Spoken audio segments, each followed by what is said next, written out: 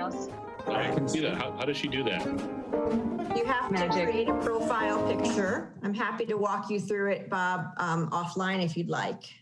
If we all did that, would the community still see at least their picture, and then it would look like? If they're an attendee, they don't see anything when you turn off your video. Okay. That's the concern. There were a couple times last week where to attendees, it looked as if there were only a few council members even in the meeting. So let's wing this. It's after 6, it's 6:02. So why don't we go ahead and get started? And, you know, I don't think it's the worst thing in the world if Mary wants to turn her camera off to eat. We'll get this figured out as we move forward. So is it okay to start? Do we have, let's see, Mark is here, Sam, Adam. Yeah, I think we're about 5, 6, Rachel, 7, and then Mirabai. Okay, so we have a quorum. So I'm going to gavel the meeting to order. Go and check to see if we're on TV. Okay. Yep, you're good to go. Okay. Great. So gavel the meeting to order. This is the Boulder City Council meeting, special City Council meeting of April 28th, 2020. A few quick reminders before we start the roll. We would like for council members to keep their cameras on unless they're eating or there's another reason that they can't do that. Generally, the public would like to see all of us. We've gotten several requests about that. There's no open comment for special meetings, so there's no open comment tonight. There are no public hearings scheduled, so there will be no public hearings tonight either, so the public will not be addressing council this evening. At the next council meeting, there will be open comment and there will be a public hearing as well. So for next Tuesday's meeting, March 5th, sign up is going to be required for both open comment and for public hearings. The sign up for both begins at 6 o'clock this Thursday, April 30th. So you can begin signing up anytime between Thursday, April 30th. And for open comment, which is at the beginning of the meeting, sign up ends Monday, May 4th at 2 p.m. That's standard. And then for public hearings, we're going to extend the sign up period until Tuesday, May 5th, the day of the meeting, and signups will close at 5 p.m. Sign up links and instructions, more detail, are available at the city website, bouldercolorado.gov, city council, and then participate in city council meetings. So if you would like to sign up and you're not quite sure how, you can either send an email to council@bouldercolorado.gov and the appropriate staff will pick that up, or you can go to the link that I just mentioned. Lynette, would you like to call the roll? I will. Councilmember Brockett. Present. Friend. Here. Joseph. Here. Nagel. Here. Wetlick. Present. Wallach. Present. Weaver. Here. Yates. Here. Young. Present. Mayor, we have a quorum. Very good. And then I think the next thing we would like is a motion to approve the amended agenda to add item 3A, which is to introduce and adopt emergency ordinance 8397, authorizing the city manager to require the use of personal protective equipment. So moved. Second. Second. So we have a motion and 2 seconds. I'll give it to Mark for the second, just because I heard him first. Anyone, so this is a show of hands. So if anyone objects to adding this, amending the agenda, please let me know that you object. Hearing no objection, the motion to approve the agenda passes unanimously. Okay, very good. And then Sarah Huntley, would you like to walk us through what the format for the meeting tonight is going to be and any of the details we need to understand? Sure, I'm happy to welcome Mayor and members of council, as well as several city staff members and invited guests. As Sam mentioned, there is no open comment or public hearing today, so we're not going to go over the specifics of how people will be called upon for those aspects. but I did want to quickly orient you to a couple of things in this platform. As you know, we moved up to a Zoom webinar platform. So we have two different categories of speakers. Everybody who's on the screen currently is a panelist. This means that you can mute and unmute yourselves and turn your video on and off as you need to participate in the conversation. We also have several attendees, which this evening include a couple of members of the media, as well as some staff members who simply wanted to be on the call in case you have a question for them, but they're not scheduled to speak. So we're leaving them in attendee mode and they can raise their hand and signal for me if they would like to provide council with any additional information. Council, as you may recall, adopted some rules last week related to how it's going to hold its public meetings. And I'm just going to quickly show those rules and quickly go over them so everybody has common expectations about how these meetings will be conducted. Bear with me for one moment, please, while I share my screen.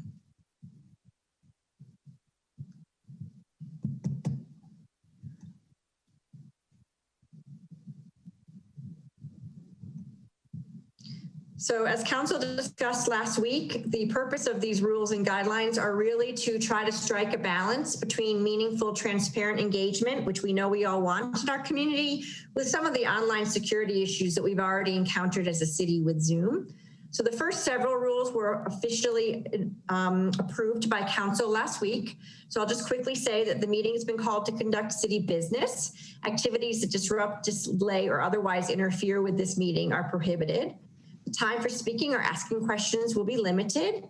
People will be recognized by, in this case, the mayor, and no person shall speak for longer than the time allotted. Each person shall register at the meeting using that person's real name. So as Sam mentioned, starting next week, we will require registration for both open comment and public hearing. We're asking people to give us a real name and an email address. Occasionally, someone will come into a meeting with a telephone number or a name associated with a device. If I'm able to roust that person in chat or using text messaging, I will ask them for a full name just to address the pseudonym concern. No video will be permitted except for city officials, employees, and invited speakers. All others will participate by voice only. The person presiding at the meeting shall enforce these rules by muting anyone who violates any rule. I believe council did indicate that the presiding officer could also direct staff to hit mute if it's easier. The last two guidelines we put in here are specific to this kind of meeting. So we're asking that we use the chat functionality for individuals to communicate with the host. We've also talked about the possibility of council members in this meeting letting the mayor know that they wish to speak using the chat button. We also will be using the Q&A function instead of chat. So if attendees need to reach me, they're welcome to use Q&A at the bottom of their page.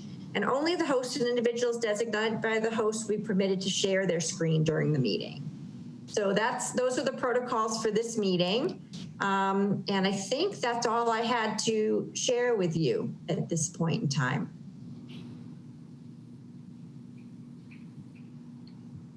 I'm returning us to the main meeting room so everybody can see folks, and I can hand back to the mayor. Very good. Thank you for that, Sarah. And we look forward to seeing how this will work next week when we have two different flavors of public comment. The first presenter tonight will be Jeff Zayak, who is on the call right now. Jeff is the Boulder County Public Health Director and has been doing amazing work for all of us. So Jeff, it's your turn. Thanks, Jane, and thank you, Mayor and council members. I always appreciate being able to present here at council. So thank you for allowing me to do that. What I wanted to do tonight is talk a little bit more about what we're seeing in terms of our data with cases and hospitalization. But before we get into that, I wanted to touch on something else too. I've been getting a lot of questions about why we extended the order and what that really means for people in Boulder County. So I wanted to talk some about that tonight and what we see in terms of the coming weeks. And I wanted to just remind people of a few things that I've mentioned in the past, and that's how well people adhere to the orders that are in place and the orders as we go forward, whether it's guidance or orders or pieces of orders themselves that stay in place. It's going to have a significant influence on our overall numbers of cases and hospitalizations. And again, Just reminders about the characteristics of the virus that are really concerning to us is that it can be spread when people are asymptomatic. Droplets can drift a little bit longer than initially had been thought. So masks for the general public are an important tool, along with hand washing, not touching your face, sanitizing surfaces, especially as we are out in areas where we could be contaminated.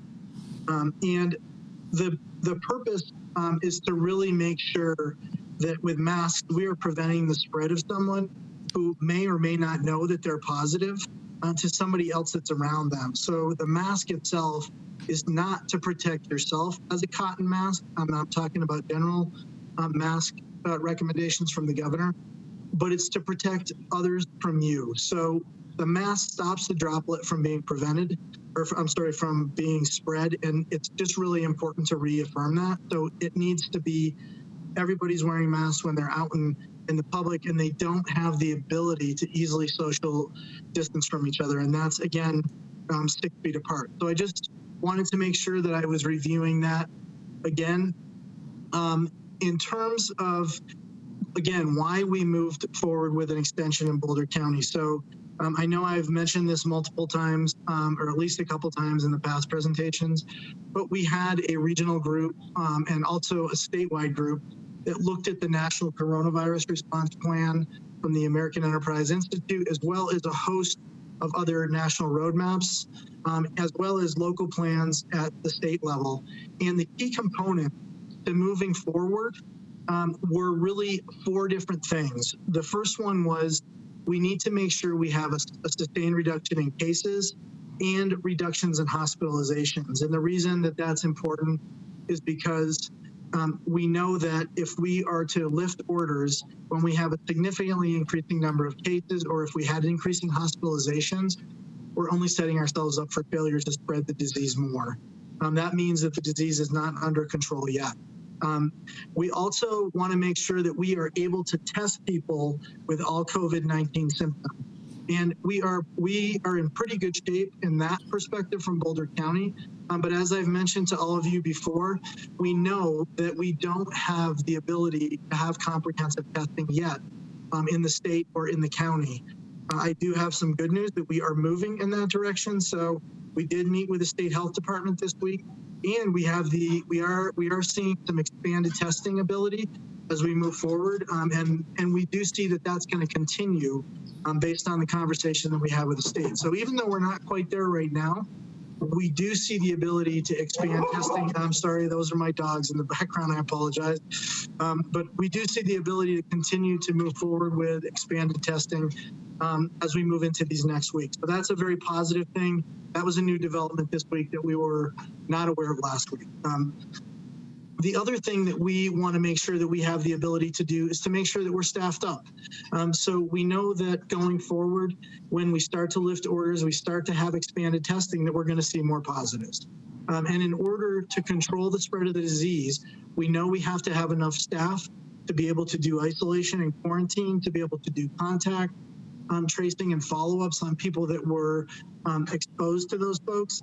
And we want to make sure that they are staying and supported and where they're at, so the disease doesn't spread further. So those are really critical pieces for us as we move forward. And luckily, again, in Boulder County, we're doing pretty well.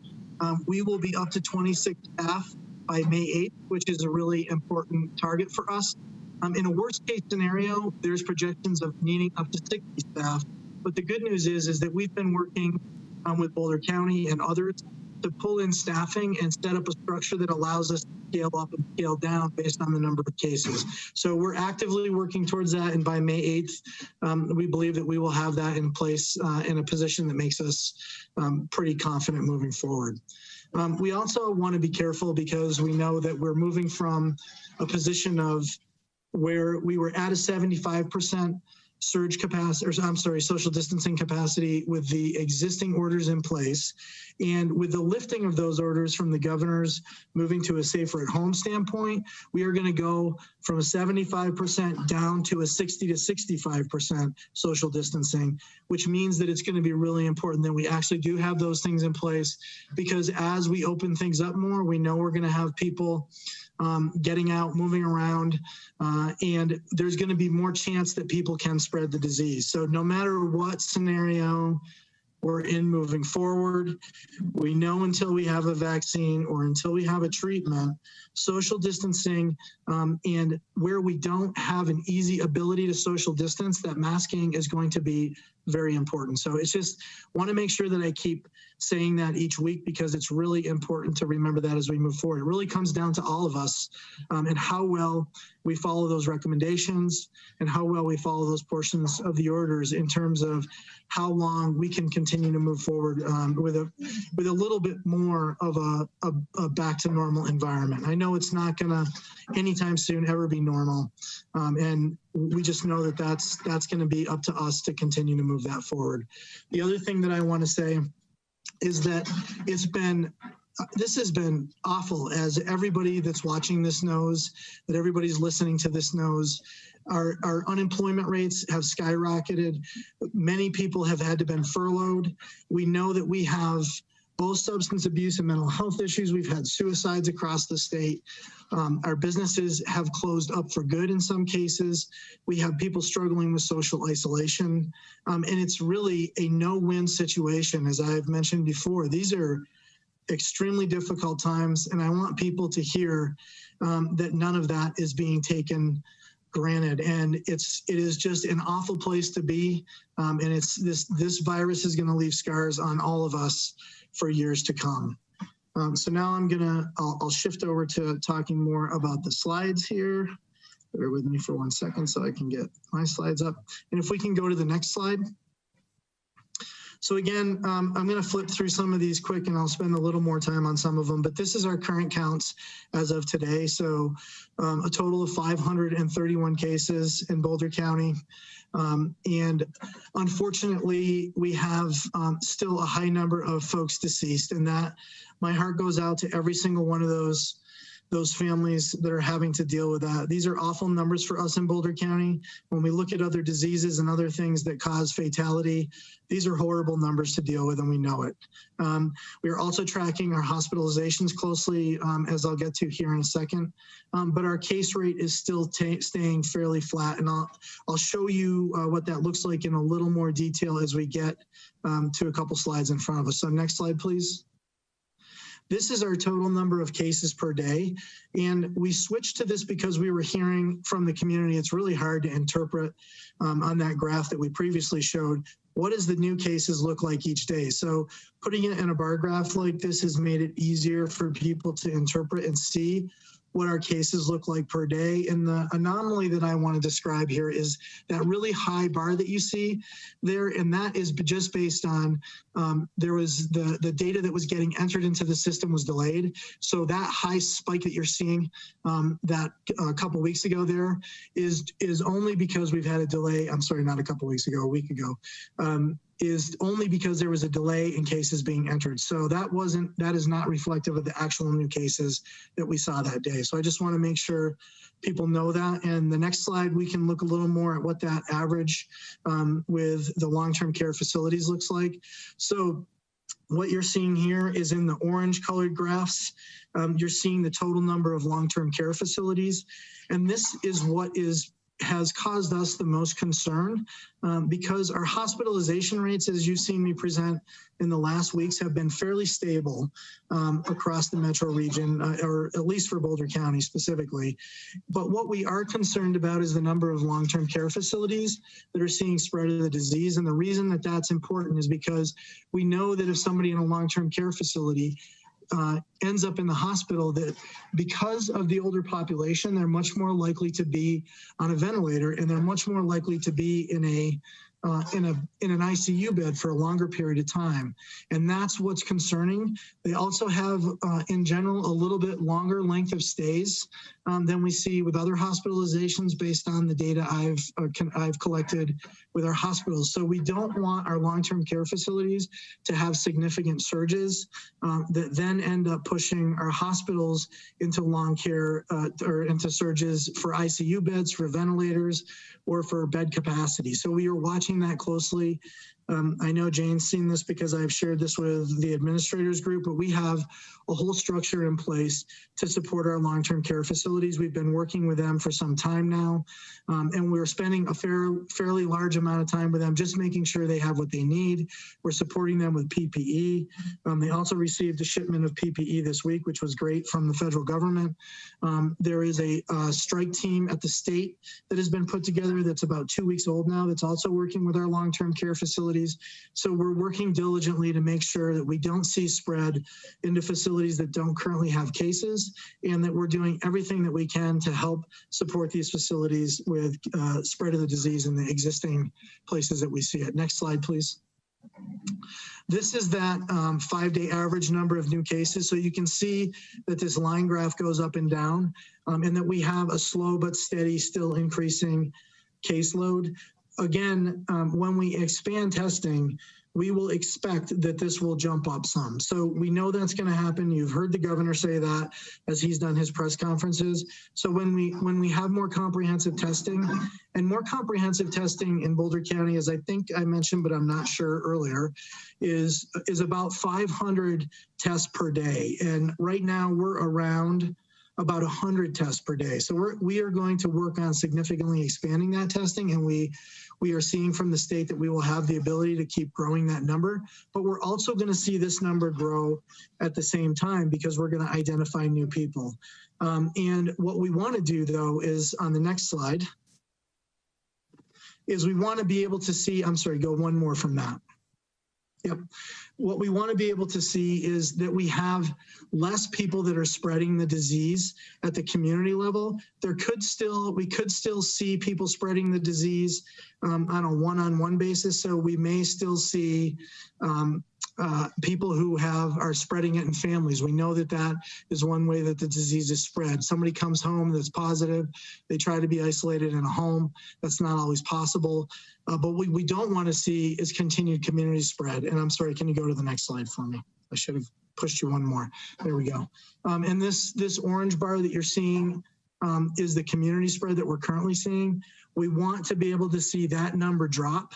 And we expect, though, that we're going to see some more one-to-one spread, just because we could still see spread happening among families. So as long as we are increasing our staff, we are keeping up with the new testing that we're doing, and we're able to isolate, do case contacts, make sure that we're doing voluntary quarantine and supports for those people. We would hope to see that this graph will continue to reduce in terms of community spread. And again, we expect to see that over the coming weeks to continue to build capacity in that direction. If you can go back one slide, sorry, I should have flipped these around a little. I want to just highlight here that we're still seeing our highest fatality rates in the older population with underlying conditions. Again, another reason why we want to make sure that we are focusing on long-term care facilities and making sure that we're reducing the spread of the disease in those facilities to the maximum extent possible. Those still remain the highest number of deaths overall for us come from our long-term care facilities. So we will continue to focus on that as we move into the weeks ahead. So go ahead, two slides ahead. This is our data by race. And what we see, again, we are still unfortunately seeing in the weeks that we collect data since we first started looking at this, that there are disparities in terms of who's impacted by this disease. We are working diligently, and we will be doing this going forward with the Colorado Department of Public Health and Environment. They've put together some goals and objectives to work on across the region to help reduce these numbers moving forward. And thank you to city staff who have already reached out to Susan Motico, who you heard from last week here, and to our health equity coordinator, Sheila Davis, who will be developing some more strategies about how we reach out specifically to increase testing in our Latinx population, as well as helping support strategies that would reduce the exposures of this population, which we know is definitely got some equity issues right now. Next slide, please.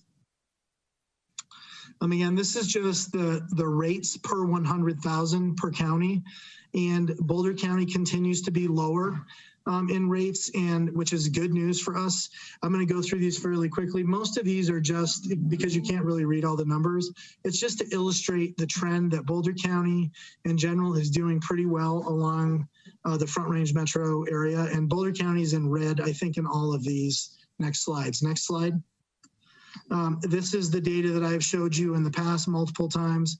It's the hospitalization rate that we see across the metro. And again, you can see that Boulder County has stayed pretty flat in terms of hospitalizations along with a few other counties. And this is exactly what we want to keep seeing as we move forward into increased testing and increased contact investigations as we move forward. Next slide.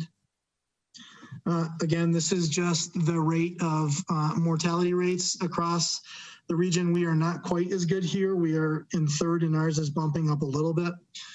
We know that some of this is coming from our long-term care facilities, and we will want to make sure that we are seeing that go down as we move forward.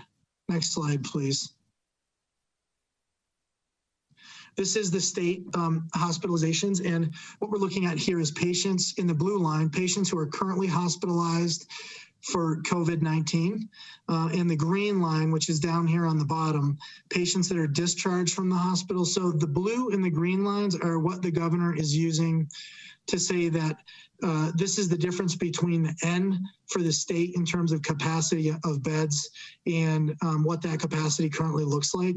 But you can see, again, the trend here is that we have flattening across the top, and that's exactly what we want to continue to see as we move forward into these next weeks moving forward. Next slide, please. This is my last slide, and it's just, again, a snapshot of some of the things that we are looking at with our hospitals. Again, I know you can't see. I will try to fix this for future slides just so people actually can see the titles. But the whole idea here is just to let people know that we are tracking our ICU bed availability. We are tracking medical and surge bed availability. We are tracking ventilators in use, PPE in use across our hospitals and long-term care facilities as in the county as we move forward. So just a snapshot to let people know that we are tracking these things. These will be important indicators for us as we move forward into any stage for the next several months. We are pretty certain, again, because we know that it's going to take until we have a vaccine in place to really see a major change, that these will be things that we're just going to have to continue tracking for months ahead and keep a close eye on. In addition to all of this, we're working on surveillance systems to try to think about how do we find indicators in our community that we don't have to wait for a hospitalization to show up. One of the things we have to remember is that when somebody is exposed to this disease, there's an incubation period that's up to 14 days. So somebody may be exposed in the community. They're waiting up to 14 days to show any symptoms. Some of those people we know won't show symptoms, as I have reported earlier. But for the people that do, that incubation period is for up to 14 days. Then they typically will talk to their doctor if they're not feeling well. Their doctor will say, if you're meeting the testing criteria, I'm going to send you to a testing facility. That can take a couple of days, up to several days, and then you have to wait for your test to come back. And then there's another period of time until people are sick enough that they end up showing up in the hospital. So we don't want only to use those kind of indicators because there is can be 2+ weeks of lag time before we start to see those things showing up. So we're trying to look at other things like thinking about, are people with COVID symptoms reporting into their physician's office frequently? What are we seeing in our 911 calls? We have the ability to get some of that data. So we're talking about those kind of indicators across our community with our partners so that we can start to think about what are some of the early indications we can look for in addition to some of the things that I've just showed you. So I know there's going to be a lot of questions, and there have been, about what does it mean for us moving forward in the next 3 weeks? And what I am hearing from folks at the state is, again, similar to what I've already said. We're in a 60 to 65% social distancing scenario with a safer at home approach. Boulder County will very likely, unless we see something significant happen in these next 2 weeks, very likely be in that same scenario where we're in safer at home. And what we'll need to do is be really cautious and be watching closely. Are the social distancing guidelines that we've been working on with businesses and with people in our communities this last week and this next week, are those going to be sufficient at making sure that we're preventing the spread of this disease? It's going to be extremely important for all of us to be diligent about following those things. It's going to be extremely diligent and important for people to really take seriously where you can't create 6 feet of distance. Please do mask, because masks can reduce the spread of the disease. Those pieces are going to determine how well and for how long we can stay in these different scenarios. So I always just want to make sure I'm emphasizing that with everybody that's listening on this call, because so much of this really does come down to how we all follow these guidelines moving forward. And a lot of information, as always, that I'm putting out there. I'm going to stop and see if I have any questions from any of you. And thank you again. Very good. Thank you so much, Jeff, for being here. It's always important for us in the community to hear from you. I do have 3 people with questions. I have Mary, and then Mark, and then Rachel. So Mary, go ahead. As always, Jeff, thank you very much for the presentation. In this slide with the disaggregated data by race and ethnicity, you mentioned that you're developing goals and objectives and strategies for addressing those disparities. Could you mention to us what they are? I will do my best to recall those. I think I know most of them, and these goals have been established between CDPHE and some of the regional partners, but it's to look at making sure that data is accessible and transparent. So we've done that. You know that the governor has done that, and it can be used more readily in decision making. If we're not looking at that data, it's pretty hard to make decisions on it. So that was one of the goals, and I'm pretty sure that we're all across the entire state now at a place where that data is more readily transparent. I know the state has been talking about working with and coordinating with logistics around specific strategies that could be put in place to reduce these exposures. So not just access to better testing, but trying to do more detailed data work and looking at what do we know about our case investigations in these communities, what's happening, how is spread occurring, and how can we help support not just from a local government, but from a regional approach as well as a city approach. How can we help stop the spread of this disease in those populations by looking at more details about what's actually happening in those populations? The other one that I had already mentioned is the increased access to testing and care services. So as we start to expand testing, and we will start expanding community testing more moving forward. So we want to make sure that we are reaching out to our Latinx populations, and that we are making sure that they have the information they need to get tested in our communities, and they feel safe doing that. So that's another example. The other one, I think there was 2 more, but I might only remember 1 more. There is, I know, a conversation specifically about thinking about what does it look like in communities of color to make policy recommendations that would help make sure that not only are we addressing things from COVID that we know are occurring, but obviously, as you all know, many of these things are grounded in social determinants of health. So it's an opportunity for us to see, again, that social determinants of health matter. And when we see it impacting populations in our diseases as well, it reinforces the importance for those policy recommendations and decisions to go forward. So that's what I remember from seeing, and I can make sure, Mary, that I follow up with an email to you just so I'm not forgetting anything specific. Thank you, Josh. I appreciate that. Great. And we've got Mark, Rachel, and Adam. So Mark. Okay, first, a quick comment to Sarah. I find I am only able to unmute at this point by holding down my space bar. If you could in chat tell me how I can correct that, that would be greatly appreciated. Jeff, I have 2 questions for you. Can you go into any more detail as to what specifically has changed to anticipate an increase in testing availability? That's question 1. And question 2, as we begin to cautiously open up society. My understanding was that the CDC guidelines, they're looking for 14 days of decline, either in new cases or hospitalization rates or whatever their metric is. Are we meeting any of those metrics now to be considering more liberality in terms of opening up our economy?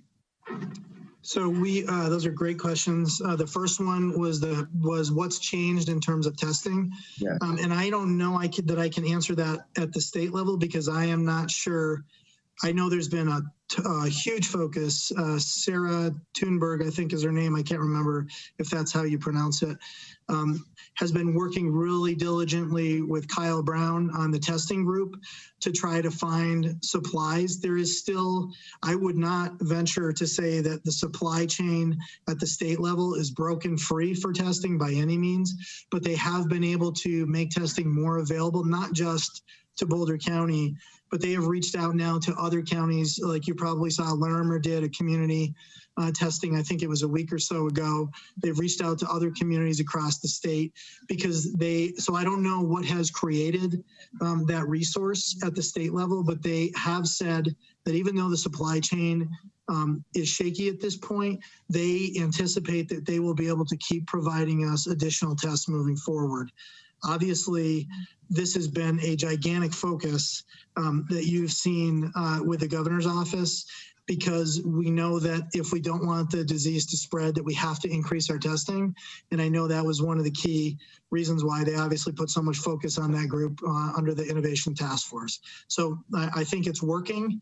I don't know exactly what it looks like moving forward, but I'm hearing that we will continue to get increased numbers of tests. The second question I think you asked about was the indicators and the 14 days of decreasing cases.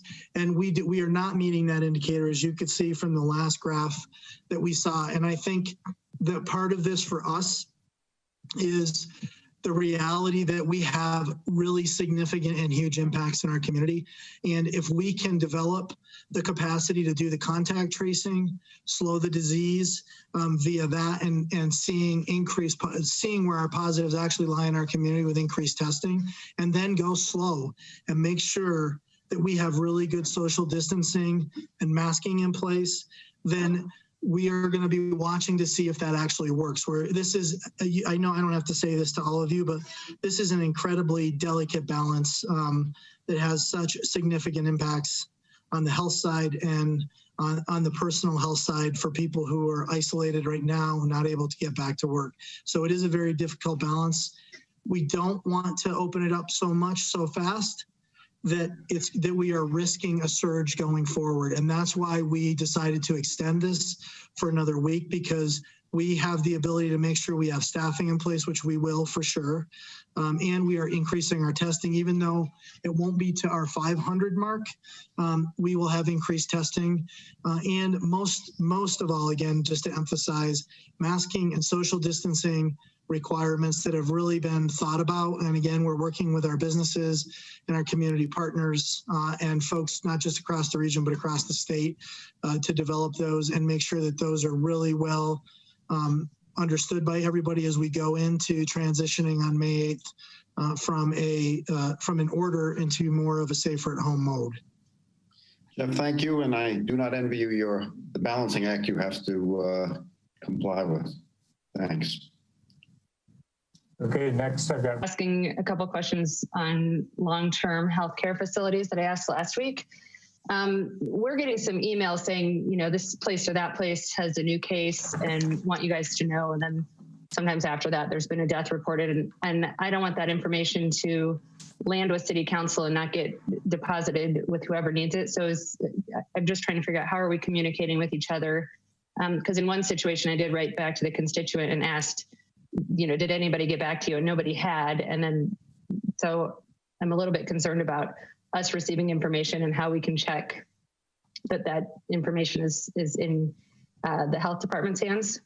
So absolutely. Clarification there would be helpful. Yeah, absolutely. And maybe the best way for me to facilitate this is through Jane. So if whoever you're hearing from gets it to Jane, and then Jane can send it to Rachel Arndt, who's our lead in this area. And then they have like I said, we have an entire incident command branch built around long-term care facilities. We have liaisons with each facility, so we can definitely link back to every facility.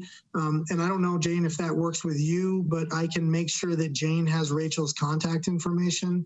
And if you filter information in that way, we can make sure it gets to the right place. Thanks, Jeff. That will work. I'll forward to you if it comes to me, and I assume everybody else will, but mostly they're coming to council. Okay, so that was number one. Number two on these facilities is I've gotten some complaints from constituents that, if a roommate was sick, they were still with COVID, they were still rooming with people who were not sick, and wanted to make sure that we were not continuing that practice in the county. And also wanted to make sure that daily people who are in especially memory care facilities are getting like O2 and temperature checks daily. And I think we did get some follow-up information on that today, but I couldn't find it readily in there, whether those two things were being done. And I will have to check on the second one. I believe that is one of the requirements in the checklist for the long-term care facilities and for memory care facilities. And I know for sure that there is requirements in the governor's executive order a week ago that requires all of these facilities to identify and secure isolation areas so that there is no mixing and it reduces the spread of the disease. That's the reason that order was put in place. And we are working diligently again with every facility to help support them in coming up with those plans. Awesome, thanks.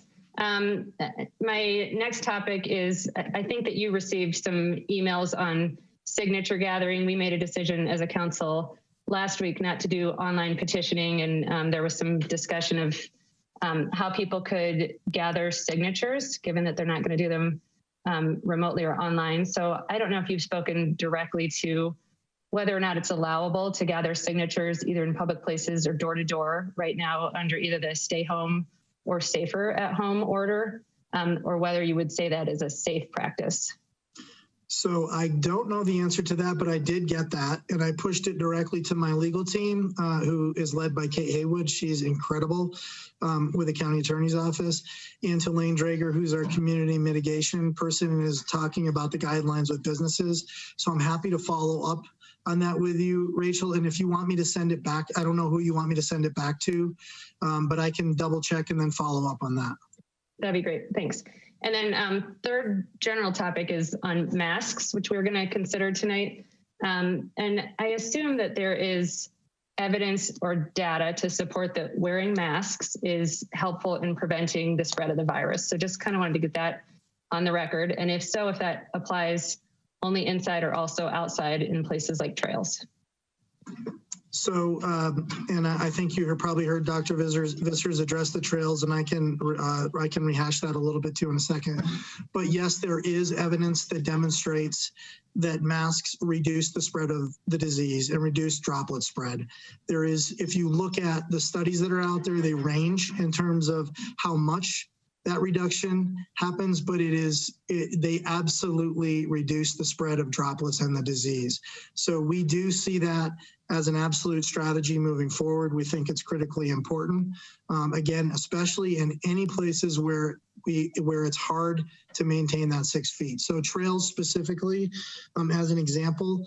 And again, I think Dr. Visser has addressed this. I believe it was a UK study that was out that talked about when you're exercising, you actually exhale, you're exhaling more droplets out. And if you're running, as an example, or you're biking, you are trailing those droplets behind you, and those droplets can travel a further distance. I think it's up to 27 feet, but I can't remember exactly. It is a further distance though, for sure.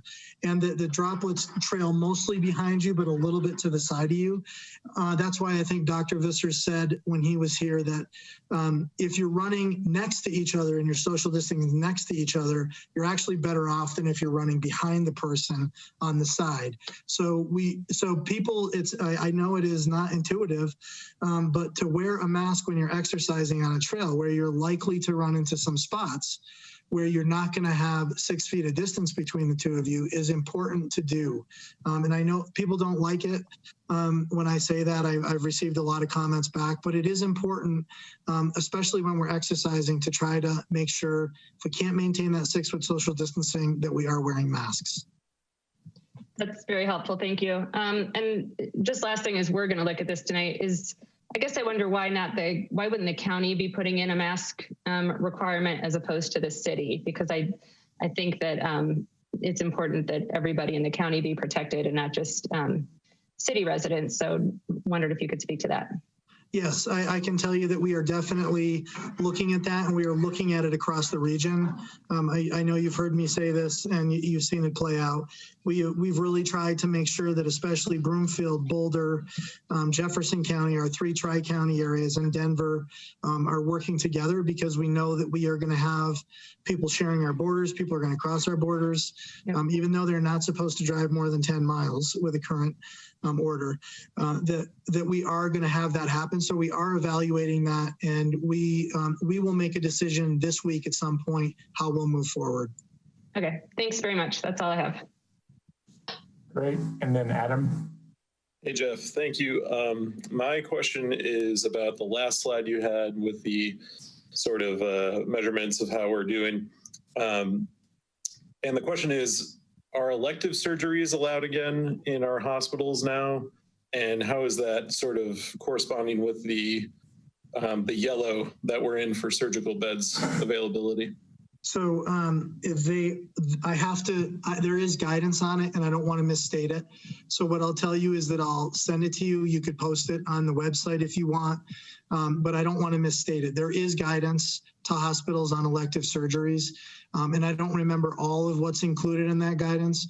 I can tell you that our hospitals are actually in a very good, even though we're on the yellow in that, we're in a very good place, unless we were to see some kind of horrible spike in long-term care facilities over the next several weeks, then we will keep watching that and making sure that we're not getting into a place where we're going to have a surge that's going to put our hospitals in a bad place.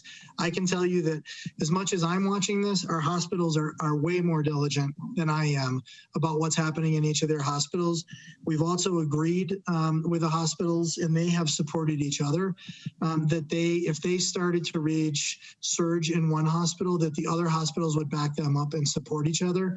So that was an agreement that was reached. And just a reminder again that by mid-May, we will have St. Anthony's North, which is a facility that's set up to help decompress our hospitals for that population, that will be in place, and we would be able to use if necessary, but I'm not anticipating that we would have to get to that point.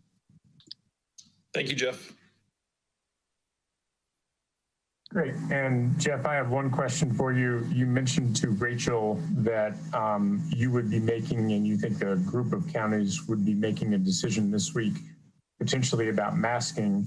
And when you and I and Jane spoke yesterday afternoon, you indicated that the order for masking would probably be directed at sometime around May 8th, when we're going to change potentially from stay at home to safer at home. So do you still expect that sometime around May 8th would be when the counties would put an order in place around masking?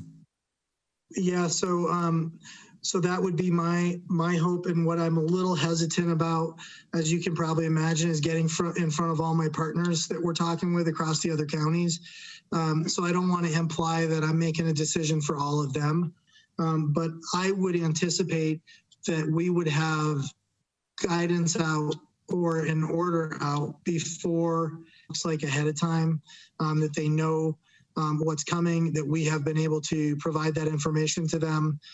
So that would be my goal personally. Yes, absolutely. Okay, great. Thank you. And then I have Bob with the question.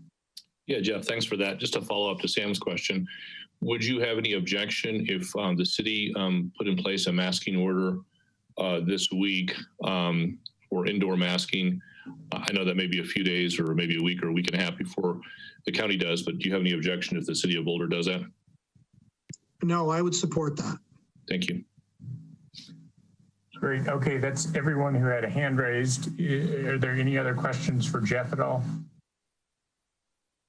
Okay, seeing none, Jeff, again, thank you so much. I know that you're taking a lot of criticism from folks who are impatient with the current situation, which is totally understandable. The current situation is difficult for everyone. And I appreciate you doing the balancing act that you described. It's hard and it's necessary. And I think our council is completely behind you in the work you're doing to protect life safety in Boulder County. So thank you for your hard work.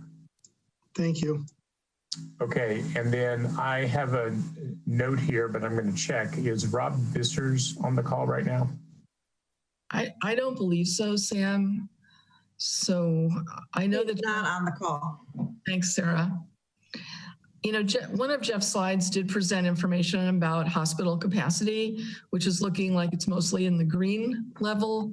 2 items were in the yellow, but I think that what Rob would be reporting right now is that we're in good condition here in the city of Boulder, but he's not on the call, so. Right, very good. I guess I'll ask one last question then of Jeff. Jeff, do you have any reason to believe that we have any issues that are looming for Boulder Community Health?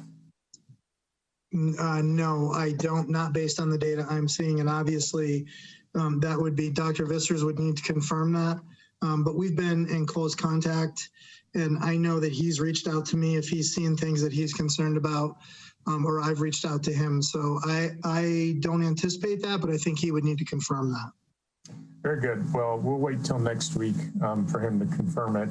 And in the meantime, if you hear anything that you think we need to know, we'd appreciate hearing about it if for some reason Dr. Vissers doesn't contact us directly. So again, thank you, Jeff. And Rachel has her hand up. Rachel? Real quick question then, since Dr. Vissers isn't coming. Jeff, do you happen to have any updates on the antibody testing that they were like doing a trial at Foothills? I do not. So I have not heard what kind of results they're seeing, but I am interested in that as well. And I'm happy to follow up with him and just see what he's finding from his antibody testing. And then happy to report it back to Jane and she could share it. Cool, thank you. Okay, great. Well, I see no more hands up and thank you again, Jeff, for all of your time and for keeping us up to date every week. Thank you, Mayor and Council. Yes, great. That brings us, Jane, I believe, to the COVID response. Yes? Yes, and in past weeks, we've had quite a long presentation by different staff about issues that have come up during the week that we wanted to report to you. We do not have that this week. Instead, I know that you as the mayor have asked that we work with the city attorney's office to think about having an order that would require face coverings for persons indoors at all establishments. And so Tom Carr has been working hard with that information. So Tom has a presentation for you tonight. Great. I do. Excuse me, Tom and Mayor. Mark Wallach had a problem with his connection, so he's left the meeting and is going to be rejoining in just a second. Should we hold off until he comes back in? I don't think we need to. Okay. Let's go ahead with the presentation and we can catch him up during the discussion. Okay, I'll watch for him to come in and I'll let him in as soon as he is available. Thank you.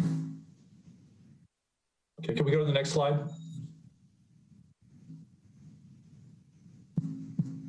I wanted to give you a little bit of background on where we are in the state right now on requirements for masks.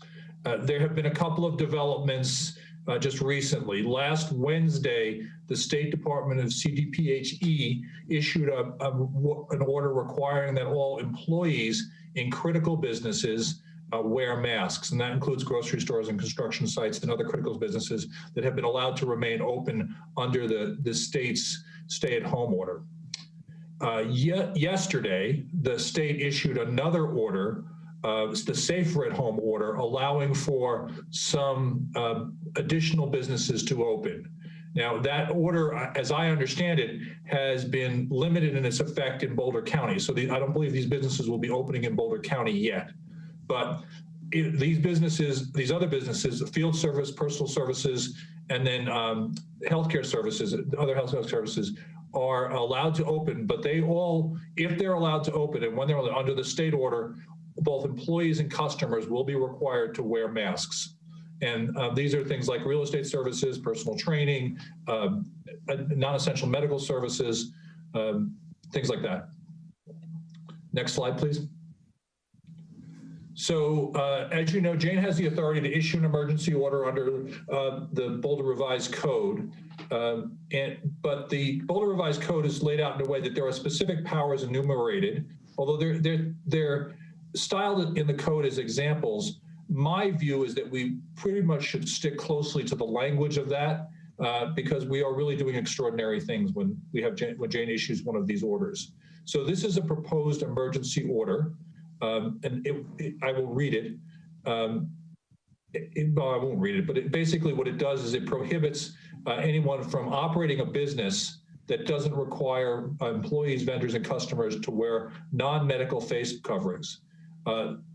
The state order that was issued last Thursday, which is Public Health Order 2026, uses that language, non-medical face coverings. And the idea is you don't want people going out and buying N95 masks or other medical face masks that would then deprive the people who really need them of those masks. And then there's a proviso that says that employees who do not come in contact with the public are not required to wear such face coverings. The language in the second sentence that I have in italics, no person shall enter or remain in any public accommodation without wearing a non-medical face covering. That language is intended to allow us to either charge the business or charge the individual. So under the current state of the city's emergency ordinance, there isn't specific power for the city manager to require a person to wear personal protective equipment. And so I will get to a minute, and we've got a matter on the agenda later for council to consider an ordinance to add that language to the emergency powers. The third sentence is to make it clear that although we're requiring non-medical face masks, if you have a medical face mask, you can still wear it. And some people do, and we wouldn't want to say, no, you can't wear that and get in a dispute over having to cite someone. And then the definition of public accommodation where this would apply is any business engaged in any sales to the general public or any place that offers services, facilities, privileges, or advantages to the general public. And that language is derived from the city's civil rights ordinance in Title 12 of the Boulder Revised Code. So it's language that we're familiar with and we've applied before. Can we go to the next slide, please? So Tom, yeah. Before you go to the next slide, if you go back to the previous slide, so the second sentence, it seems like there might be an additional piece there that we want to consider. No person shall, sorry, the third sentence. No, I'm sorry. Apologies. Last sentence of the first clause, provided, however, that employees who do not come into contact with the public are not required to wear such face coverings, provided they can maintain adequate social distancing or something like that. Got it. Thank you. So this is the language of the proposed emergency ordinance, which you'll consider later this evening. Bob suggested that rather than we use so there's in all of these things when the city manager issues an order, she makes a finding about the reason for the order. And so this would require members of the public to wear or use personal protective equipment if there would be a substantial danger rather than an imminent danger that life, health, safety, or welfare might be seriously compromised in the absence of use of such protective equipment. I think that's a really good change. And so I would suggest that when we get to the ordinance later that you adopt that change. Next slide, please. And then this is the definition of personal protective equipment. And Sam was kind enough to remind me that in the examples, I had not included face coverings. And since we're talking about face coverings, we probably should include it as one of the examples, so I've added it. This is intended as a broad definition of personal protective equipment. Now, there's no reason why Jane would need to order anybody to wear all of these things in this particular emergency, but the idea of the emergency ordinance is to give the authority that might be needed in a different kind of emergency, and say a biological issue where the only safe way to go out would be to wear full body covers, full body suits. And you don't want to be drafting these in a kind of time of emergency. So I thought we would be broad, but of course the order would just be limited to the order that I've described earlier, the face coverings. And that's the end of my presentation. Very good. Thank you, Tom. Appreciate that. And the quick drafting, since this came out fairly quickly. Jane, would you like to say anything? Actually, yeah, Jane, would you like to say anything about what Tom put up? And then we have Bob with a hand raised. Thanks. I really appreciate the work that Tom did, and I feel like it is the kind of order that is appropriate under the current circumstances. So I'll gladly sign it if council continues to move forward with it. The issue that I want to raise for all of you is the issue of enforcement. And I want to say to you that our police department should not be the group that is charged with enforcing this ordinance.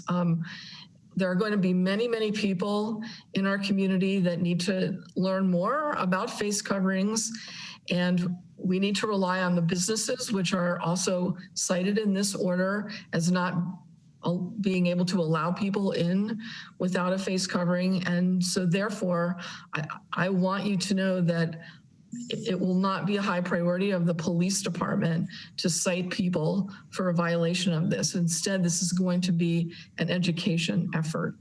So you need to know that up front, because we just simply do not have the resources to handle enforcing the people that won't be wearing face coverings. Bob? Thanks for that, Jane. And my question really was a follow-up to that. So thanks for saying that. This is probably a question for Tom. Tom, if we pass the ordinance and enable Jane to then issue the order, and Jane issues the order, and if we get frequent complaints that a particular business is not requiring either customers or employees, but let's just say customers, to wear face masks, and we get some complaints about that. And I take Jane's point about limited police capacity. Is your office, is the legal office in a position where you could write a letter or make a phone call and indicate to a business that we received a number of complaints and that they need to comply with the order? Yes, we'd be happy to do that. Okay. And then if that, I have to believe that would work, somewhere between 90 and 100% of the time. But let's just say it didn't. Let's say you sent a letter or made a phone call and reminded them of the order, and then we continued to receive complaints. What would you see as a next step for escalation? Is this something that your office would be involved in, or code enforcement? What would be short of going to an officer in a blue uniform? But is there an interim step that you could take? Sure, I would then seek to arrange a meeting with management of the company. And their lawyers, and talk frankly about the risks. And the ordinance does give the city manager the authority to shut down a business. Now, I'd hate to shut down a business, but if a business is creating more risk for the community than benefit providing, I would ask the city manager to consider that. That would be the ultimate sanction. In addition to, I wanted to add also, Jane mentioned the lack of resources. Every time an officer has to contact a person, that officer is putting himself or herself at risk. And everyone would like to preserve our police force as best as possible and not put them at risk for things that are not really worth that risk for them. They do it every day. Jane, are you okay with that kind of escalation that Tom laid out? Yes. Great. Very good. And I have Rachel's hand up. Thanks. I'm not sure where we are in the process here, or if this is the right time to ask the question, but I'm wondering why we're not looking at trails in the order or much in this discussion. Is that a question for Jane or Tom now, or to discuss with council later? Yeah, so we got a couple of emails today where people were requesting, knowing that we were going to be talking about face coverings, that we add the trails to it. And I contacted Dan Burke to find out his views on it. And he is asking that we do not add trails to it because of the problems that our rangers will encounter. Similar to the police, we don't want to put them in danger. And what our rangers have been experiencing on the trails has been quite a bit of negative behavior, both from people not following the social distancing rules and then other people harassing the rangers for not making other people follow the social distancing rules. So it's been a very difficult time for our rangers. And if they are going to be encountering people all over the time, all over the place, sort of telling and complaining about other people, that is going to make their work so much more difficult. So we're asking that it not include the trails at this time. So I hear that and would not want to make anyone's job harder. And I think that right now we are, because it feels voluntary, there's so much like anger and vitriol on the trails because people are so mad that other people aren't wearing masks, and we're sort of policing each other. And there's so much anger, I feel like, out, especially on trails. And so by making it mandatory, and, you know, we know with Voice and Sight, not everybody does it, but at least if that's the expectation, Jeff Zayak said that it will improve the outcomes and should stop the spread of the virus. I guess I don't understand if we're committing to this is the right thing to do, then why wouldn't it be the right thing to do on trails as much as in stores?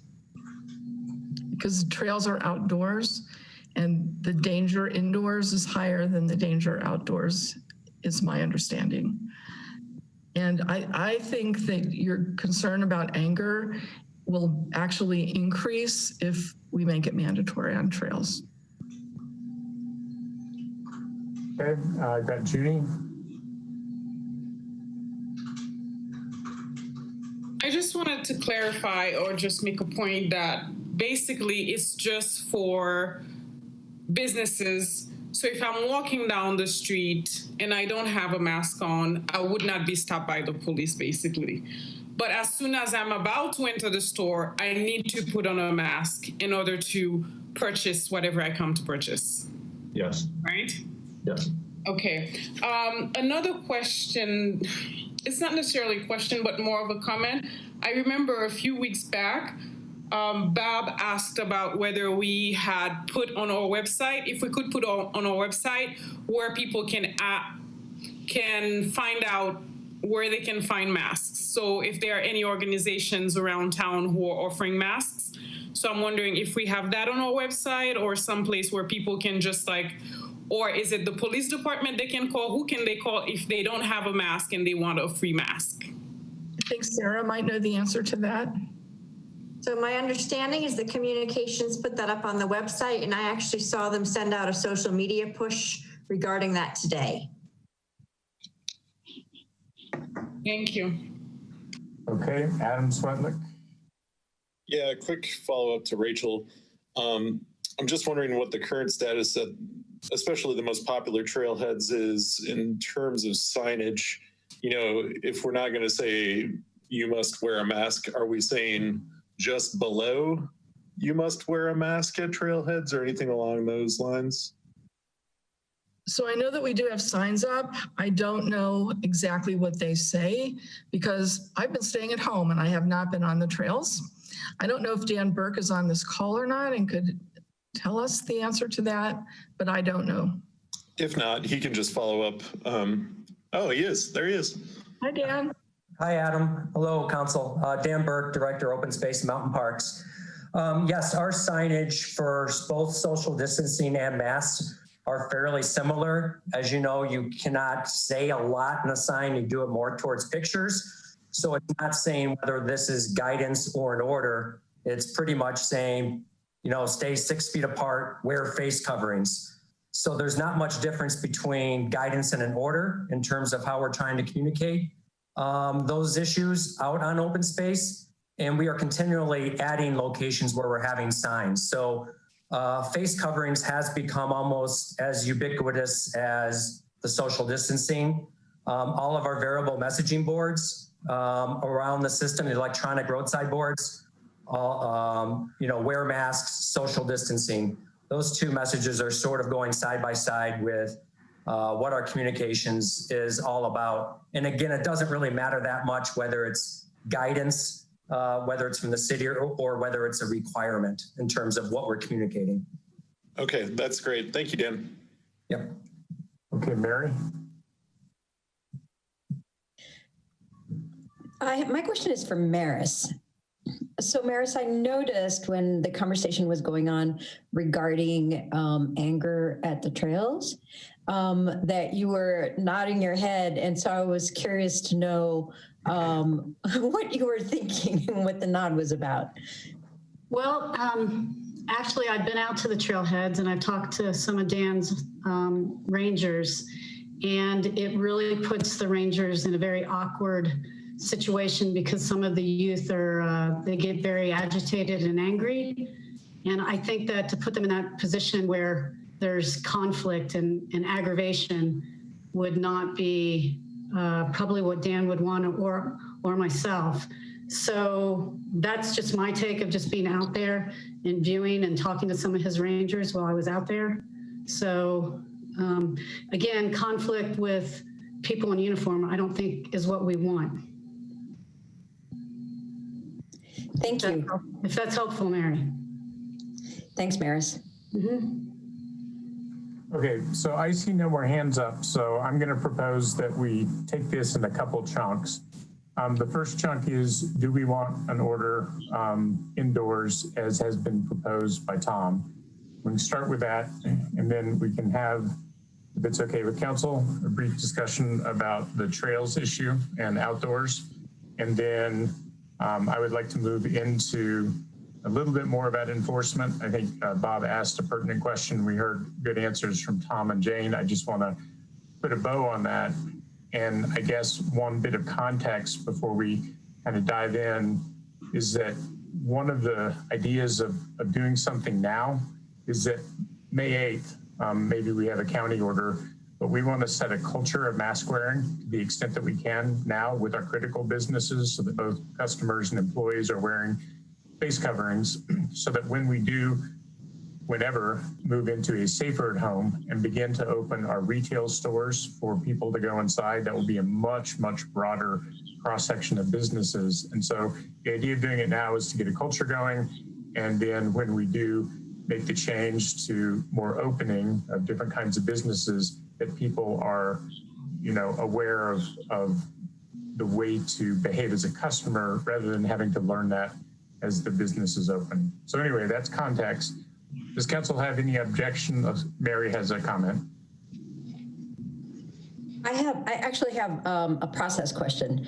I have a question about the ordinance change itself. And so do I wait to ask that later or should I ask it now? When's the appropriate time?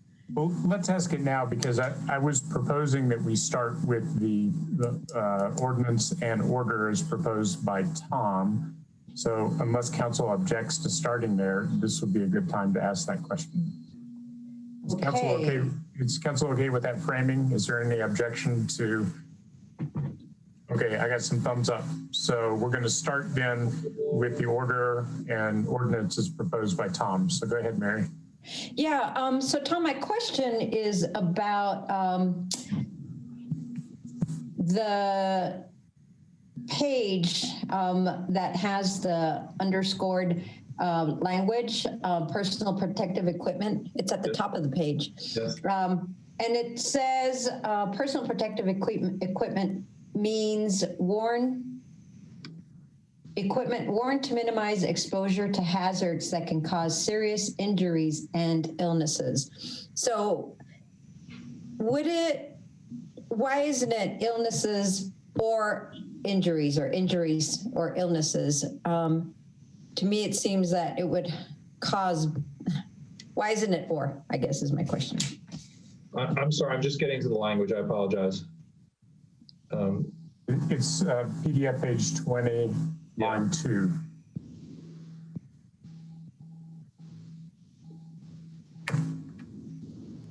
You're right. It can be or. I think and works there as well, but or probably is better.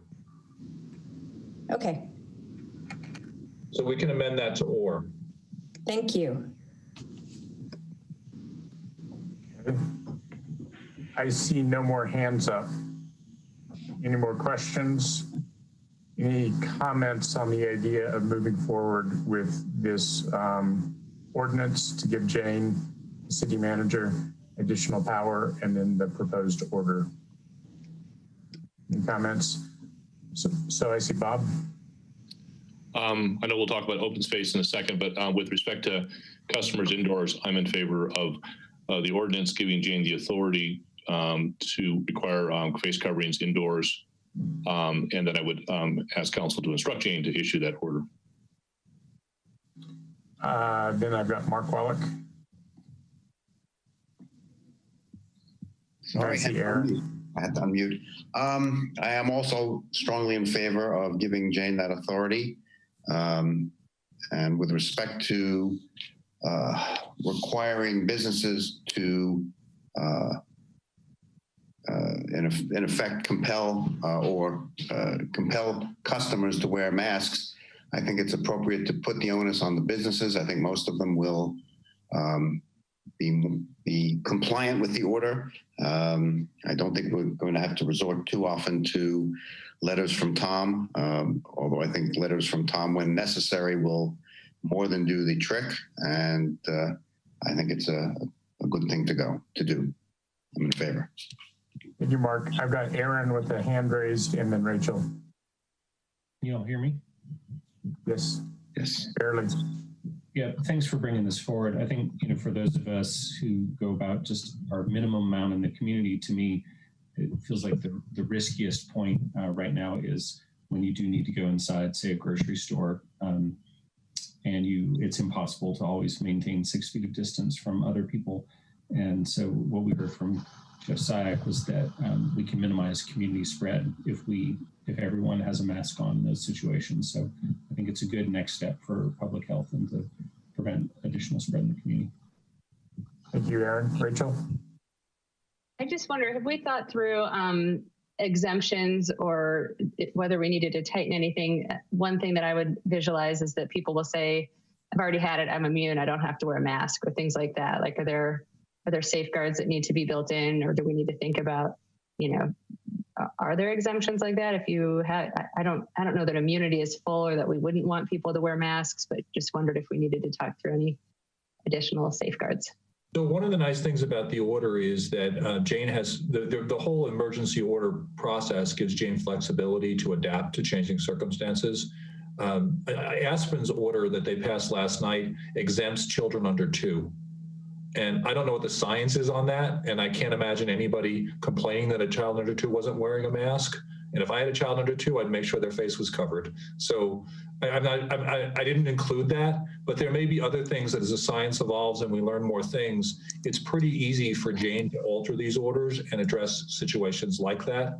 I hesitate to think about trying to figure out whether someone actually is immune, because I'm not even sure the science is there to say that someone who's had the disease can't spread it right now. Yeah, no, I wouldn't probably make that an exemption, but I'm guessing that'll be the first thing that people would say.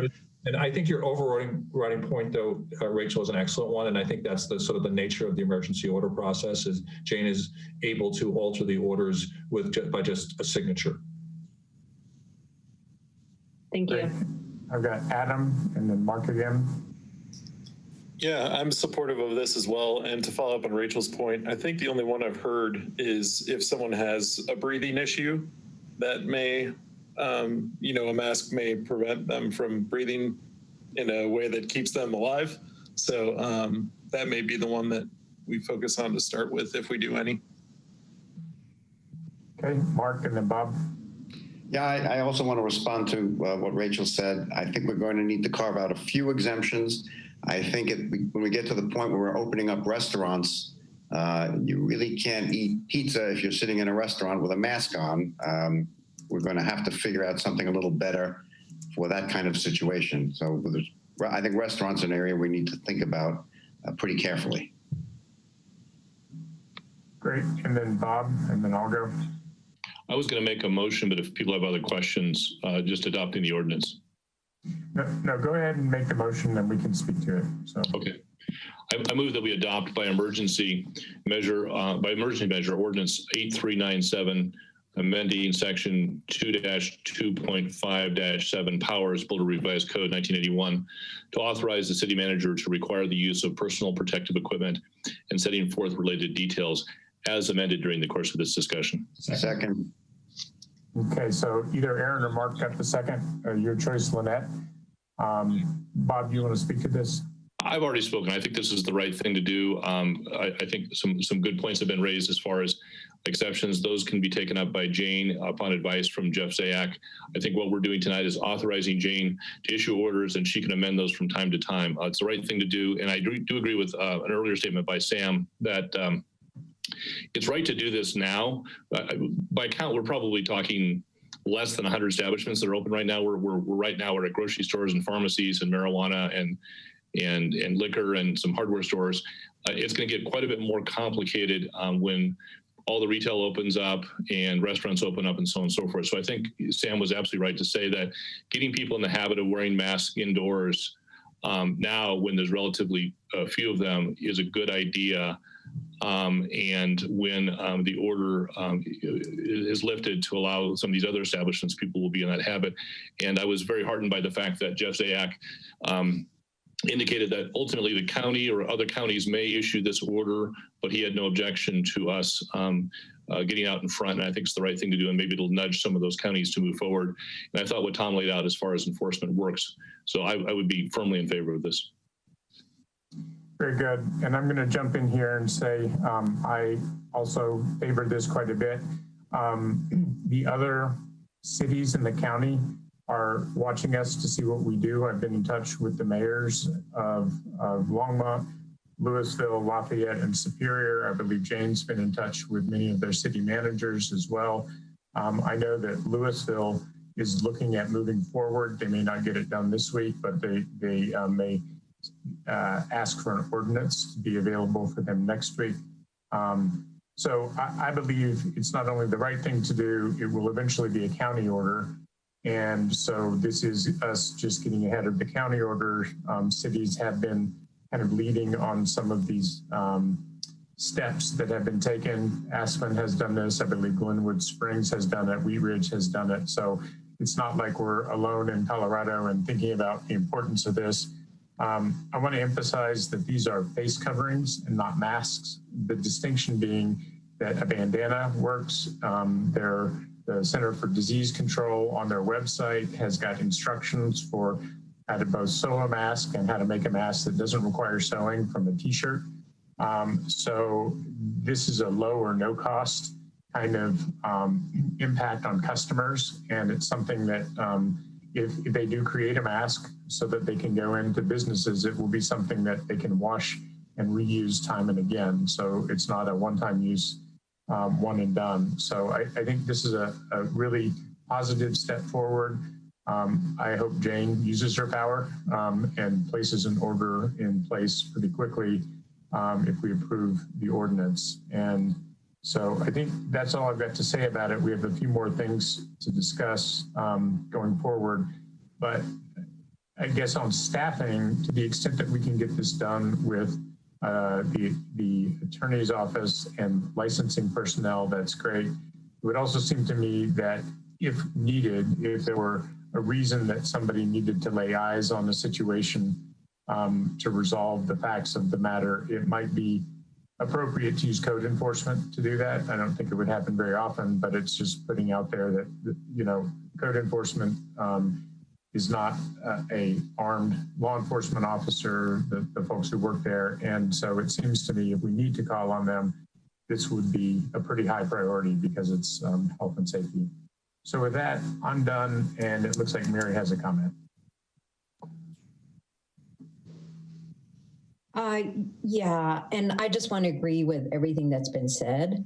But one thing I wanted to ask staff is actually something that Sam had mentioned to me earlier today, which was the use of our app, Inquire Boulder, to track calls about certain businesses. So that that would be an easier way to keep data, perhaps. So it's a question, can we use that, and would it be useful? But, you know, I agree with everything that's been said, and I'll just add one more thing, that it does make going out and conducting daily activities that more closely resemble our life as it used to be possible in a safe manner. And the more that we do comply with wearing the face coverings, the more quickly that we might be able to return to our activities in a more normal manner. So I completely support this. And Jane, would you like to respond to the Inquire Boulder question? Yeah, I'm not sure that Inquire Boulder is the perfect tool, but we will definitely look to see if it is. And of course, we are going to be keeping data. So we'll just figure out the best way to keep that data. Thank you. Sure.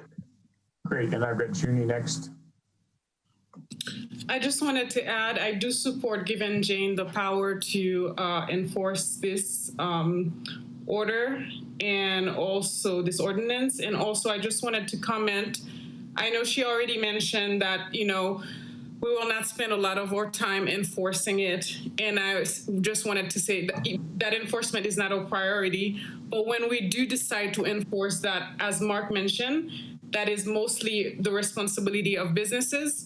And if we ever have to deal with regular community members, that we use the same gradation that, you know, that was mentioned by Bob Yates earlier. So if this is their first time you find them without a mask, maybe, you know, you might give them a warning, and the second time, then, you know, you move on with the process, as opposed to just, you know, hitting someone with a fine right away, even though it's code enforcement.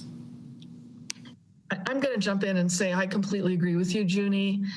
We would definitely start off with warnings as opposed to any kind of citation. And, you know, I have to say I kind of regret saying, well, we're not going to enforce it. We are going to enforce it. And so I do feel like if a police officer runs into a situation in which someone is egregiously violating it, that officer will talk to the person, give them a warning, that kind of a thing. It's just that we're not going to be having the police marching into grocery stores trying to find people that are violating. So I hope that's helpful. Great. And Maris, did you want to comment on that? No, I just, I concur with Jane. I think it's really important that the police would be used as a, not a last resort, but most certainly aggravated cases or egregious cases. And if it got to that point, I'm sure there would be disorderly conduct or other criminal elements present. Yeah. Great, thank you. And, you know, I think education is the most important next step for us. I think we need to work with our partners at the chamber to make sure that we're getting out to both the essential businesses that are currently open. You know, this idea, we have businesses in town which have been doing this already, which is businesses can refuse service for cause. And given that we're gonna probably have an order in place here shortly, I think it would be cause to turn people away if they are not wearing a mask and want to be a customer of a business. One of the things that the current businesses which are enforcing you must have a mask to shop in the store, they also have masks to hand out. So whether it's face coverings, whether it's masks, I think one thing that we might want to encourage businesses to do and maybe help with group purchasing would be face coverings, whether they are masks that attach behind the ear or whether they're bandanas, you know, which just go around the face, but whatever. I think another part of our education needs to be what is an inexpensive way for the business to assist customers who may arrive without a mask, but who still want to shop in the store. How can the businesses help make that possible? So, okay, so I think that wraps this up. Bob has made a motion. There has been a second, and that's to change the, to adopt the ordinance changes which allow the city manager to require PPE. So, is this Lynette, is this a roll call or a show of hands? Okay, great. Okay. So Yep. We start with Councilmember Joseph. Yes. Nagel. Yes. Swetlick. Yes. Wallach. Yes. Weaver. Aye. Yates. Yes. Young. Yes. Brockett. Aye. Friend. Yes. The motion passes unanimously. And that's with the amendments, correct? Yes. Yes. Yep. As amended. This was Okay. part of the, this was added to the agenda as item 3A, I believe. Can we just have unanimous consent to have altered the agenda to have voted on it here? We did alter the agenda, I believe. But I think it was supposed to be later in the agenda the way you altered it. I see. Okay. Voted on it now. So if no one objects to the alteration of the agenda, I think we're fine. I just wanted that on the record. Thumbs up. Thank you. Okay, the next subject we're going to move on to is discussion of whether Jane's order should just be indoors, as we have discussed so far, or whether it should involve trails or outdoor locations. Rachel? So I will give a little pitch for why I think it should also involve trails. Part of it's the reason that you all, I think you, Sam, brought up for, setting the stage for long-term compliance now in stores. I think that same logic applies to trails. Jeff Zayak did say that it is important to wear masks on trails and it does save lives or protect lives. So I would send that strong message. I would require masks on trails, even understanding that Jane's point that enforcement is going to be difficult and put people in a difficult situation. I would still at least have the rule in place that it is required, and I would turn people back at busy trailheads if they don't have masks. That seems like something that we should be able to do. And in terms of the conflict for rangers, I am absolutely not trying to be insensitive to that, but I think the reality is we already have conflict. It's just occurring between individual trail users rather than an individual and a ranger. And I don't think that's necessarily a better place to put the conflict. And we are probably creating a little bit of a conflict or some conflict points for the stores where they're going to have to enforce the masks. And I think that we shouldn't really decline to do that for our own areas as well. But if we're saying masks save lives, they save lives in stores, they save lives on trails, we should have the standard applied to where we need to enforce it as well. Thanks. Great. Mark Wallach. I agree entirely with what Rachel just said. Nobody wants to be turned back at a trail. Nobody wants there to be conflict, but this is not a requirement to shovel your walk. This is a requirement to keep other people safe. Our professionals have indicated that this is a beneficial thing to do and will enhance public safety. And I am in support of it and in support of what Rachel has proposed. Great. Any other comments? Okay, I will, Adam. Yeah, I just wanted to say too that shoveling your walk is for public safety as well. So I wouldn't discount that in any way while we're having this discussion. You should definitely shovel your walk. No dispute there. Okay, so I think one of the things that Jane said is a consideration here, which is that transmission is documented at a much higher rate indoors than outdoors. So there's that circumstance. There's no doubt that wearing a mask has to be better than not wearing a mask on trails. There's plenty of cases. I've been on the trails a lot. There are many cases where there's just not 6 feet between people on the trails, and that's a fact. I think that if we do have a majority that wants Jane to issue an order like that, I would have it be a separate order so that we have one order for indoors, one order for outdoors, and we can alter them based on experience kind of separately. So I don't know if we're going to end up there yet or not, but I would suggest that if we do, that there be a second order pertaining to the outdoors, because we don't know for sure what the county is going to come up with. And if the county comes up with an order that's just indoors and we decide to follow their direction and let ours lapse, then the outdoors is a separate question for us to address. Bob? Yeah, I guess I'm a little. First of all, I don't disagree with anything that others said.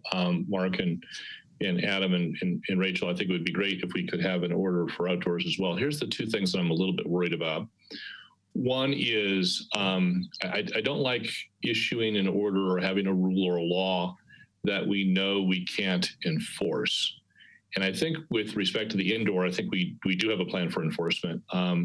It's a finite number of businesses.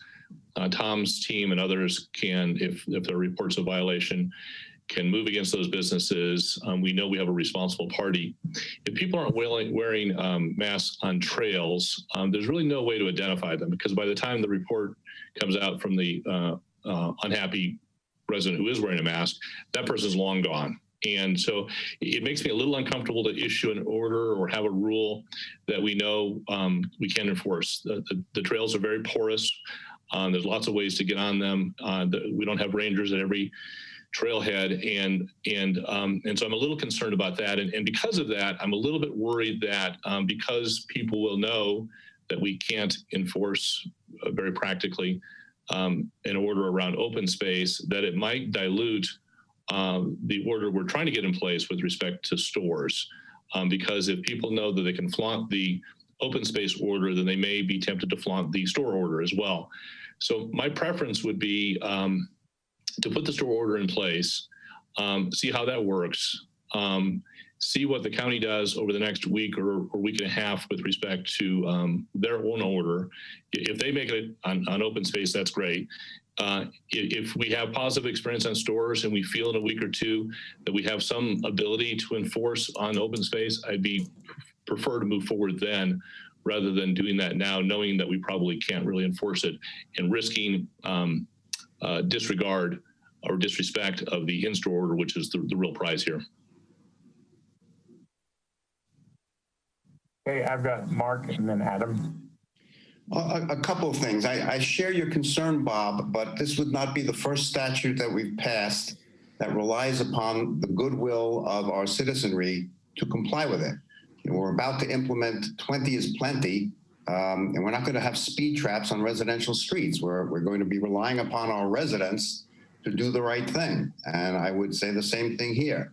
And as Rachel pointed out, we don't want the areas of conflict to occur on the trail, but we do have rangers who can turn some people back if they're not wearing masks at the trailhead. Doesn't mean they can't go somewhere else and sneak in, but it sends a symbol that this is the behavior we're asking people to comply with. And I think most people will do the right thing. So I remain in favor of it. Thanks. Adam, and then Aaron. Yeah, I also sort of am where Mark is at, in that, we don't enforce jaywalking on a daily basis, I don't think. So I could, could think about the timing a little bit more for sure, so we're not throwing too much all at once, but I think it probably should be sooner than 2 weeks if we're going to do this, just because this is a health and safety consequence we have going on. So yeah, I'm up for a little bit more discussion, but I'm leaning towards doing it as well. Aaron. So follow-up question for Dan. So Dan, I heard at least through Jane before about your concerns about making a rule such as this. Folks had mentioned rangers turning people away at trailheads if they're not wearing masks. Does the ranger force kind of have the capacity, sort of the number of people and amount of time to do that kind of proactive enforcement of such a rule? Yeah, so the reality out on our system right now is pretty much half of our staff that is out on the system trying to do education work around compliance is from our education and outreach staff. They do not have the authority to issue tickets. We do have about 4 or 5 rangers on any given day that would be out on the system. We tend to reserve, their role is they respond to emergencies. So typically they wouldn't be standing in front of a trailhead for any length of time because they're busy getting called out constantly. So it would be education and outreach staff that would typically be somebody that would be sort of helping to provide education work at a trailhead area of a particular trailhead. And they would not have the authority to either issue a ticket or to send somebody away, but they would just be doing the education type of thing. The other couple of things I just want to make council aware of is that 90% of our system is out in the county, and a number of those areas, especially our well-used areas like Marshall Reservoir area, is adjoining county lands and county trails. And so often what you have is you have county trails that then turn into city open space trails without a trailhead or anything. You're just suddenly on city-owned lands or city managed versus county. And there's also the aspect of a lot of our greenways, a lot of our multi-use trails, which are more commuter trails or a lot of paved trails. Those turn into Department of Transportation managed trails, and then open space, and then back into transportation. So there's that matrix too. I know most of us are probably thinking the mountain backdrop area, which is adjoining our neighborhood, Shanahan Ranch and those type of areas. But when you look at most of our system, which is out intermingling with county lands, it would get a little bit confusing for if we don't do this in a regional perspective with the county open space or with Jefferson County open space in the south. There would be challenges for knowing what the consistency is in terms of what is a requirement versus guidance in this particular case. But whatever council comes up with, we'll do our best to do our job, obviously. Sure. And is there some ability to kind of up our level of signage on this topic? At the trailheads, because I guess the last time I was out was at Boulder Valley Ranch about a week ago, and there was a sign there about masks recommended. It was one sign, it was there, but I don't know that everybody necessarily saw it. Do you think there's some room to up our signage level? Yeah, every week, new signs. We're putting out 12 what are called more interchangeable signs, permanent things that we can change out signage at 12 of our highest used locations. Those are just starting to go online right now. So our sign staff we're constantly doing that. So that's certainly an option. And something is happening. Thanks for that. I guess I'd listen to the folks, to Dan and his group that are out there, and hearing from them that they feel like this actually could make problems worse to add the requirement. So I guess I would vote, and also particularly given, I think James stated it very succinctly earlier, which is that the danger of transmission is much higher indoors than it is outdoors. So I would go more in the direction of upping our signage game, and maybe instructing education staff, the outreach staff, to maybe have a focus on that for compliance purposes. That if we have better signage and the education folks, okay, they're not empowered to turn people away, but they could say, hey, people, we really are very strongly encouraging mask use. So if you have them, please put them on. And if you don't, please go get one. And I have a colloquy question, Dan. So say we were to put an order in place, what would change about how your staff is addressing the public? I mean, I could see one thing being that rather than mask suggested, you could just say mask required, or just simply wear a mask, which you could do now. It doesn't even speak to whether it's recommended or required. But say an order were in place by Jane that said face coverings required on all, when you're in public, basically, which would include open space. What would your staff do differently in that case? Well, in terms of the enforcement element with our rangers, where our state pretty much is right now, based on a lot of visitation happening, is that we're enforcing egregious behaviors. We're typically wouldn't be going in and tapping on someone's shoulder, having them turn around if they're not having a mask, doing enforcement. So right now, our mode of operation is egregious behavior, turning to enforcement. And I would imagine in terms of mask wearing, it would probably have to fall into that level of category for our rangers to sort of take the time to then go through the citation and all the requirements that go along with actually issuing a citation. So I would say it would be on par with all of our other rules and regs right now in which we're looking at egregious behavior. Got it. And I guess the reason I ask it is because when we're talking about indoor enforcement, we have said that we would try and do that without law enforcement personnel. I view the rangers as similar to law enforcement personnel and that they're, basically that's what they are. And so if we were going to apply that same principle, which is that we're not going to use your ranger personnel because they're doing, patrolling for rescues and more important violations or higher intensity violations, would you not then be using your education staff in kind of the same way that you are to be telling people that they need to wear masks as they come on the trails? Yeah, I think that summarizes it pretty well. Yes.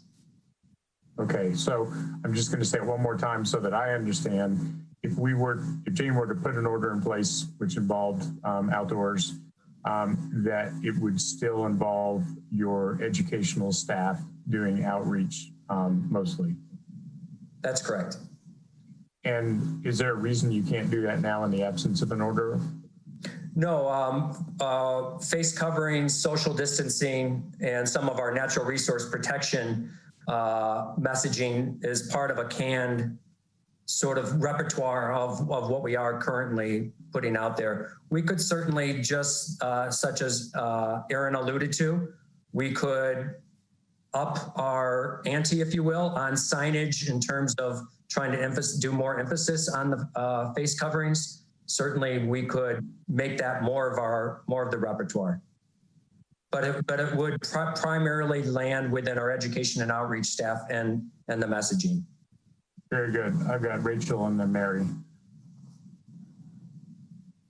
Okay. Rachel, yep, thanks. So part of what I was wondering about, I think, has been answered, but how would this be different than enforcing voice and sight? Like our rangers, how are tickets given for that? Like for dogs who are off leash when they're supposed to be on leash, say in the lower parts of trails and things like that. Mm-hmm.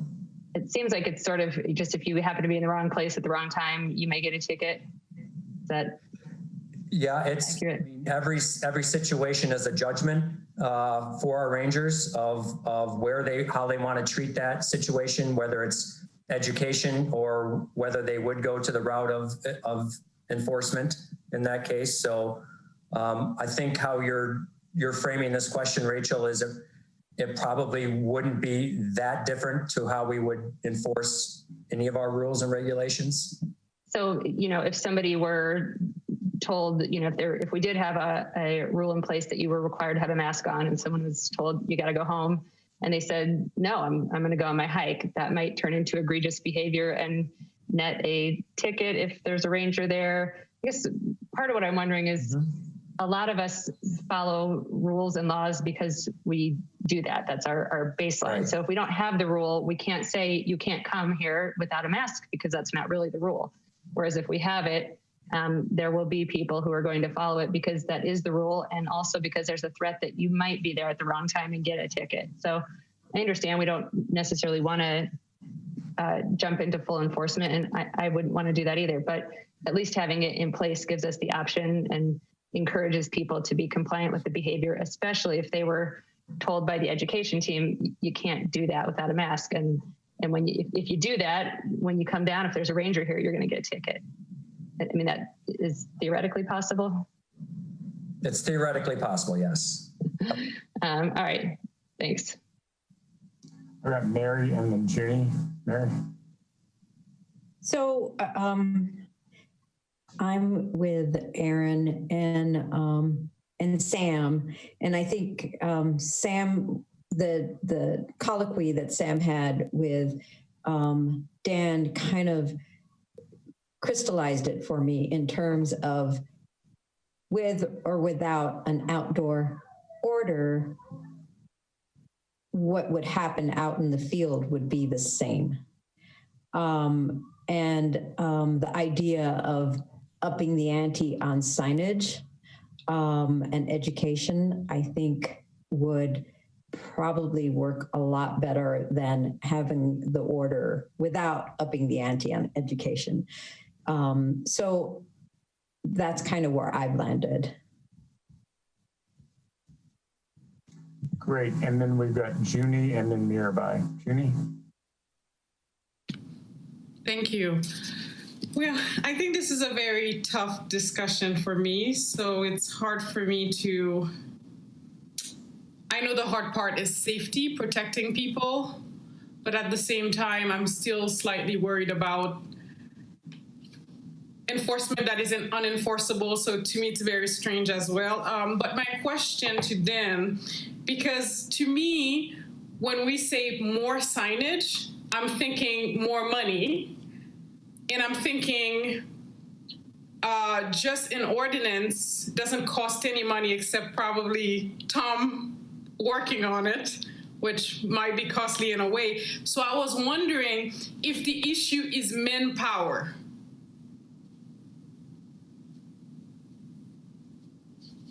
As far as presence out on the system? Yes, because to get some type of enforcement is the issue more manpower, because you mentioned signage and I'm thinking, okay, that's gonna cost money. So what is the real issue as to why you don't think passing an ordinance that would require people to wear a mask on open space? So I'm really trying to get to the root cause of why we can't. Mm-hmm. Well, and just in terms of the ability for us to have more people out on our system, that would all, whatever it would be, even if we get it to the stage where we get more of our volunteer naturalists out on the system, we're talking purely education, pretty much. We're confined with how many rangers we could possibly have out on the system at one time, which is 4 to 5 at any given time.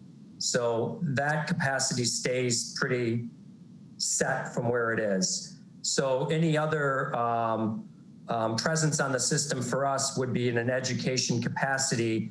And we are already have trained all of our education outreach staff. Instead of being out on programming, they're all now pretty much out on the system, out at our trailheads, doing that sort of visitor interaction. So we've already changed how they work currently right now under the COVID situation. So we're pretty already maxing out all of our education and outreach staff. So then, and we are repurposing several individuals instead of working remotely to get trained to be out on our system. So it's adding a couple more. The next level up for us would be bringing back our volunteers. And of course, we don't want to bring back our volunteers until we feel we could be done in a safe manner and all of that, which still might be a few weeks out. But volunteers would be the next opportunity for us to sort of provide that volunteer naturalist sort of messaging type of thing in terms of human power out on our system to complement the signage. So another question that I had for you, because I think the important question would be, since we've been doing the education, how has things improved? Because if things have improved substantially and there's no issue, then there's no problem to solve. But if there's a problem, then we should address it. Do you see what I mean? So has your education improved things for the better? Yes, but I would, in full transparency, where we're seeing the most improvement is with social distancing. So right now, in fact, our human dimension staff is trying to put some science behind the anecdotal information. And we're seeing that on weekdays, from a social distancing standpoint, we're starting to get about 80% compliance. On the weekends, it falls down to 60% because we have a lot of newcomers or a lot of people that are coming onto the system that are first-time visitors to our open space who may not sort of know what the expectations are. So on the weekends, that level of compliance falls off. When it comes to face coverings, we are well below social distancing in terms of compliance. We have a number of our neighborhoods that are not visited by visitors or first-time people coming onto our system. at the neighborhood level, we're starting to get really strong compliance on both social distancing and with face coverings. But when you go to a place like Chautauqua and some of those where you start get a mix of neighborhood visitors who use that area all the time, and then newcomers or people who might be infrequent visitors, our compliance numbers go down. Thank you. Great. And Mirabai? Yeah, so I just wanted to thank staff and Dan and everyone for this information. Obviously, it's a hard call, but I think that just to give my 2 cents, I'm going to fall in on the side of supporting the requests from staff. So that's about it for me. Great. And Mirabai, just to make sure I understand, when you say supporting the request from staff, you will not support doing this as an order, but will support doing it as additional signage and education. Is that correct? Correct. Okay. Okay. So Bob. Yeah, I may not have been clear before too. So I'm with where Mirabai is, and Aaron and Mary, and I think you are, Sam, and maybe Junie is as well. But I'm in favor of not extending an order to outside yet. I like the suggestion of increasing education, increasing signage, as Aaron suggested, but to hold off on an outside order until we have a little bit more experience, adopt the inside order now, and then let's revisit this in a week or so. Okay, I don't see any other hands up.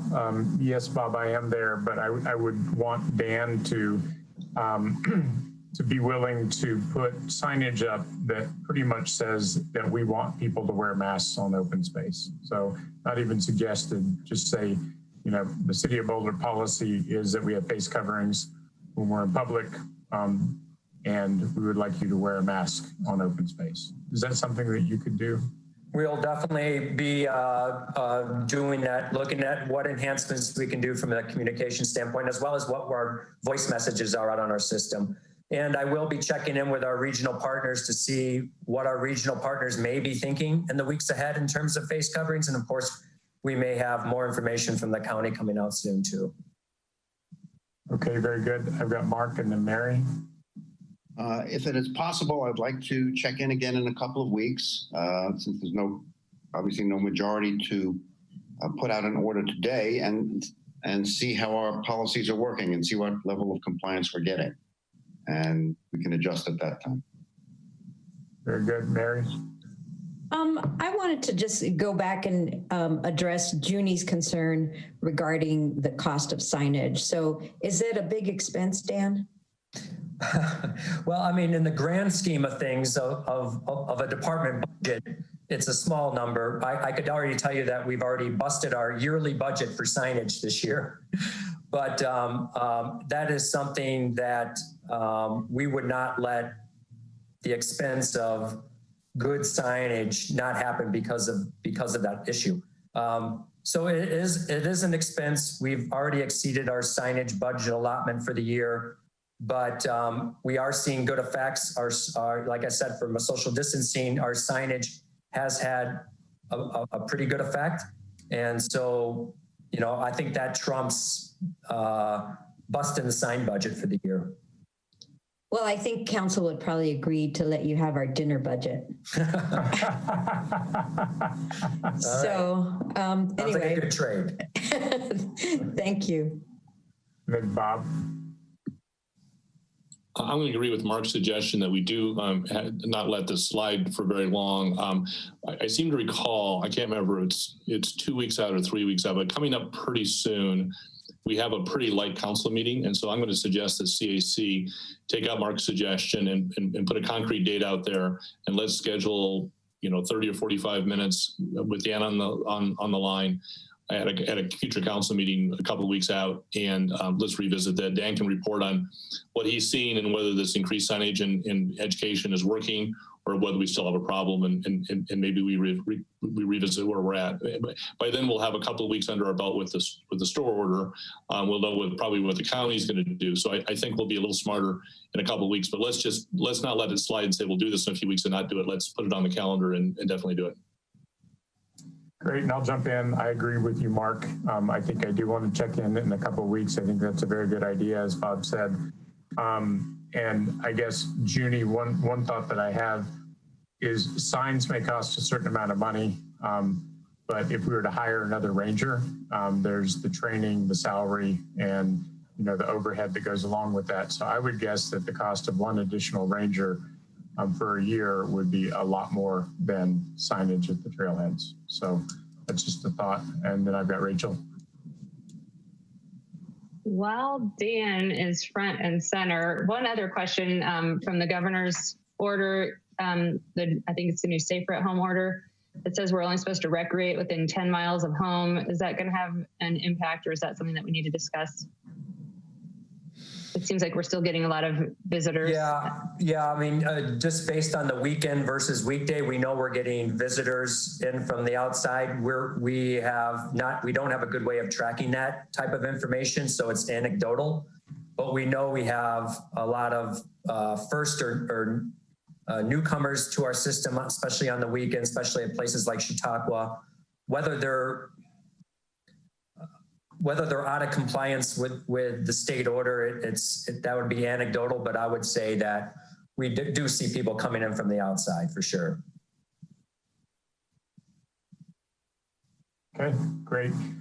One other thing I'll put out there before we close this off, I don't think there's a majority to do an order right now. It doesn't look like. It does seem like everyone would like to see this in a couple of weeks. One of the things the governor announced when he did Safer at Home was that there are new digital tracking tools. So a division of Google is working with the state to be able to use anonymized cell phone data to look at where people are clustering.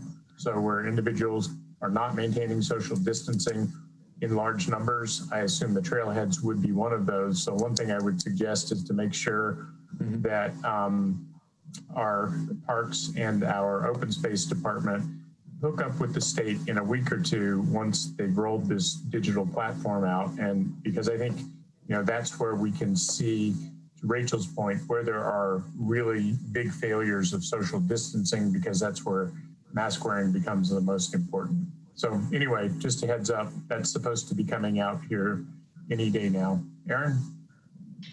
Well, I don't disagree with you, Sam, but just wanted to offer just a quick caution. I know some people have raised some privacy concerns over the cell phone data. Just to be clear, we're not saying that we would be monitoring anyone's cell phones.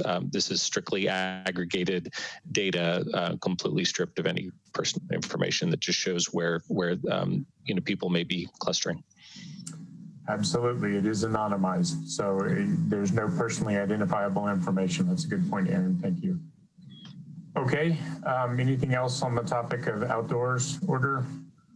Okay, I think the last thing I had on this was, is there anything else we need to touch on enforcement? I think we heard pretty good answers from Bob and Jane. Would any other council member like to bring anything up on enforcement for the indoor order? Okay, seeing none, I'm gonna do something where I think that we're going to get to the point after May 8th, we're going to be opening additional businesses to having people come inside. Other cities and even us in our long-term care facilities have checklists that go out. So it would be great if we start thinking about if businesses that are going to be opening up that have not previously been open since we've gone to stay at home, if we have some kind of one-page checklist for them to be able to go over and see what we hope that they'll be doing as far as social distancing, as far as mask wearing, as far as having masks available for potential customers who arrive without one. I think it would be great if we could work with the chamber and see if we could come up with a short, simple, non-burdensome checklist to be able to open businesses so that we're sure that they know what the city guidelines are for having the public come in. So that doesn't need to be decided now. I just wanted to put that out there because it will be something that when May 8th comes up and we're talking about this, how do we make sure that businesses are aware of what the guidelines are? That's my only comment on enforcement. If we're done with this, I think, Jane, have we given you everything you need for an indoor order? Yes, you have. Thank you very much for great conversation. And we definitely will report back on the open space issues in a couple of weeks, according to what CAC scheduled. So then we're ready for the next item on the agenda, which is really what we had planned for tonight, which is our financial strategy. And I guess, Chris, could you pull up the presentation?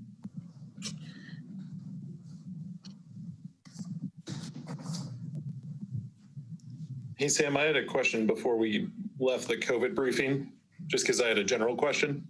Okay, go for it. And this is for Jane. I got a note from a member of the Housing Advisory Board that HAB and the Human Relations Commission would not be meeting in any near term due to staffing issues. And you don't have to answer this now or anything, but I was just wondering if we could get an update as council on to when they might start meeting again, or when we'll have the adequate amount of staff for them to meet again, because I think there are a lot of important issues that they could be looking at right now.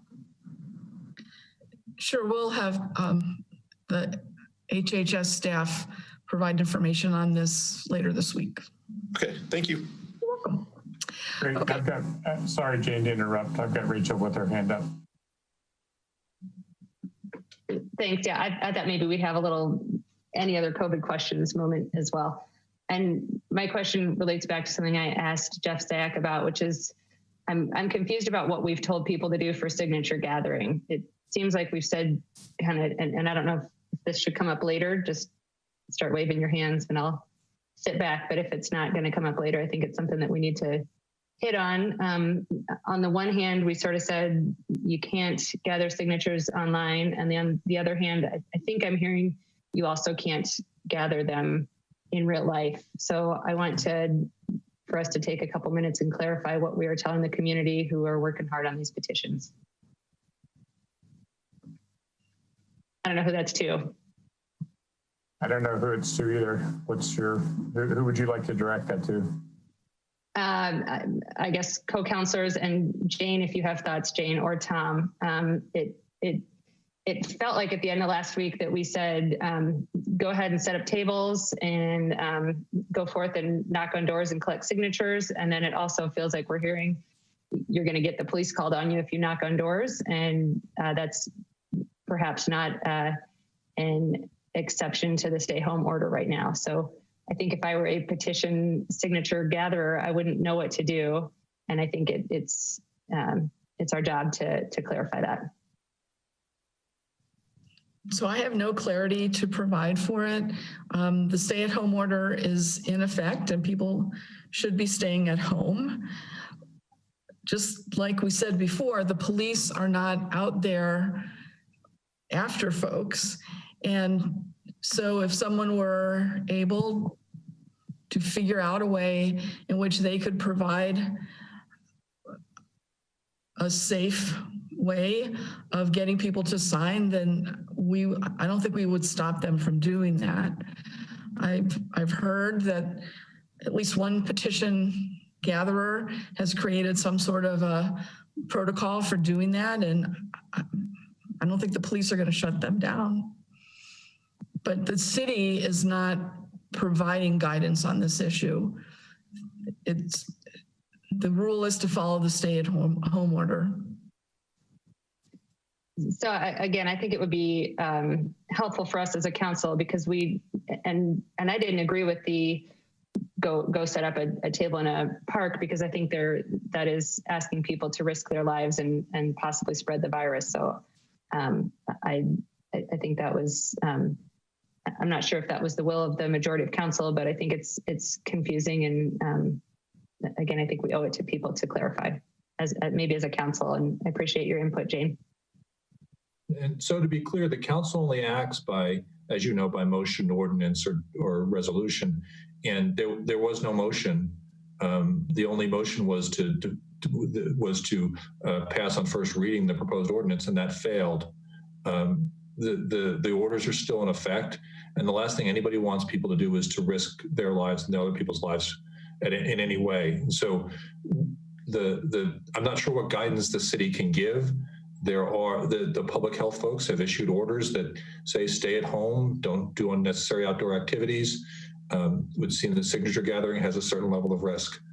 And I understand the frustration of some folks, but I'm not sure what other guidance council could give. And there's a suggestion here that if we want to open this up again, it looks like a subject that we've already discussed once. It seems like we should send it to CAC and schedule it, because we have a long night yet tonight. I think we'll probably be here well after 11.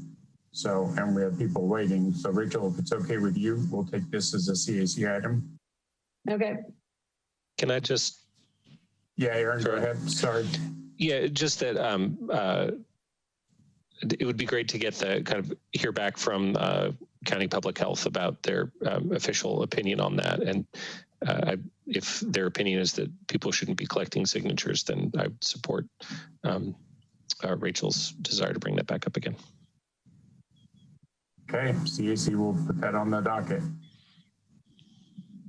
Thanks. Okay, Jane, I think you're ready to go with the next item. Yeah, so the next item is the financial update, and the lead presenter on this will be Cheryl Patelli, but also presenting will be Rich Wobekind and I think Brian Lewandowski from the University of Colorado, yes, on the list. And then Yvette Bowden will be presenting information about the business survey. And finally, Kara Skinner will be talking to us about the major part of our financial presentation. So Cheryl, I'm gonna turn it over to you. Thanks, Jane. And thank you, good evening, Council, and thanks for going over the agenda, Jane. So I'm just going to turn it over to Rich and Brian from the Business Research Division of CU to give us their presentation on a COVID economic update. Well, thank you, Cheryl, and thank you, Council, for inviting us to be here tonight. I'm Rich Wobekind at the Lead School of Business, and I know a number of you through the years. Co-presenting with me tonight is Brian Lewandowski, the Executive Director of the Business Research Division, and we have been doing, unfortunately, a lot of work in this area over the last month and a half as these unexpected economic events have come forward, and obviously impacting revenue streams and employment and all sorts of things that we wish weren't there. So if we move on to the next slide, we can sort of work our way through this. The points of our discussion here tonight, we have I think about 30 slides. I'm going to take you through the first 10 or 12, and then Brian's going to take over. Obviously, we've had this exponential growth in domestic cases of COVID. The economy was on a strong footing prior to that, on its sort of potential GDP path. The economic data really lags, and so we're looking at data trying to make sense out of it right now when we know we've seen fairly dramatic impacts, and we're going to show you some of that in the slides that we present. We think the CARES Act and the second round last week of the SBA loans are going to help mitigate the impact, not eliminate it, but help mitigate it. Select industries are bearing the initial brunt, which and you're seeing here locally. So we're going to try to tie this not just to Colorado, but to the local Boulder County economy as we go forward.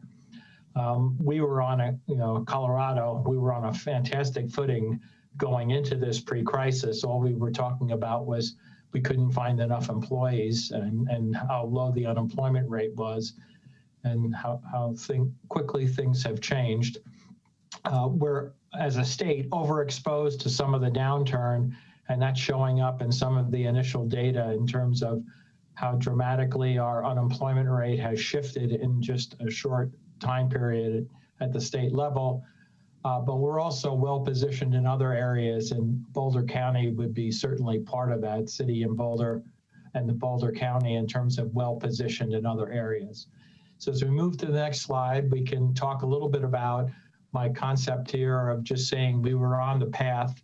We were very close to the GDP growth rate that we anticipated for the economy. what we would call potential GDP. If you look at the very end of the black line on this particular graphic, you can see we were sort of right on the line. People may have been hoping we would have had 3 or 4% GDP growth, but the reality is for the economy at full employment, we're really talking much more about a 2 to a 2.5% GDP growth rate. Now, all of a sudden, we've fallen off the wagon. First quarter GDP, we'll be seeing some of those numbers shortly. First quarter GDP is going to show, we think, a slight negative, but still, we had a couple of months of pretty strong economic growth in the first quarter.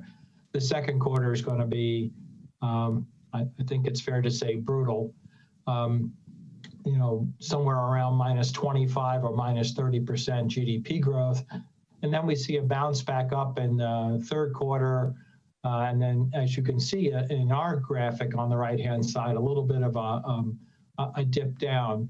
So really what we're talking about here, and I think what's in the background of the national forecast, which influences the state forecast, which obviously influences Boulder as well, in terms of the recovery is, what kind of recovery is it? Is it a U-shaped recovery? I know you're hearing these things and reading them, and you've read all of this. Is it a Nike swoosh kind of recovery, which we've been talking about with your staff? I think we're leaning a little bit more towards the fact that it's probably going to wind up being something like a W, in the sense that there will be a second wave. No matter how well we do everything we're trying to do, there will be a little bit of a bounce back effect in terms of COVID, which is certainly, at some point will slow the economy down a little bit again. But overall, we think the second piece of the W is much smaller than the first piece, and we do go on to a reasonable amount of economic health as we go forward. So if we move to the next slide, if you would, you can see this incredibly dramatic loss of jobs that we just saw in the last monthly jobs report. The next one's going to be every bit as bad or worse coming out here very shortly. And what you're really seeing is a very quick movement down compared to, say, the 2008 economic downturn. We lose the jobs very quickly. And then, at least in our view, you can see the blow up in the upper right-hand corner. Depending on the type of recovery, we get back to sort of the same employment level 2 years out, 27 months out, some number like that, as opposed to the 2008 downturn, where we didn't get back, for 60 months or more, 5 years or more, to get back to the same level of employment. So it's different, if you will, than either actually the other two recessions you see on this graphic, in terms of the amount of time it takes to recover the employment loss is quite a bit shorter, even though it's so dramatic. The time to recovery, because of the infrastructure still being in place, and particularly the financial system still being in place, enables a more rapid economic recovery. If you can move to the next slide, please. The initial jobless claims, this is at the national level. You'll see a slide for Colorado in a little bit, but you can see the dramatic ramp up in the initial unemployment claims. Through the 11th, we had continuing claims of over 15 million, with 4 million additional last week. So we're going to quickly go over 20 million unemployed in terms of continuing claims. And it probably means we're going to hit an unemployment rate somewhere up in the 15% range in the second quarter nationally. But by the end of the year, as I'm sort of suggesting, that number, I should slow it slightly here, if people don't follow this all the time, but that number nationally had started this whole thing at 3.5%. It's on its way up to, as I'm suggesting, 15%, maybe, in that range. By the end of the year, I think you could be talking 8%. And by the end of next year, you're talking a number that's back down in the, 6% range or 5 something. So you're talking about a recovery as businesses open back up. But again, it's going to be how quickly are businesses going to open back up? How willing are people going to be to comply? And I would say, I have to be fair, after I've listened to the last hour plus of your discussion, when I thought it was very thoughtful, so I commend you. It's not just the businesses complying, it's the people walking in the store. One of the stores I shop in, slight digression, instituted a mask policy for customers coming in, and the customers coming in got irate with the store owners. And I think that that's something that, you know, we have to sort of keep in mind as we go forward here. People need to sort of get in the game here too. Businesses certainly do, but the customers need to get in the game too to see this sort of recovery. Next slide, please.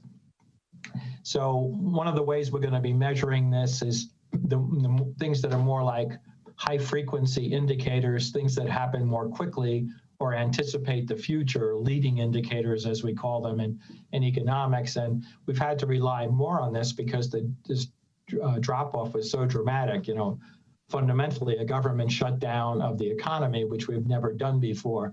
So when you see the government, you know, the effect of the government shutdown, you all of a sudden, the things that you've relied on, the economic data you rely on, which lags a month or 2 months, becomes, you know, less effective.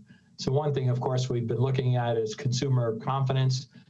How confident is the consumer that they're going to come back in the game? You can see on the right-hand side, the index done by the University of Michigan, dramatic drop-off there. The one on the left-hand side, this is as of yesterday, came out today.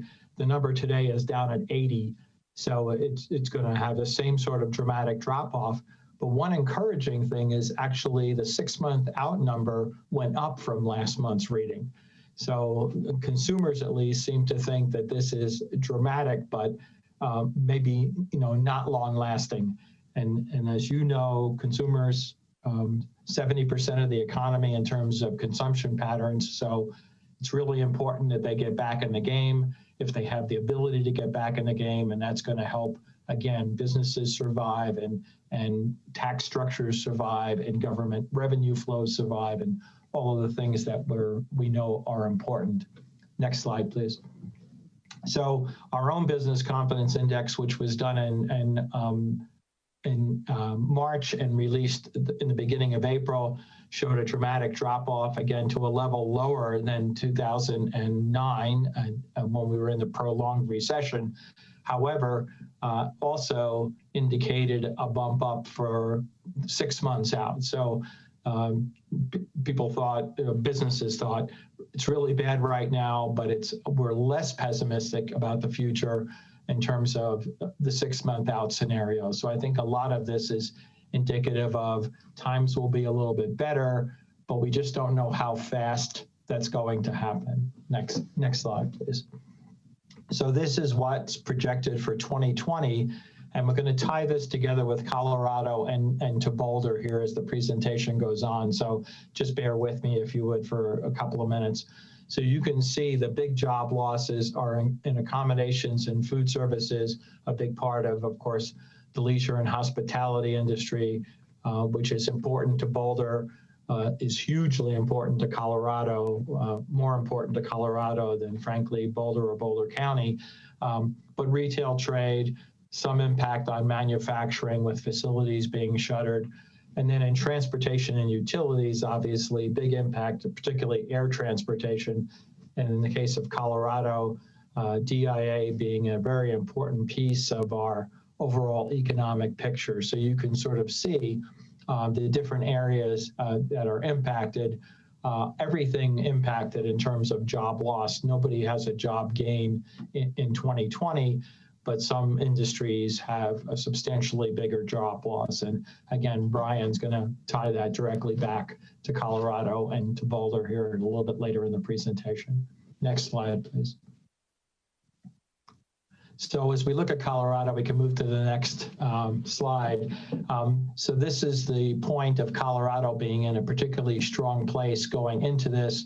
You can see the 1-year, 3-year, 5-year, and 10-year numbers in terms of where Colorado is in terms of its overall ranking. And the numbers are extremely strong. And frankly, we finished in terms of per capita personal income growth, 6th in the last year, personal income growth, 6th in the last year. We had, very, very strong 2019 income growth numbers. What started to happen even prior to, and we're seeing this in the data now because it's lagged a little bit, we started to see a little bit of impact at the state level from the oil and gas industry fallout in sort of the February and the earlier part. And then of course that got hugely compounded in March with what's happened with the corona. And the unemployment rate you see down there starred, we just put the most recent one in there. So we fell from number 3 nationally at 2.5% to number 31. We're below the average for the state with the unemployment numbers we've racked up over the last several weeks. And again, that's going to be getting even worse. So all of this portends, if you move to the next slide, please, before I hand off to Brian, all of this portends a difficult fiscal situation. Last week, Brian and I spoke to the Democratic Senate and House committee members on a call and kind of laid out what we saw coming in terms of job growth and so on, which you'll see here in the next few slides. We also had a meeting 2 weeks ago of the Governor's Revenue Estimating Advisory Committee. They're, of course, going to come out with their budget forecast for the state in the second week of May, but they're going to be looking at extremely large deficits in terms of or revenue shortfalls over the next 3-year period, much larger than they mentioned in the when they came out in March. These numbers are going to go up fairly dramatically. And I think there's going to be a pretty big issue about whether or not how easy it will be for them to borrow from the federal government or get loans from the federal government. I think all of that is something that's going to take a lot of analysis operating under the taxpayer Bill of Rights. So with that, and with this slide up there, I'm going to hand off to Brian. Again, thank you for inviting us tonight, and we'll be here for Q&A once Brian finishes. Thanks, Rich, and thanks, Council, and Cara and Cheryl for the invitation to speak this evening. So Rich really set up the national macroeconomic environment, and now I'm going to zoom in more to Colorado, the Boulder metropolitan area, and when I can, related to the city of Boulder. So this is showing Colorado jobless claims, and what you can see here is that we've really had to rescale the entire chart because we went from this sort of steady state of really low initial claims to a record spike to a record level of initial unemployment claims in Colorado. And when we take a look at the spike that started happening around March 21st, the week of March 21st, and if you sum up these last 5 weeks, what you can see here is that we've had over 300,000 initial jobless claims in Colorado. And we'd actually have to go back a full 3 years in order to match what we've seen in just 5 weeks in the state. And of course, you're an initial claim once, and then you move over to be a continued claim, and that's why we see kind of this this week delay in the increase in continued jobless claims in Colorado. But a couple points here is that if we divide the total claims over the last 5 weeks by total employment, what we see is the jobless claims amount to about 10.7% of Colorado employment. And that's important because, as Rich mentioned, a lot of the data that we look at lag. And so unemployment right now, we did see it increase to 4.5% in Colorado compared to 4.4% nationally. And that's really the first time in a very long time that we've been above the national rate for unemployment. But when we zoom in and take a look at claims by county, I think it's also interesting to see that Boulder County is 53rd lowest in the state as a percentage of jobless claims to total employment. And particularly if we take a look at the urban counties, Boulder County has the lowest rate among the urban counties. It's still not low. It's still much higher than it has been in a long time, but there's some attribute in Boulder County that's causing us to outperform the rest of the state. I think it's also important to note behind these numbers, we see a spike in tourism. Expect to see a spike given some of the lockdown orders on industry. We see a spike in retail. We see a spike in healthcare, which I'll talk about in a moment, and we see a spike in other services, and then a smaller magnitude over other industries. We also see a plurality of initial claims among people ages 25 to 34, and we also see more women than men filing initial claims. Please advance the slide. So as we were walking into 2020, the story that we were telling is that we expected Colorado to add jobs at a slower rate. We expected Colorado to add the fewest number of jobs since 2011 at the slowest pace that we had seen since the Great Recession. So certainly our story walking into this year was growing but slowing, and now we have radically changed our outlook. We've been running our economic model pretty much weekly. And the way we do this is we run different scenarios. So we start with sort of a baseline economic expectation, and then we look at more optimistic and more pessimistic views of the economy. And now we're projecting a loss of about 160,000 jobs in Colorado this year, which notably is greater than what we saw during the Great Recession. But different from the Great Recession, if we have the 2021 number up here, we expect job growth to resume in 2021.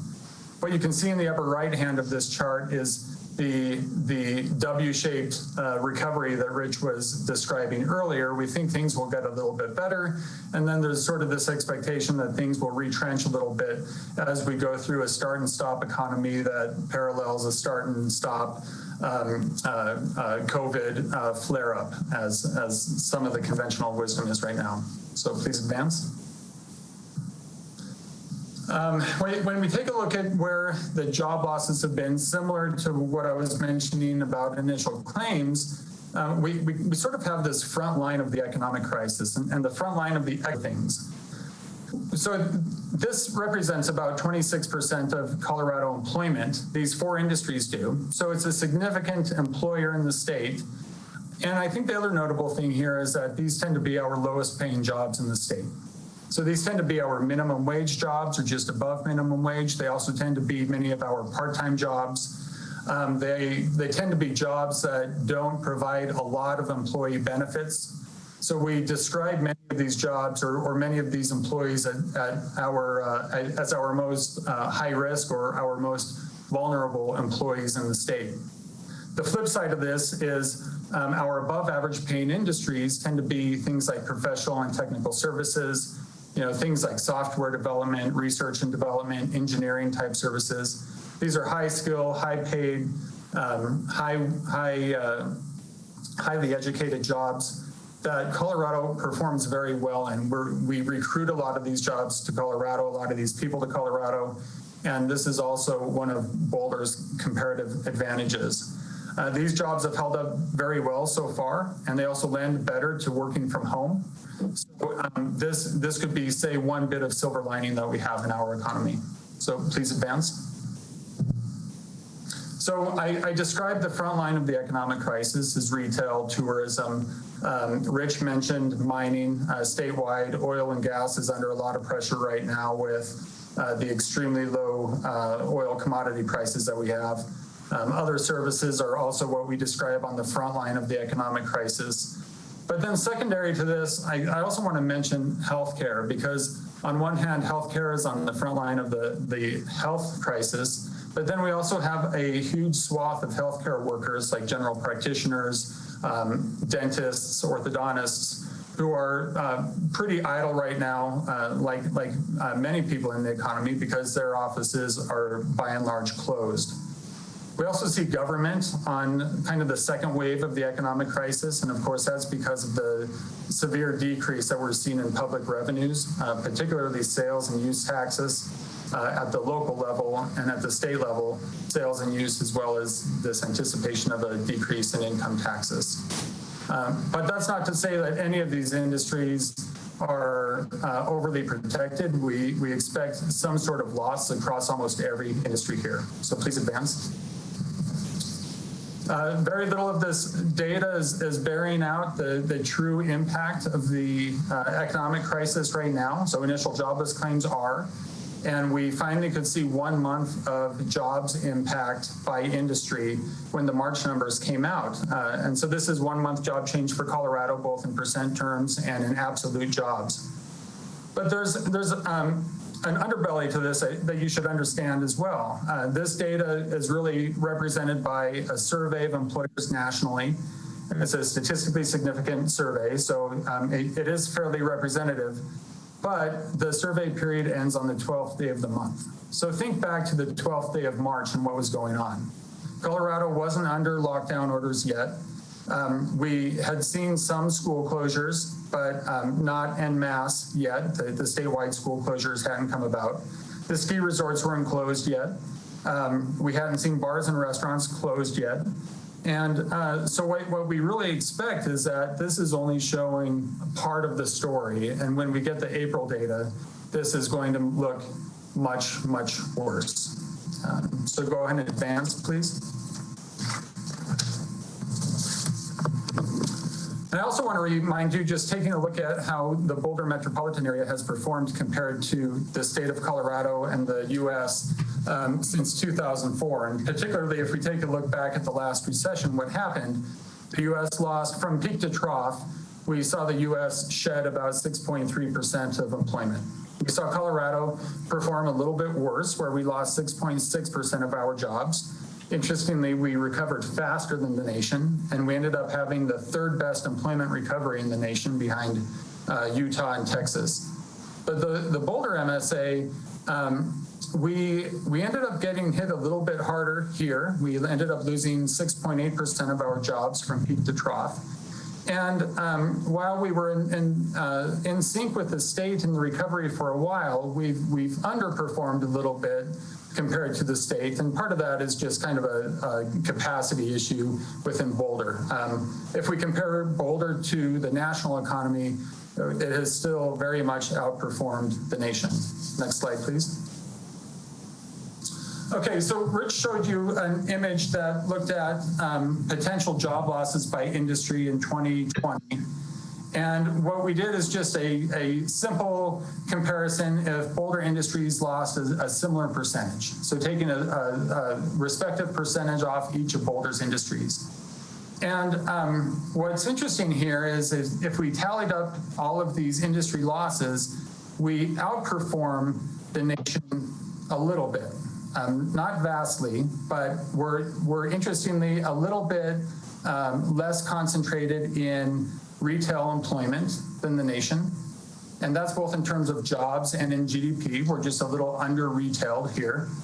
And we're slightly over-retailed in Boulder County in things like hotels, well, I should say in the tourism sector. So that's both on the entertainment side, the restaurant side, and the hotel side, kind of all put together. But some of the strongest areas nationally are the information sector, and that's also a space that Boulder performs very well in. The finance and insurance and real estate sectors, those are areas where Boulder has a higher than average concentration, and you can see here where the losses are more minimal. So Boulder has some strengths going into this, and we also have some weaknesses as we walk into this. So please advance. But also remember that Boulder is a higher than average paying community, and the state is as well. The state is 11th highest in the nation at about $62,000 per job. Boulder's even higher at $73,000. But if we equate this to job losses, that would mean for every 13,000 jobs that are lost in the county, that's $1 billion lost in income, and therefore $1 billion that's lost in consumption ability. So that kind of starts to equate it to the kind of risk that exists as jobs start to go away. So please advance. I showed you the risk profile of that frontline impact on the state. When we zoom into Boulder County, we have a similar percentage. So these 4 industries, other services, retail, tourism sectors, they represent about a quarter of Boulder's total employment. And again, a lower percentage of wages, which is perhaps a blessing on one side because that's less total income that's lost, but a curse on the other side because those are many of our most industries. Where does Boulder have a sort of a competitive advantage when it comes to our industry composition? We know that Boulder has a lot of professional and technical services. So again, this is R&D, this is software development, this is engineering, this is accounting. And then our information sector, which includes software publishing, and manufacturing, which often surprises people. We have a high concentration of high-tech manufacturing, think of aerospace manufacturing. We also have a high concentration of food and beverage manufacturing, think of our natural and organics food sectors. And then you can see where some of those tourism and government sectors, government especially when it comes to the federal labs, that's where we start to see an over-concentration of that activity. So there you start to see where we could be overexposed to some areas and maybe underexposed that could buffer us a little bit as we start to come out of this. Next slide, please. So let's talk about tourism for a moment. We know the tourism industry has been hit very hard. I put this slide up here because I want to point out that for some communities in Colorado, like our ski communities, so think of Pitkin, Summit, and Eagle counties, for these communities, tourism represents about 40% of employment within those communities. So this is their primary industry. And when the tourism industry gets hit during recessions, it has a very outsized impact on those resort communities. But for a place like Boulder or Broomfield, for Boulder, it's about 12% of our total employment. For Broomfield, it's 9% of total employment. For Denver, it's about 12%. So our front range communities are much more diversified. But interestingly, over 80% of the tourism jobs are along the metropolitan front range. So this is just a huge jobs base along the front range. I tell you this because no one really is unscathed from a downturn, even just in the tourism industry. Next slide, please. And this is showing you sort of this historical perspective of what happens to the tourism industry during recessions. It's fairly predictable that tourism loses because nationally, if jobs go away, if some disposable personal income goes away, we see a decrease in visitation to Colorado. We see a decrease in spending in the tourism industry. But when we take a look at how Boulder's tourism industry has performed during past recessions, we also see that it was negatively impacted, but it has outperformed. So restaurants are part of the tourism industry. When we think about restaurants and we think about the recovery, we think the restaurant recovery will happen faster along the metropolitan front range because those restaurants are serving much more of a local population base, as well as tourists, but more of our local residents, whereas our mountain resort communities are really dependent on outsiders coming into the community. So they're going to be more dependent on not only a Colorado recovery, but a national recovery or perhaps a global recovery to really see their industry recover. Next slide, please. And then the retail sector. So again, mentioning that there's only a few economic metrics we can really point to as evidence of the crisis that we're walking into right now. We can take a look at national retail sales as one of those data points. We saw a record 1 month decrease in national retail sales, 8.7% decline month over month, and 6.2% year over year. Next slide, please. What's interesting here is when we take a look at the decline and the growth by retail subsector, you can see the areas that are outperforming and the areas that are underperforming. So if any of you have gone to a Costco or to a grocery store in the past month, you can really relate to the type of panic buying that has happened in our grocery stores and our liquor stores. And this really shows up in the federal retail data. So we saw about a 26% increase month over month in grocery store sales. And then we saw a little bit of an increase in health and personal care stores. So think of more of like your Walgreens type stores. And then building materials. So Home Depots and Lowe's have actually done sort of okay. But then on the very downside, we've seen sharp decreases in restaurants and bars because they're not open. We've seen a sharp decrease in furniture stores, and we saw the sharpest decrease in clothing stores. So we've kind of loosely said, you know, people are buying a lot of groceries, but they're not buying a lot of yoga pants. And that's really what this is kind of bearing out. Next slide, please. So we don't have this sort of early indicator for Colorado. So this is statewide retail sales. We just got the March retail report that is really reflecting on February sales, and we still saw really strong year-over-year growth. 6.9% year over year. We saw a decrease in use taxes, which is not related to COVID. Use taxes have been on a decline for probably about 10 months now. But what I described when talking about Colorado state sales and use taxes is just reminding people that Colorado has a very disaggregated tax structure. We focus on the $2 or $3 billion shortfall at the state level. A lot of this will be driven by sales taxes as well as income taxes.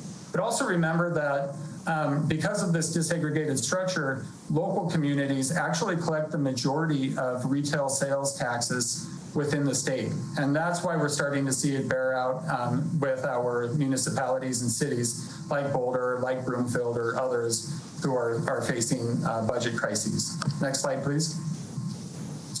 And your city staff will discuss city sales and use taxes more in a moment, but we don't really have ample data to talk about the COVID impact on the city of Boulder retail sales and use taxes.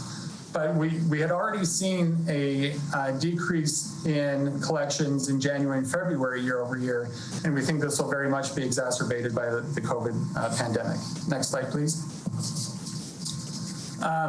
And just describing the mix of your tax collections here and relating that to what we saw nationally. The red narrative here is really focusing on the largest decreases that we saw at the national level. So our restaurants, general retail, home furnishings, automotive sales, those are the components where we saw the sharpest decrease, as well as clothing stores. Next slide. I'm just going to wrap up by talking a little bit about real estate. So statewide, we saw a decrease in the value of construction for residential, for commercial buildings, and also for infrastructure in 2019. We saw a similar trend in Boulder County.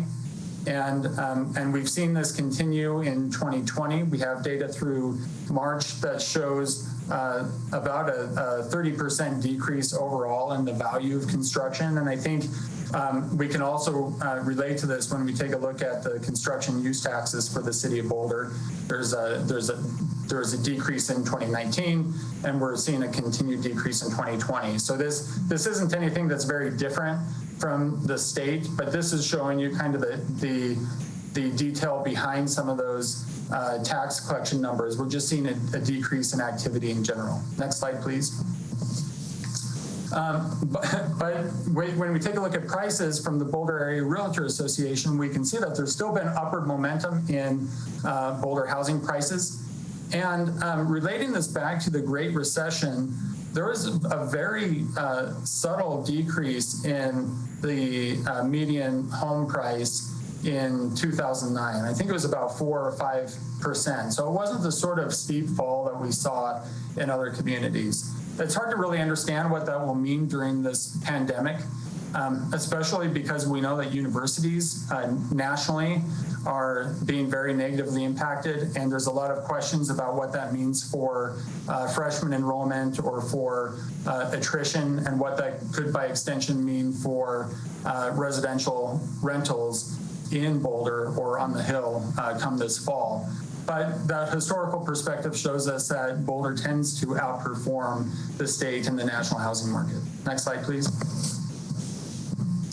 And then lastly, thinking about assessed property values and what that means for property taxes ultimately. We saw a very subtle impact during the Great Recession. I think assessed property values in Boulder County were down maybe about 3% or so, and residential was down about 1%. Part of that was the luck of the assessment cycle, which happens every 2 years. The assessment cycle didn't hit the trough of the last recession. The assessment came right before the last recession, and we think that is similar in this case, where we will miss the trough of the recession during this assessment cycle. So perhaps assessed property values will hold up okay. Next slide, please. We're watching many of these other metrics. We're working with the Boulder Chamber and the Boulder Economic Council in their COVID-19 economic recovery and response, in tracking economic variables for them so they can stay attuned to kind of present day where we are, where we have been, and we want to provide some insight on where we can be going. And then lastly, next slide. Just to reiterate that, like Rich mentioned with the nation and with Colorado, Boulder was on a fairly strong economic footing heading into the COVID-19 pandemic. And while we certainly have some areas of risk within our Boulder economy, we also have some areas of strength that we think could buffer us a little bit from the negative shock from the pandemic. So I apologize for going a little bit long. But we are welcome to take any of your questions if you have any for us. Thank you. Great. And I want to say thank you to both Richard and Brian for being here. This was a really good presentation to give us some context, both nationally and then how Boulder County fits into this, and then the city of Boulder on top of that. So thank you very much for your time and your patience in what we had our discussion of the COVID issues. I have a question here from Mary Young. Thank you both. I'd like to echo the gratitude that Sam shared with you. I have a couple of questions for Rich. And the first one has to do with, at the very beginning of your presentation, you talked about the confidence index and the consumer confidence and consumer sentiment. And I was curious to see what constitutes those indices and how they relate to this current situation. So when it comes, there are confidence indexes for both, or indices for both business and for consumers, but specifically on the consumer side, questions are asked about how do you feel about your job? How do you feel about your income? And there's questions that are focused on now and into the future. So how do you feel about the present situation? How do you feel about the future situation? And if you recall when I was saying it, but I was talking about they're extremely pessimistic about the current situation, but they're feeling a little bit better about the future situation. And then they ask a set of questions about, they ask about interest rates and inflation and stuff, but as relates to what we're talking about here, they ask people if they're going to go out and buy, if they're going to go out and consume again, and particularly big ticket items, automobiles, what we call durable goods, durable consumer goods, things that people would spend a little bit more money on, home furnishings, one of the things Brian mentioned, spend a little bit more money on but it's a bigger ticket item and they could hold off if, you know, they don't need to replace their couch, they don't need to replace their carpeting, they don't need to replace their car, they can repair it, whatever it might be, or bicycle in the case of Boulder. So when we're looking at those confidence indexes, we want to know if they're going to get back in the game. And again, the reason it's so important for the US and Colorado too is because consumers are such a huge portion of GDP. And when consumers spend money, we have retail sales tax at the state level and at the local level. That's an extremely important flow to fund government in Colorado and other parts of the country, but in Colorado. So we're really wondering if the consumers will get back. And what makes it interesting this time, more than anything I've seen in my lifetime, is that you have not only the economic, you know, like we had 2008, 2009, are people getting their economic confidence back. You also have the psychological confidence, the thing what you were talking about the first 2 hours of your meeting tonight. Are people going to be willing to go back into stores? What will set up, what parameters do we need to put in place that people are confident that they're going to be safe going back into a retail store, going back into a restaurant, and so on. So those are the things that are, you know, we've never faced that before. You can say, you know, the earlier outbreak of COVID in the 20 years ago, whenever it was, but it wasn't anywhere near this level. So we've never really faced that before. We don't know what it's going to take. And we particularly don't know what it's going to take amongst older folks like me for us to go back and spend money and be in those retail environments. And that's a critical side piece for Boulder, I think, because we do have a lot of wealthier, older people. And if they're not comfortable, I'm buying pickup at the curb right now, but am I going to really jump back into the restaurant? So just things to think about, things that make Boulder different. And Brian and I wanted to hopefully have a conversation with you about that, what makes Boulder a little different. But there is the broader just sort of, when does the economy recover? So thank you for your question. Yeah, and so just a little bit to dig a little deeper, when these questions are asked, that how do they feel about their jobs now? How do they feel about their jobs in the future? Who are they asking? Are they asking a broad spectrum of folks? Who? Yeah. So it's a statistically sound sample. It's nationwide. The one we subscribe to is the Consumer Confidence Survey, which is done by a very reputable firm out of New York, the Conference Board, a think tank in New York City, but the University of Michigan does one too. That's the other one that we showed on the graphic. And they do a nationwide sample. It's not huge, but it's a direct phone call to the house and a discussion with the people in the house. How do you feel about your employment? Do you think you're going back? All of those kinds of things. And because it's done very consistently, and both of the surveys do multiple sampling per month. So it's not even just one sample per month, and have been done the same systematic way over a long period of time. I think their sampling techniques are not, people don't criticize their sampling techniques. In normal times, we would say, I hate to even say it this way, but in normal times, we'd say, that's good supplemental information.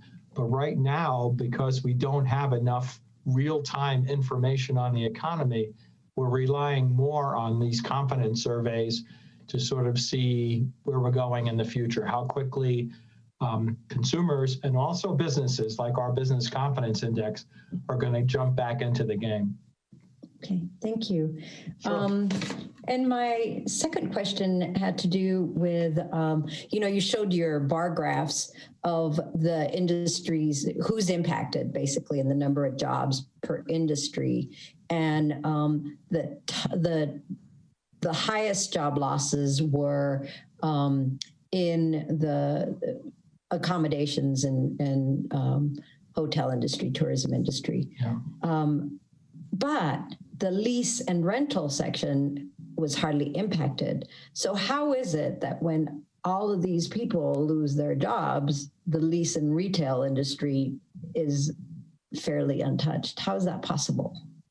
Well, because you still need people to show the places that are empty if they actually wind up losing their homes, their rental properties, or have to move out. So that particular sector are the people in the sort of finance field who help fill rental properties and so on. So they don't really lose their jobs.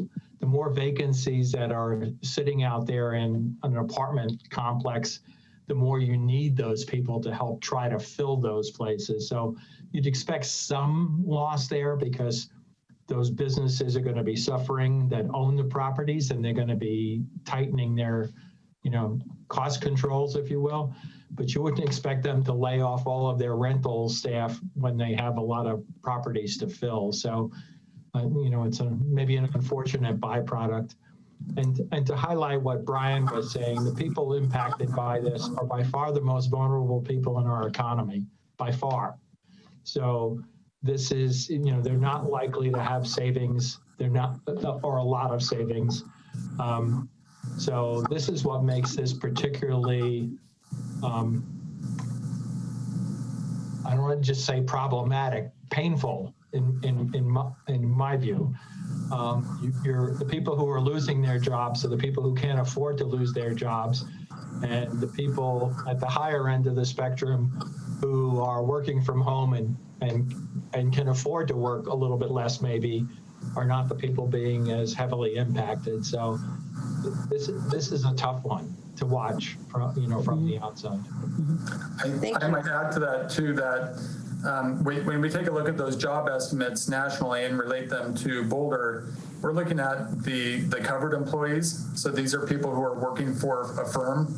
And a lot of the real estate people that we think about, the agents, are self-employed. So we're not even describing this whole suite of self-employed individuals within the economy. And that represents another 25% or so jobs in the Colorado economy.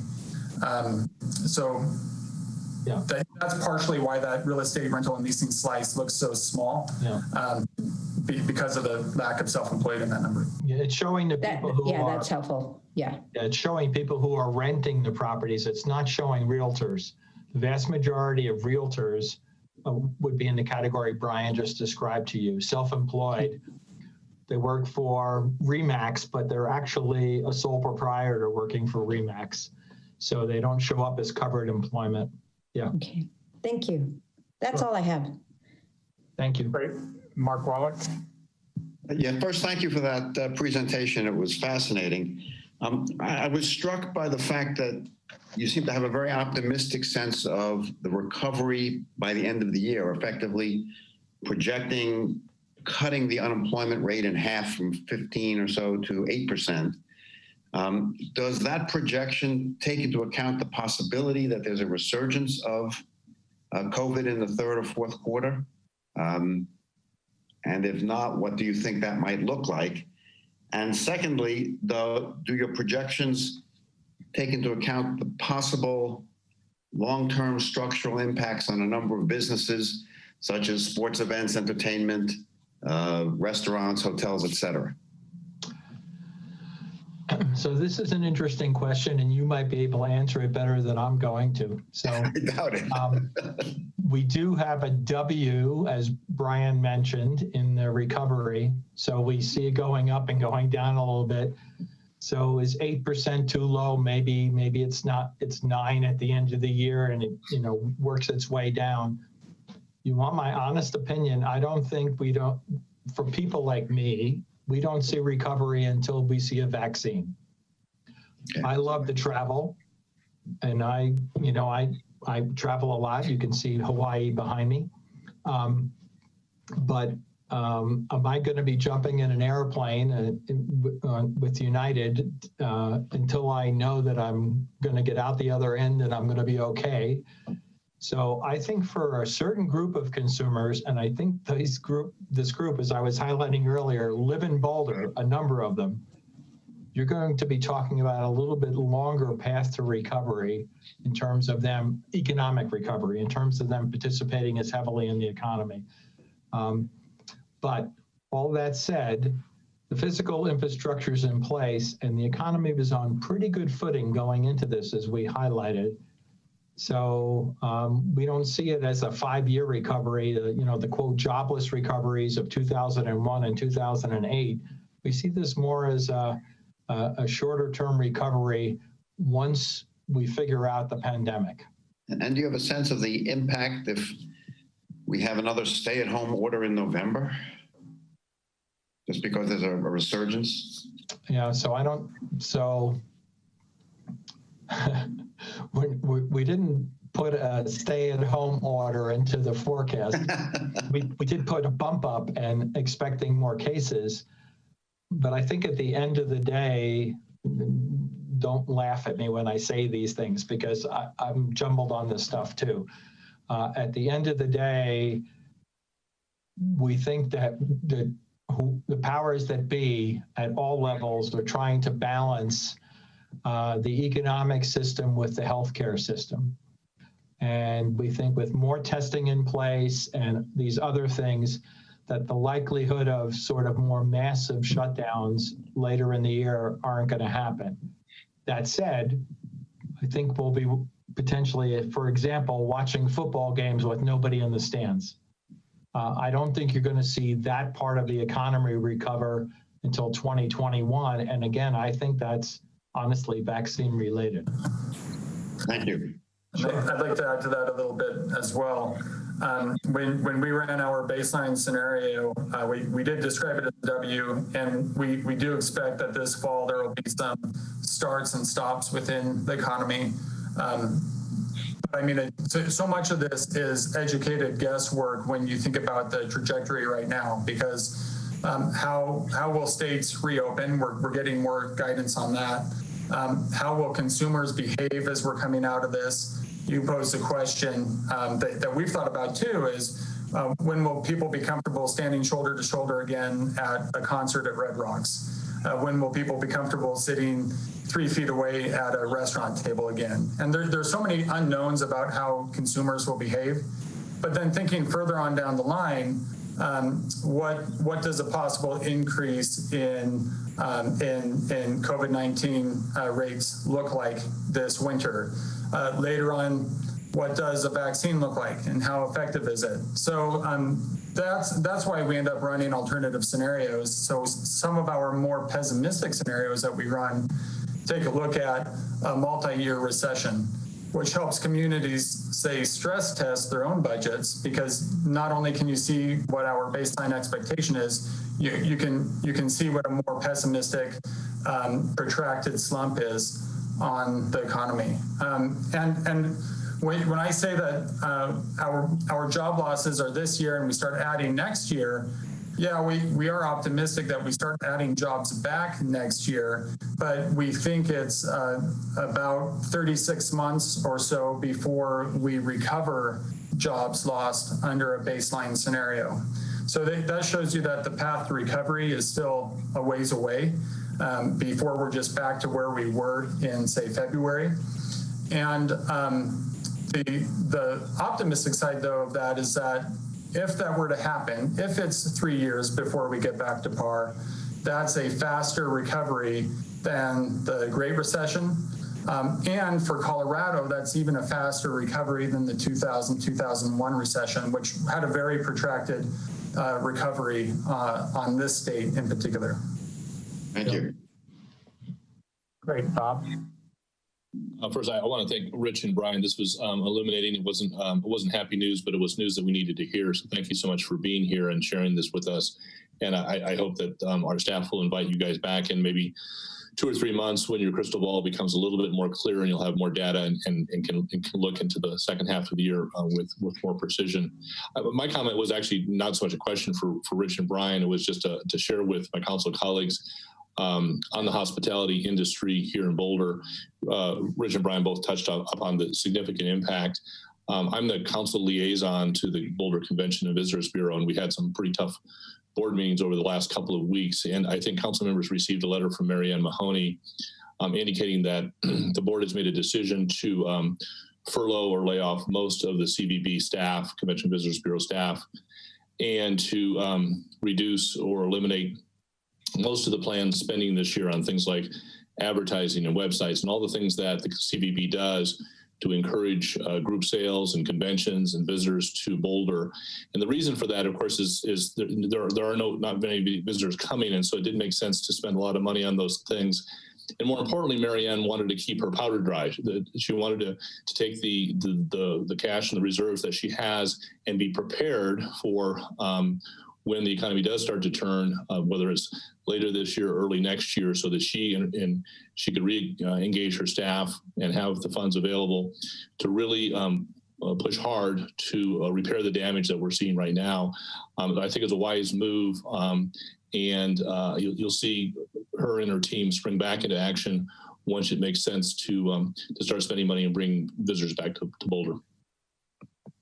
So, Bob, if I may, related but unrelated, one of the things Brian has been focusing on when we've been doing these presentations is we feel better about the restaurant situation. My comments aside, we feel better about the restaurant situation because it's in the Front Range. It's driven so much by local people actually going to the restaurants as opposed to just totally relying on tourists, as we see more of, for example, in Summit County. So we're hopeful at least that the restaurant industry will recover sans the tourism piece.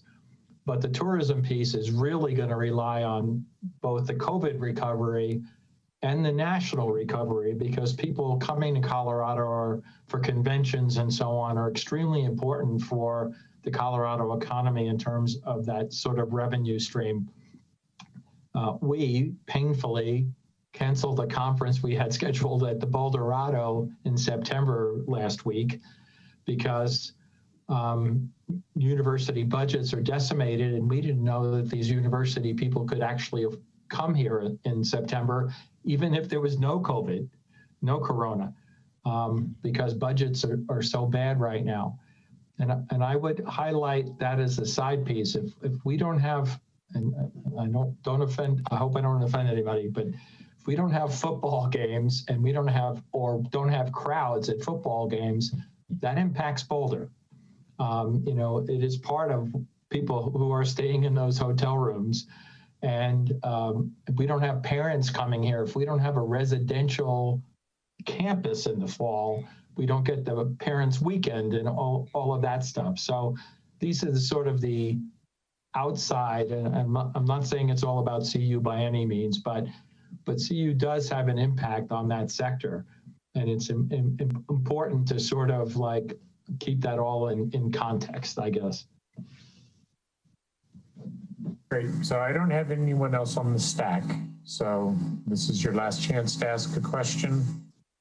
Seeing no hands, Rich and Brian, thank you so much for your time. It's been very illuminating, kind of depressing, but we do appreciate your time, your information, and we may ask you back again in 3 months or 4 months to hear how things have shaped up and how that's affected your forecast. So again, thank you. And Jane, do you want to move us on? Thank you. Sure. Many thanks, of course, to Rich and Brian. So the next part of the presentation is Yvette Bowden and Jennifer Pinsino, who will be talking about the Business Impact Survey.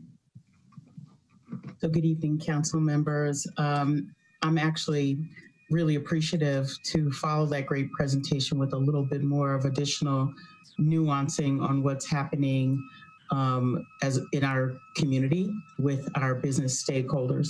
I want to start by thanking you, Council, for the question of please tell us a little bit more about what the experiences are about Boulder's businesses. Next slide.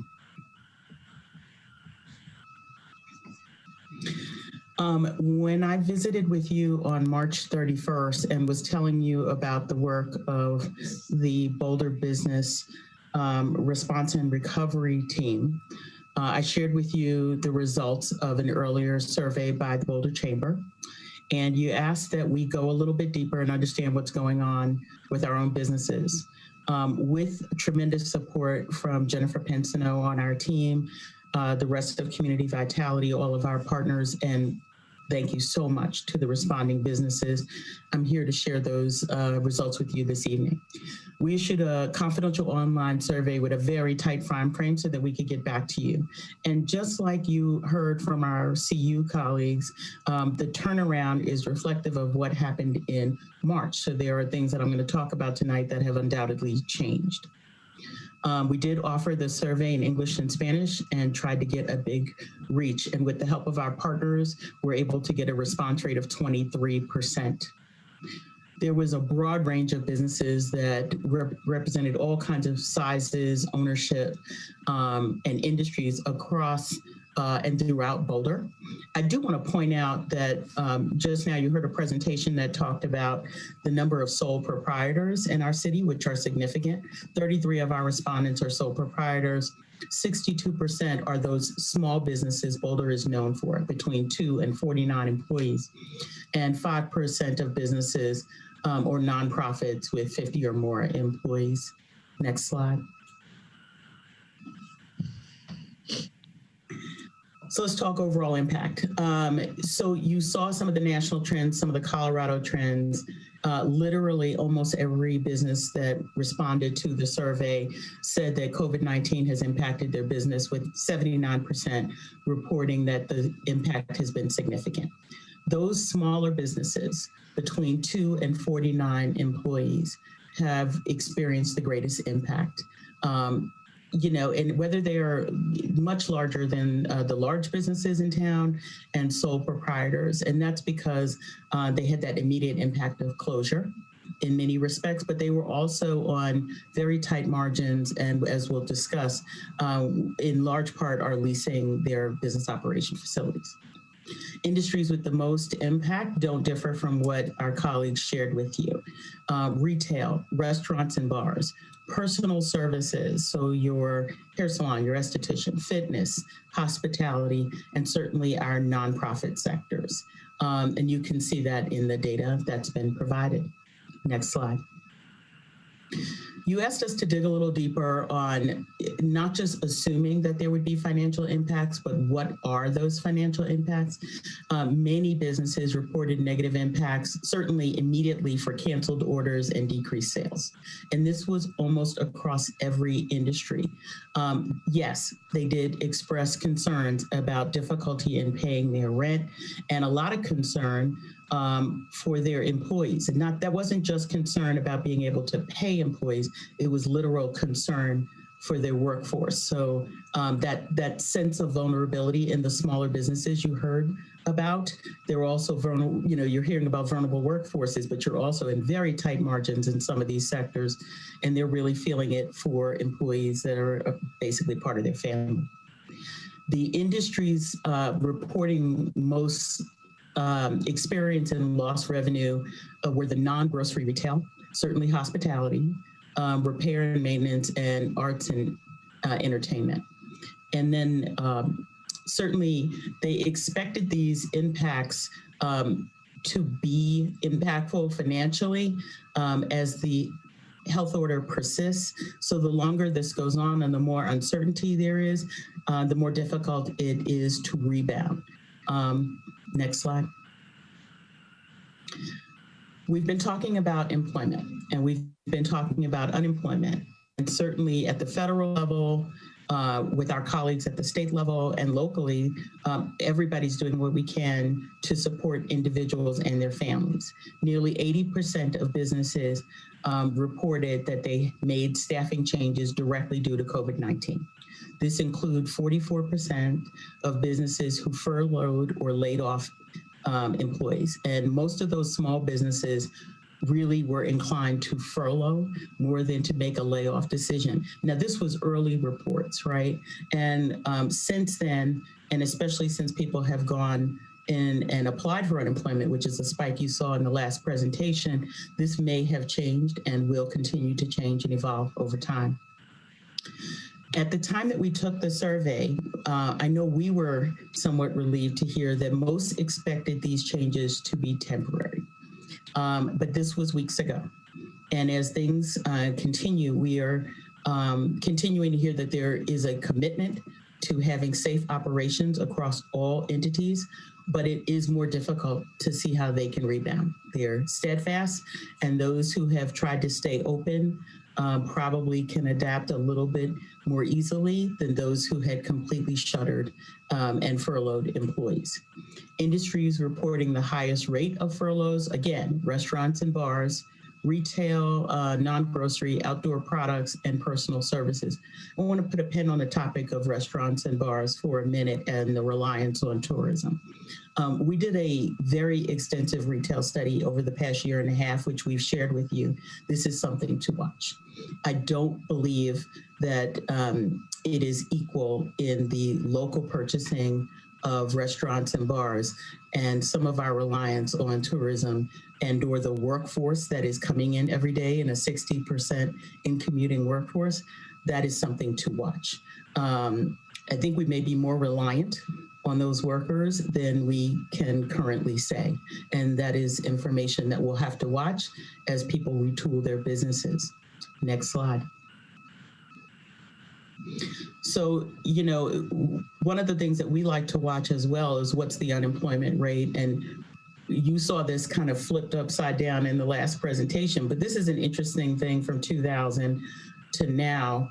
And you can see the tech bust and you can see the Great Recession, but it should not go unnoticed that we have this spike.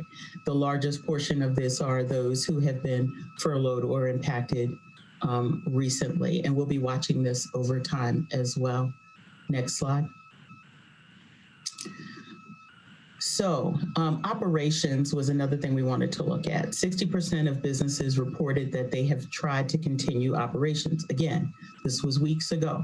And this with about 25% who had significantly reduced those operations. So these are folks that have completely tried to yield to curbside, try and figure out how to sell online, trying to figure out other ways, virtual training from our fitness community, any way to kind of keep their folks around and or keep their businesses relevant. We believe this retooling and the ability to retool is a significant component of the work that the business community and our alliance partners have to aid in. And I'll talk about that when I get to next steps. Industries most impacted, again, in those reduced operations, closing temporarily. We're talking about the personal services, your hair salons, nail salons, et cetera, fitness, retail that's non-grocery, restaurants and bars, hospitality, and nonprofits. Such a different segment in both the traditional nonprofits, some of whom are doing quite well if they serve basic needs, and people really are yielding into that, and we appreciate that. But your nonprofits in your art sectors and other types of nonprofits, environmental sectors, really hurting. Next slide. So we asked about the assistance that they needed and what is actually needed. And in some of this, it was an interesting response. 85% of businesses surveyed that they do need assistance. Financial help was first in mind, right? The fixed expenses don't go away. So across all business types, there was a cry for that. Industries most likely to need that financial assistance. Again, I'm starting with restaurants and bars, fitness, retail, personal services. And these fixed expenses, we have tried to navigate all of the interests associated with that across all sectors, including the banking industry and the real estate industry, but it's something to continue to watch. Next slide. So what are the implications of these findings? And again, I didn't point out, but I want to explain a little bit about who folks are that fill this out. We were careful to issue this in English and Spanish. I do want to point out that 7% of our respondents reported that they were a minority-owned business.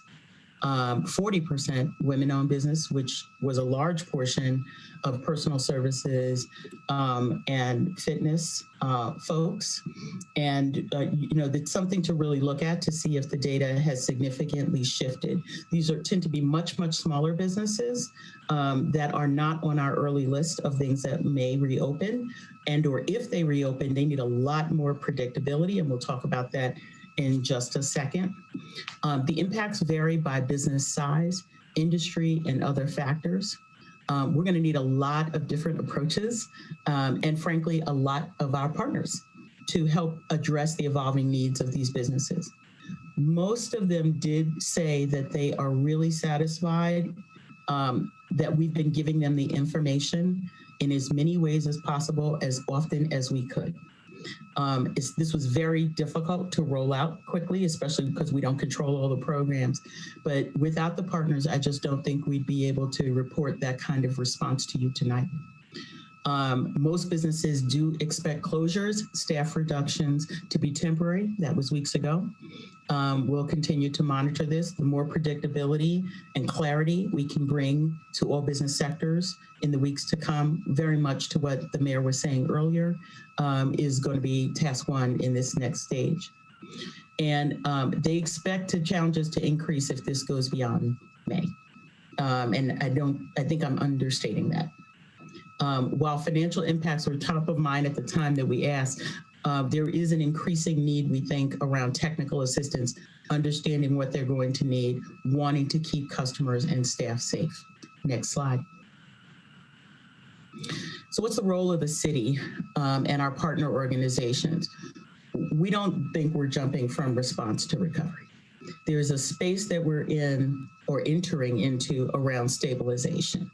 And you heard some of that in the W, but I think it goes beyond the W. And for some time, we're going to look at strategies and phasing of recovery that reduces the possibility of wide-scale recurrence through many of the things that you've already been discussing, but also helps people retool business, things that frankly may not be a role or best suited for the city, and we will need our partners to help in. And great research from our university partner as well. We think we're in a space of people seeing where they are with their basic needs, which my colleague Kurt Fernhaber in Housing and Human Services is doing such an outstanding job with, and all of my colleagues around the city who perform basic services for the city. But as we return by industry, there's going to be more people teleworking. That's less people going out to lunch. That's less people staying in town or buying theater tickets after work. This is going to be phased reopening. There are gaps in aid over the past in the federal program, and we know that.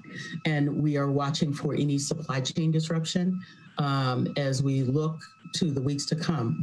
Are businesses able to get masks? Are they able to get hand sanitizer? How does that affect the stability of them even wanting to open, which should be a very thoughtful decision. Retooling work. You know, those who have figured out how to work from home, it's not looking so bad for some people. And so we need to think about the long-term impacts on that, not just on your street level retail. This is going to affect whether or not people want as much office space. And are they co-working now? Are they coming in only for meetings? What does that do to the rest of the economy? The necessary response to any reoccurrence is very difficult to absorb for folks with tight margins. And I cannot say enough about those margins for your smallest businesses. And then beyond that, to a phased and measured recovery, attracting, retaining, and potentially retraining a workforce for the employment opportunities we will have. Not what we had, but what we will have. And that's something we'll all be involved in. Income stabilization, and that goes to the consumer confidence that was addressed in the prior presentation, affordability concerns across the board, and then the gradual return of a different kind of retail, which was already in flux, as my colleague Sarah Weavenson shared a week ago, and tourism return and what that might look like. By the way, let me put in a pitch right now for staycations this summer. Next slide. So what's the next steps? Like I cannot say enough about how much Boulder loves our small businesses. This is the time to help all businesses and to think about ourselves as both consumers and workers. We're going to continuously collaborate with the Alliance to support businesses in this economic recovery. We'll continue to give you COVID-19 updates as you ask for particular issues. Staff and our partners will continue to provide information and resources. Earlier, the mayor asked whether or not there was going to be sort of things in the window and protocol. We are actually having those meetings right now. I actually have an update to the next slide in a second. We'll be tracking and reporting on economic metrics in partnership with the university and with the finance department. I would imagine that all of this will come under Cheryl's umbrella in just a minute. And in the fall, we'll be doing the Boulder Business Survey, which goes to primary employers and will give us a sense of not just what's happening at street level retail, but what's happening with our primary employers and other segments as well that we really need to watch to create that consumerism of the future. Next slide. So this is my last slide, and this is just giving you a little bit more information. The first bullet is the one that has changed. So ensuring businesses have continuous awareness of reopening guidance from the county and public health. Many, many thanks to Lane, Zach, and Summer at the county who are working with us, on speed dial every day, and to give that guidance. I said potentially hosting industry-specific webinars. I can tell you this evening that there is one this Thursday to give feedback on the initial guidance by industry. And then next Tuesday, there are 8 by industry. Those will be posted as soon as we get the details on the city's webpage. We will be trying to do those in English and Spanish, industry specific, and as soon as we get that information, we'll get it posted to the city's website. We'll also be aiding businesses in strategy development across all of our alliance partners and looking at our alliance partner roles as we shift from response to this stabilization segment to recovery, retooling work and helping people with business models and continued application navigation. Those of you, by the way, who applied for PPP or EIDL loans, if you already have an application in queue and have not been rejected or have not heard, my friend Sharon King at SBDC, yes, says do not reapply. That will complicate your process. However, if you haven't applied, get to the bank. The list is on the website, including those who are taking new customers. Modeling for anticipated recovery period duration, I agree, it's going to be longer than a year. Reviewing gaps in available support. Arts, nonprofit organizations, including 501c6 important partners, contractors, and the like. Providing input, as we will continue to do, on the characteristics of the stimulus packages that are being considered. I'm pleased to report that the grant program is in full match. We have issued the city's challenge amount, and there's $400,000 to be deployed.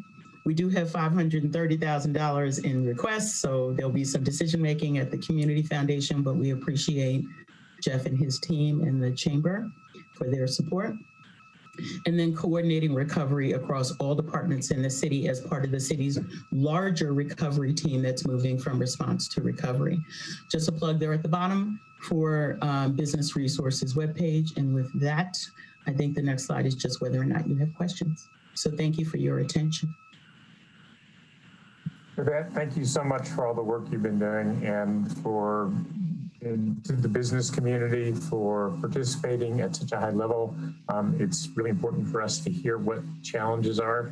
We may be able to guess some of them, but there's a whole lot that we're not going to be able to guess from the dais. So thank you, Yvette, thank you, Chamber, and thank you to the business community who I know is going through a very tough time. So I have some hands here. I've got Mark, Aaron, and Mary. So Mark, go ahead. Yeah, in fact, I thought that was an outstanding presentation. Thank you. It was very comprehensive. My only question at this point is the key data at the moment seems to be April and May and perhaps June to see the impact on the business community. How are you going to be able to update what you've got today, and on what time frame, in order to get us a more real-time picture of what's happening to our business sector? So I think we're with Cheryl's help and the rest of the recovery team, we're going to be watching sales taxes, right? So that's going to be one level of indicator. The unemployment data that the county is able to provide is also going to give us ongoing information. Should council desire, and we want to be careful with our businesses right now. They have somewhat of survey fatigue. Yeah. And what they really are desiring is a path forward. And so we have time set aside over the next couple weeks to be really listening hard out there in the community as these guidelines for reopening occur. I'm personally going to be watching vacancy rates. We have a situation on the Hill in the double-digit vacancies that, and a lot of that is eateries on the Hill with very tight margins, and now a campus that is completely empty. This is a crisis. I think in the hotel industry, Marianne knows absolutely what she's doing, and I trust her implicitly. But I think it's about leaning into our partners. The chamber's going to lead with our lead school colleagues at the university, a lot of conversation. And as council should direct, there are portions, not the whole thing, but there are portions of this survey that we may want to repeat after, let's say, 6 months to see whether or not there is a return. There are also great partners who are watching the ground, right? So Downtown Boulder Partnership, our Hill partners and the business community up on the Hill, Boyd from Macerich, who at 29th Street Mall, and now we're on speed dial. So I think my job and my department's job right now is to not only help reinforce our support in the city with our colleagues across the city, but to be working with our partners in the work that they know how to do better than we do. And to be a good partner with the county and the state, to be as consistent as we can with our neighboring cities and bring as much clarity and predictability and ease to the business community as we can. I hope I answered your question. Yes, you did. Thank you.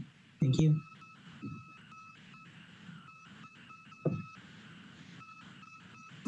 Apologies. Aaron and then Mary. Aaron, go ahead. Great. Yvette, thank you so much for the presentation and all the work that you've been doing out in the community. I've heard from folks that they really appreciate the work that you're doing. So thanks for that. And seems like we have some great partnerships going on with groups like the Chamber and the Community Foundation Downtown Boulder. So it's great to see all those happening. A couple questions for you. So it is really good to hear that Small Business Relief Fund is getting into gear, and those grants will go out soon. Sounds like there's a little bit of a gap. Do we have any ability to, assist with closing that gap? Because it didn't sound like it was the amount of money we have is close to the need, but not quite there. One of the things I want to thank you for that question and feedback. Thank you. I appreciate the community members who've trusted me in talking to me as well. Honestly, my department has completely exhausted. We don't have an economic recovery or an economic development budget in the city. And so with all of the many, many things to balance in the city's priorities, I do not believe the city's in a position to close that gap. I am also completely trusting my partners to let us know the veracity of that need. I have no doubt there's need. But I think we also need to think about what's next. And I am personally concerned about the PPE for businesses as they reopen. And I am concerned about getting them guidance and signs and things that they will need to be able to communicate with their customers and be safe as they open. And so I want to be thoughtful in when I ask for resources and how we come forward to you. But thank you for your question, and I'll talk about that with our partner. Okay, yeah, thanks for that. And I know that we're hoping to get a distribution at the local level of some of the CARES Act funding that's coming in through the state. And I don't know when that decision is going to be made, but it seems like one of the potential ways that we might be able to use that funding when it comes to, if it comes to us, would be for think of like rent relief for small businesses as well as for folks residential leases as well. So just kind of put that out there to be thinking about if that does come our way. So one other question for you. So as people come back to work, you know, one of the things that may be necessary is you talked about retooling, right? And part of that retooling may be a physical retooling in terms of the spaces that people use, whether that's subdividing or reconfiguring or things like that.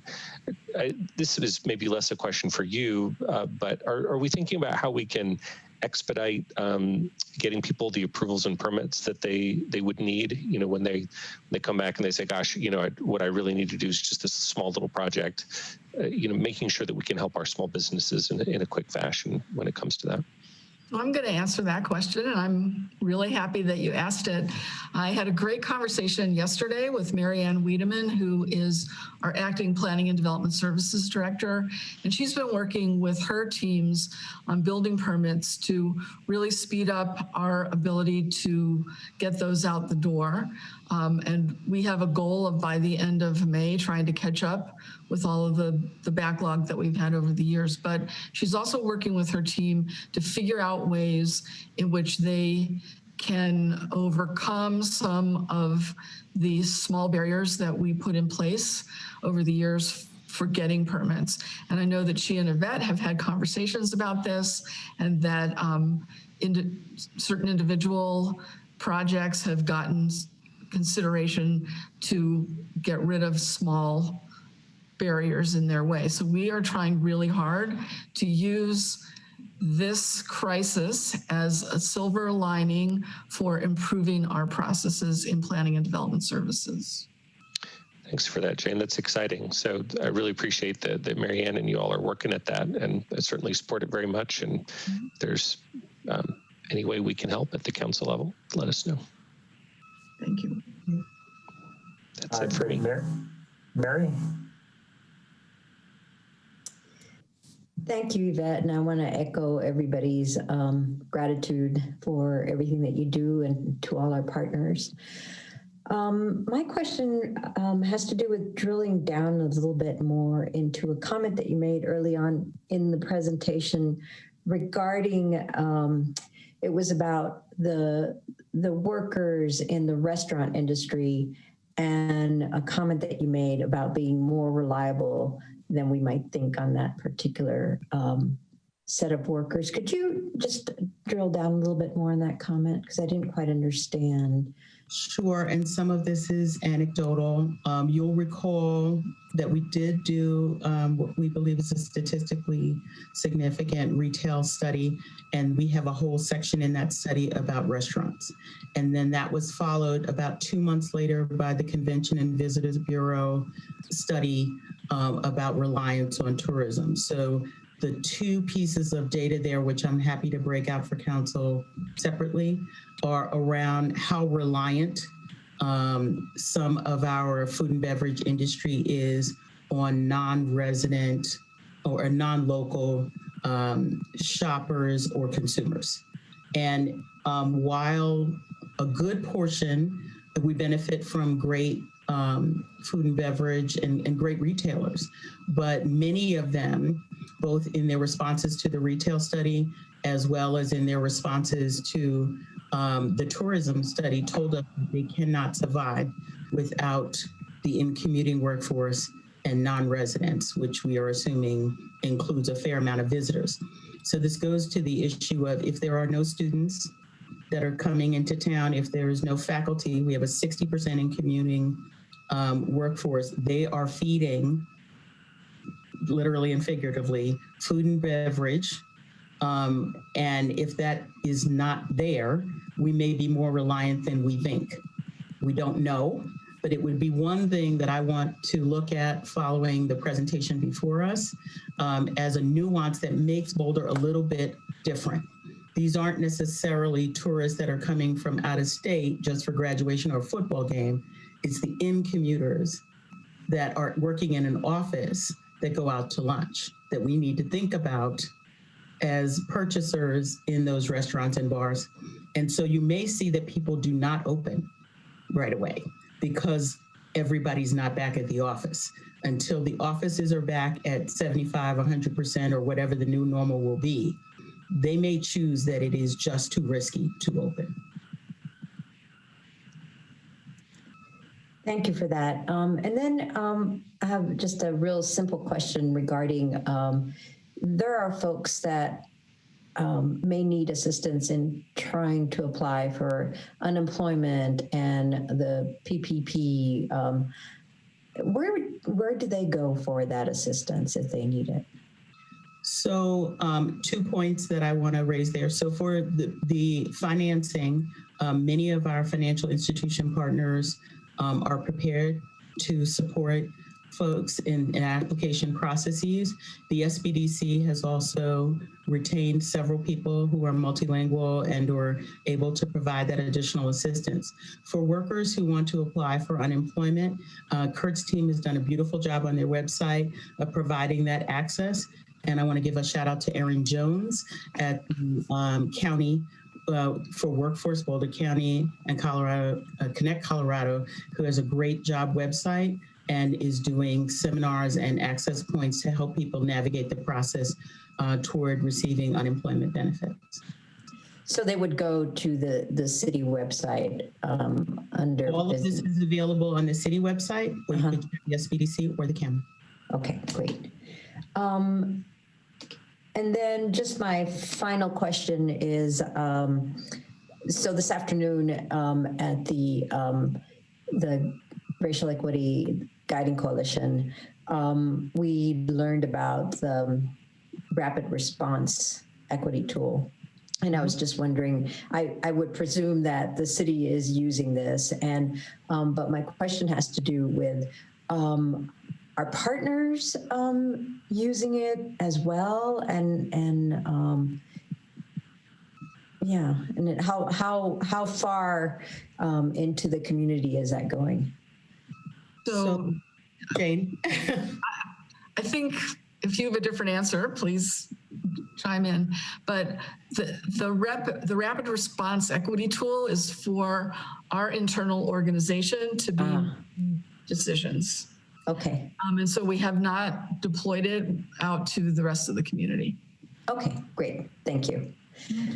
And that's all I have. Okay, I would just like to add one thing. Absolutely not changing the answer that Jane gave you.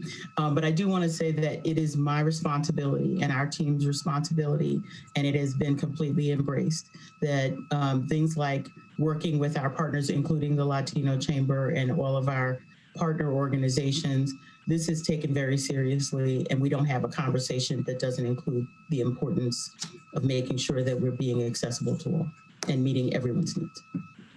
Thank you. Mm-hmm. Very good. I don't think there are more hands up here. So if anyone has any questions for Yvette, now's the time to ask. If not, Yvette, thank you so much for your presentation. We look forward to hearing more from you as things develop with the business community, and don't hesitate to let CAC know if you have updates that you'd like to give us. So thank you. Thank you so much. Thanks for your attention. Sam? Yes, Aaron? Could I put in a request for a 5-minute break before we finish up? Sure, that'd be fine. Just a time check. It is now 10 till 10. We have 3 hours left. So just a heads up for where we are. So I'd be happy to take a 5-minute break. Let's come back at 9:48. Let's come back at 9:53 in that case. Thanks very much. Yep.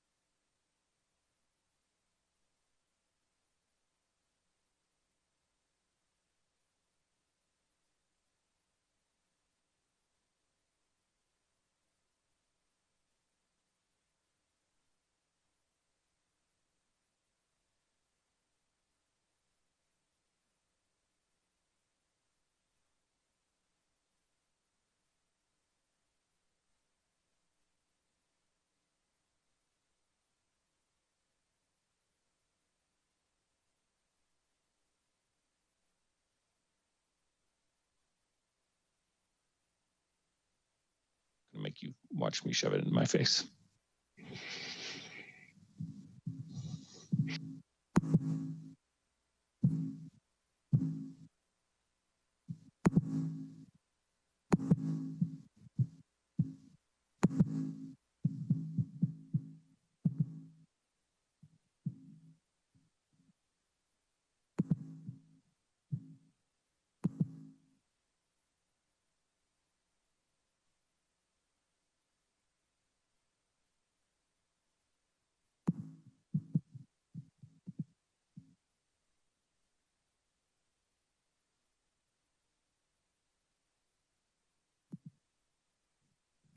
Okay, it is time. Hopefully we're all here.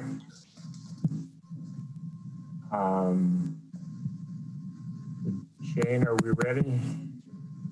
Yes, I think we are. The most important people to be ready are Cheryl Patelli and Cara Skinner. So they will be presenting the financial outlook. Cheryl? Thanks, Jane. And Chris, I don't see, the presentation just left the screen. I don't know if that's just mine. No, it's not on mine either.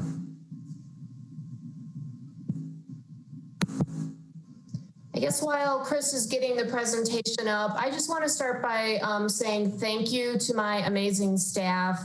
They've been working really, really hard to get all of this information for you, especially our sales tax staff and our auditors who are helping them. Just to remind you, we are on a new system, sales tax system, and this is the first time we've processed quarterly returns. So they've done amazing work. So thank you to my staff. And we don't, I guess another piece of information, we don't anticipate that our presentation will go the full hours, 3 hours. So just there. Next slide, please. So this is just a background reminder of when we have come to council.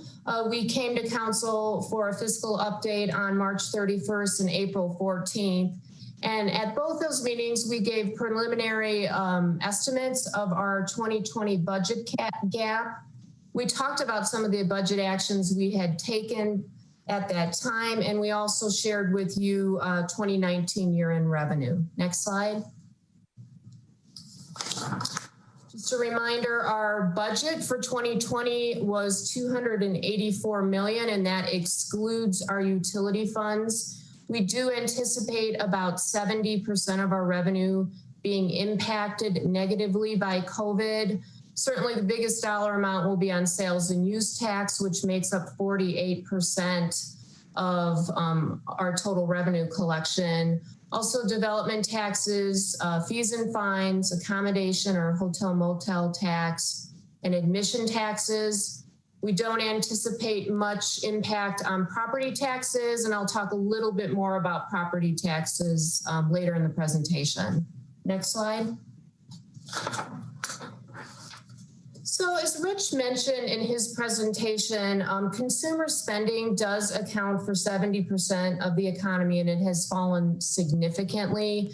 He showed the most recent consumer confidence index, which went down 34% in just 2 months. So people are worried. People have either lost their jobs or they're worried about whether they're going to have a job in the future. And that certainly affects their spending. In Boulder, of course, both Yvette and Rich talked about the tourism, hotels, and restaurants, how heavily Boulder will be impacted by those sectors. Next slide.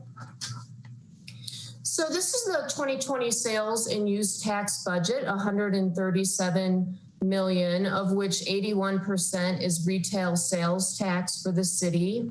On the next slide, I'm going to show you 2019 results. And one thing I want to point out, you'll notice that the 2019 results are about $4 million more than what we budgeted in 2020.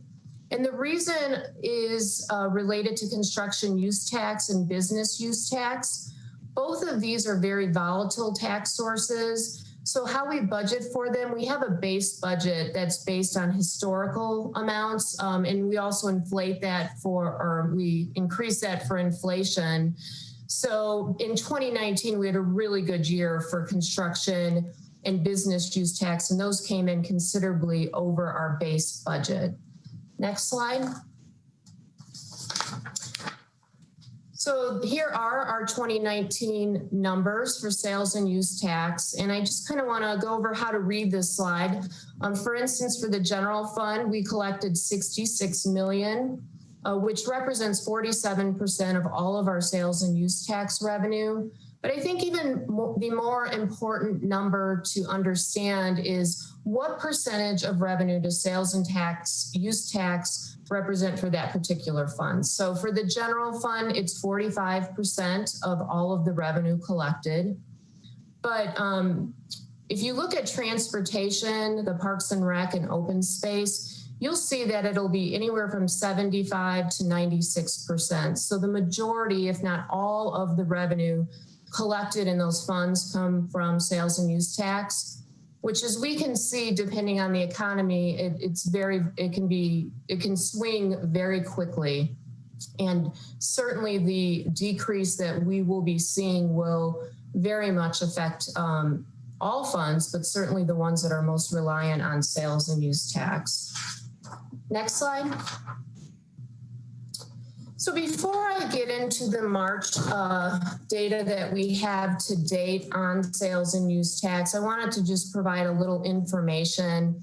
Our revenue reports that you see on the web every month are on a cash basis. So what that means is unless we actually collect the sales tax money, it won't be on the report. So in some instances, we do have people who file, but they don't actually pay us for the sales tax. So just a bit of piece of information.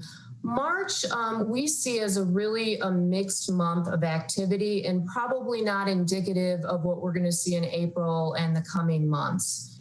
As you know, the first 10 days in March or more were really business as usual. People were spending most likely similarly to how they were spending in January and February.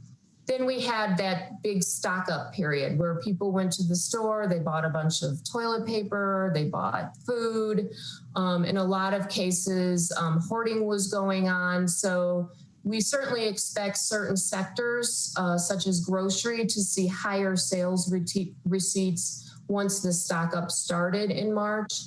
And then we had 10 days of closures. And just to note again, during closures, the food stores of the grocery stores are still open.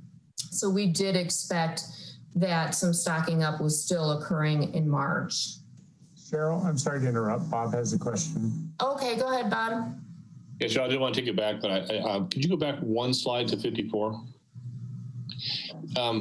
Thanks. The bottom numbers reflect what percentage of each of those departments or funds receive their money from sales and use tax. Can you speak to, so for example, 75% of transportation gets its money from sales and use tax.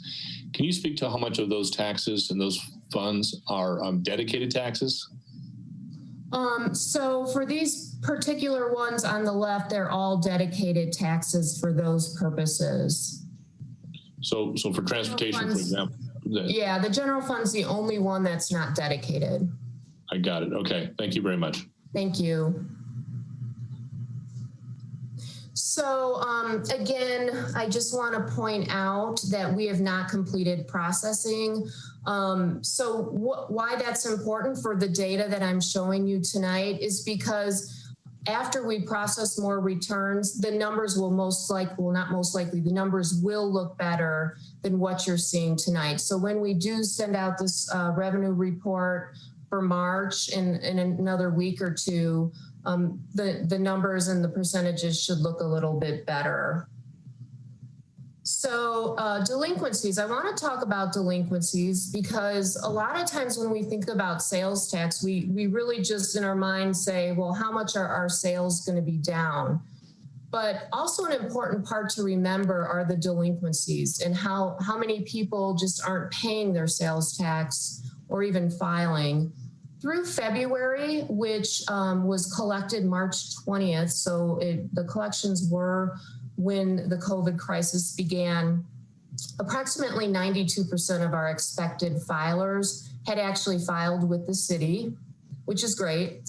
And of the businesses that filed, 8% of the businesses did not pay on time. So this means, like I mentioned before, they put the information into the system, but they did not submit their sales tax revenue to us, which again, as you recall, they're collecting sales tax revenue from their customers on behalf of the city to submit to us because we need it for all of our services. So that 8% in February represented approximately $1.6 million in taxes that we did not receive. In March to date, again, we still are getting returns trickling in. I failed to mention a little earlier, we actually had 800,000 worth of returns come in just today. It was too late to change this presentation. So it just goes to show that we are getting some filings trickling in. But as of a few days ago, about 75% of our expected filers have filed. And of those businesses that filed, 8%, and it's not a mistake, it's actually the same percentage as February, 8% have not paid. So that's about $1.4 million in taxes. What we're seeing as far as those filers who file but haven't paid are in industries that we would expect. So general retail, eating places, apparel stores, all of those industries that are really suffering. Next slide. So here's our trends by industry. And I just want to explain the rows here. 2018 and 2019 are total years. So when you look at the 2019, we're comparing that entire year to 2018. Whereas the year-to-date amounts on the two right columns are comparing the same period to the prior year. So year-to-date March represents 3 months to date, compared to the first 3 months to date in 2019. We also included in the first column the percentage of total sales, so you can see how reliant we are in Boulder on each of these sectors. And of course, the more green something is, the better it is. Red is a significant decline. We did get a question in the subcommittee. Well, actually, first I want to point out, if you look at the bolded sectors, eating places, food stores, general retail, and all other, they account for about 68% of our sales tax revenue. So the majority of our sales tax revenue. And the subcommittee did kind of want to understand, do you think the increase that we're seeing in food stores with the stocking up will kind of offset some of the other areas? So I do have some preliminary March data on that. Food stores increased 13.3%, as you can see, which is about $600,000. However, if you add eating places, general retail, and all other together, just those three categories, in total, they declined 1.8 million. So comparing the 600 to the 1.8, clearly the increase in food stores will not be enough to cover the decreases in all of the other categories. Next slide. So the next 3 slides are just a little bit more information about our top 3 categories, or the categories that bring in the most city revenue. The first is eating places. And just to note, the y-axis represents the percentage change over that time period the prior year. So it's very similar to the chart that I just showed you. But eating places represent about 16% of sales and use tax revenue for the city. You will notice in February that eating places are down, and you might not think that that would have happened. But again, those February returns were due March 20th. So we feel that part of this decline has to do with that delinquency rate that I was talking about. But certainly in March, you'll see that percentage plummet as people started to, restaurants closed down. People, although they were going Curbside, the amount of people going obviously is nowhere in comparison. Next slide. So we've got general retail, which represents 22.5% of our total sales tax collections. We were doing pretty well through February, and again, things just dropped off in March. Next slide. And here's that kind of silver lining in all of our sales tax numbers. Food stores up 13.3% in March. We do believe in February that decline related. We had 2 stores closed. We had Lucky's close in February and Liquor Mart in January. So we think that might have led to some of that decline that we see in February. I will say, I think compared to some of the surrounding cities around us, our food stores are not up as much as what we would have thought they might have been. Again, the numbers are preliminary, but I also feel that some of that relates to the fact that we just don't have the big box stores like some of the other communities have. Next slide. So here's historical taxable retail sales. And what it shows is on the y-axis is taxable sales. And just to make sure you understand, that does not represent how much money the city is collecting. That's actually how many taxable sales we are collecting on. And the reason why we use that axis rather than city collections is because we have throughout the years changed tax rates. So using taxable sales allows us to have an apple to apples comparison over the years. But I think the really important thing to point out here, the top line is the orange line represents actual collections, or I'm sorry, actual sales, whereas that blue line is adjusted for inflation. And we did use the Denver, Lakewood, Aurora CPI when we calculated this. But even before COVID, you'll see that pretty much for 20 years, we have not really gained anything in our taxable sales. If you put COVID into the equation, we're actually lower than where we were 20 years ago. Brian and Rich and the finance team will be working together in May on the forecast for taxable sales for 2021 to 24. And we will be bringing this information to you when we come back in June. Next slide. One more, Chris, thank you. So moving on to just a few other revenue sources that you might be interested in. The first is accommodations and short-term rental revenue. And clearly in March, we saw a huge decline. We have been working with the Convention and Visitors Bureau, and their model shows a $3.4 million drop in just hotel accommodation taxes in 2020. That does not include short-term rental taxes.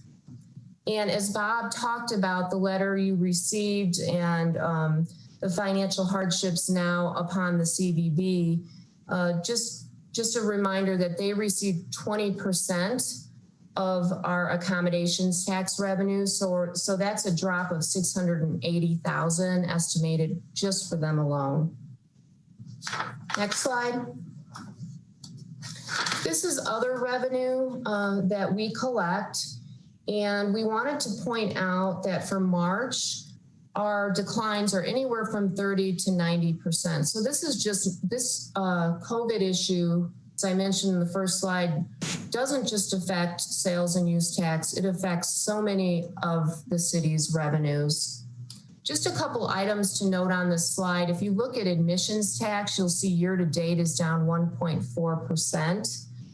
Because we are on that cash basis, we did receive a large back payment in January for the prior year. So if we back that payment out of our 2020 numbers, we're actually down 23% year to date in admissions tax. And we really don't see this recovering too quickly, given all the closures and all the social distancing requirements that we see will be in place for quite some time. Also for the Highway Users Tax Fund, that's the last row here for transportation. There is a lag in when we get this money from the state, and transportation is expecting that this revenue will be down 70% during the shutdown due to the fact that less people are driving and therefore purchasing much less gas. Next slide. So property taxes, and Brian and Rich talked about property taxes a little bit, but as far as the city's budget, property taxes represent 25% of general fund revenue, so it's significant. And it really is a stabilizing force, or we see it as one in the years 2020 and 2021, and an important part of our diversification of revenues. A lot of communities are not fortunate enough to have this revenue source. A lot of communities are much more reliant on sales tax. The thing that's with property tax, when we think about sales tax, for instance, we see a huge, as soon as the economy turns, so does sales tax. Property tax lags, and usually it lags a few years actually. So similarly, when the economy starts coming back up, sales tax is the first to see increases, followed by property tax. In our modeling, we are including a 1% decrease in property tax just to be conservative. And really this relates to any possible delinquencies that we may see here due to COVID. The subcommittee also wanted a little bit more information on delinquencies. So we contacted the Boulder County's Treasurer's Office last week. And just so you know right now, because the full tax payments aren't due until April 30th, they really don't have a lot of information. And we hope to provide you with more concrete information in June. But so far, they're seeing overall collections similar to last year, with the exception of they're seeing a slowdown in business personal property tax collection and collections related to mobile homes. The disbursements that they make, so they collect money from folks and then they disperse it to all the entities like the cities and the schools. From January to April, disbursements are actually higher than last year, and that's likely due to increased property values. So when you think about delinquency rates, really, I want to give the highest rate during the Great Recession. The highest rate of delinquency on taxes was 0.48%. So it's less than 1%. You might wonder, well, why is that? And it really has to do with the tax sale that happens in the fall. So let's say I don't pay my property taxes. In the fall, there's what's called a tax sale, where either individuals or entities come in and they buy the liens on these tax liens. And then they give debtors 3 years to have the opportunity to pay back their taxes. And where these folks make their money is they charge interest and higher interest rates on these tax liens. So that's why they actually buy the tax liens. But after 3 years, if the debtor hasn't paid it back, they do have the opportunity to file with the Treasurer's Office and actually take ownership of the property. But most of the taxes get paid by the debtors at some point during that 3-year period. So it's a long story short to get to the point. The reason why the delinquency rate is so low is because the taxes are purchased by these individuals and entities at the end of the year. So we don't see huge delinquency rates. I will say, although delinquencies do not really hurt the budget per se, they certainly do hurt cash flow. If we're used to getting this money in May timeframe through the end of the summer, and now we're getting it later in the year, it's certainly something we in finance have been working on our cash flow models as well. Next slide. I think that's all you have to hear from me for a while. I'm going to stop because I actually have Joe Wagner on the phone, and he's here for any questions that you may have regarding sales tax. Okay, great. Thank you, Cheryl, for that. And Joel, thanks for being on the phone. I'm not seeing any hands, so if anyone has questions for Joel, now's the time. So Bob has a hand up. Go ahead, Bob. Yeah, Cheryl, you mentioned in your presentation that there were some late filings or non-filings at the end of March, and again, you saw an increase in that in April. Because these vendors are holding money in trust that is owned by, actually was paid by their customers and is owed to the city and the school district and the county, is there like a penalty or an interest charge if someone either fails to pay or pays late? Yeah, there's both penalty and interest on late payments. They are, I do want to say that we do try to work with the businesses because given their situation on the penalty part of that, we definitely collect the interest. Great, thank you. Thank you. Anyone else with questions? Seeing none, I think we may as well go ahead. Oh, there it goes. Cara will be presenting the next section. Thank you. Okay, thank you. Good evening or good night, Council. It is late. I'll try to move through these slides pretty quickly, but we do have some important things to talk about. So I want to thank Cheryl for talking about our actual revenue to date and what we have learned, particularly with regard to sales and use tax and those other revenue sources through 2020.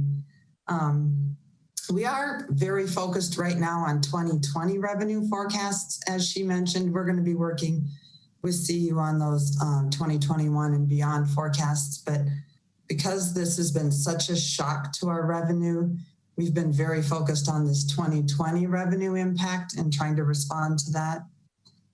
We did put these caveats on this slide, and it's we just don't want to diminish this thinking that this is really an unprecedented event. As Rich and Brian mentioned, we have never really had sort of a forced shutdown of businesses in the retail sector, huge sections of the retail sector. So this is something we have never seen before, and we don't really have experience to lean on.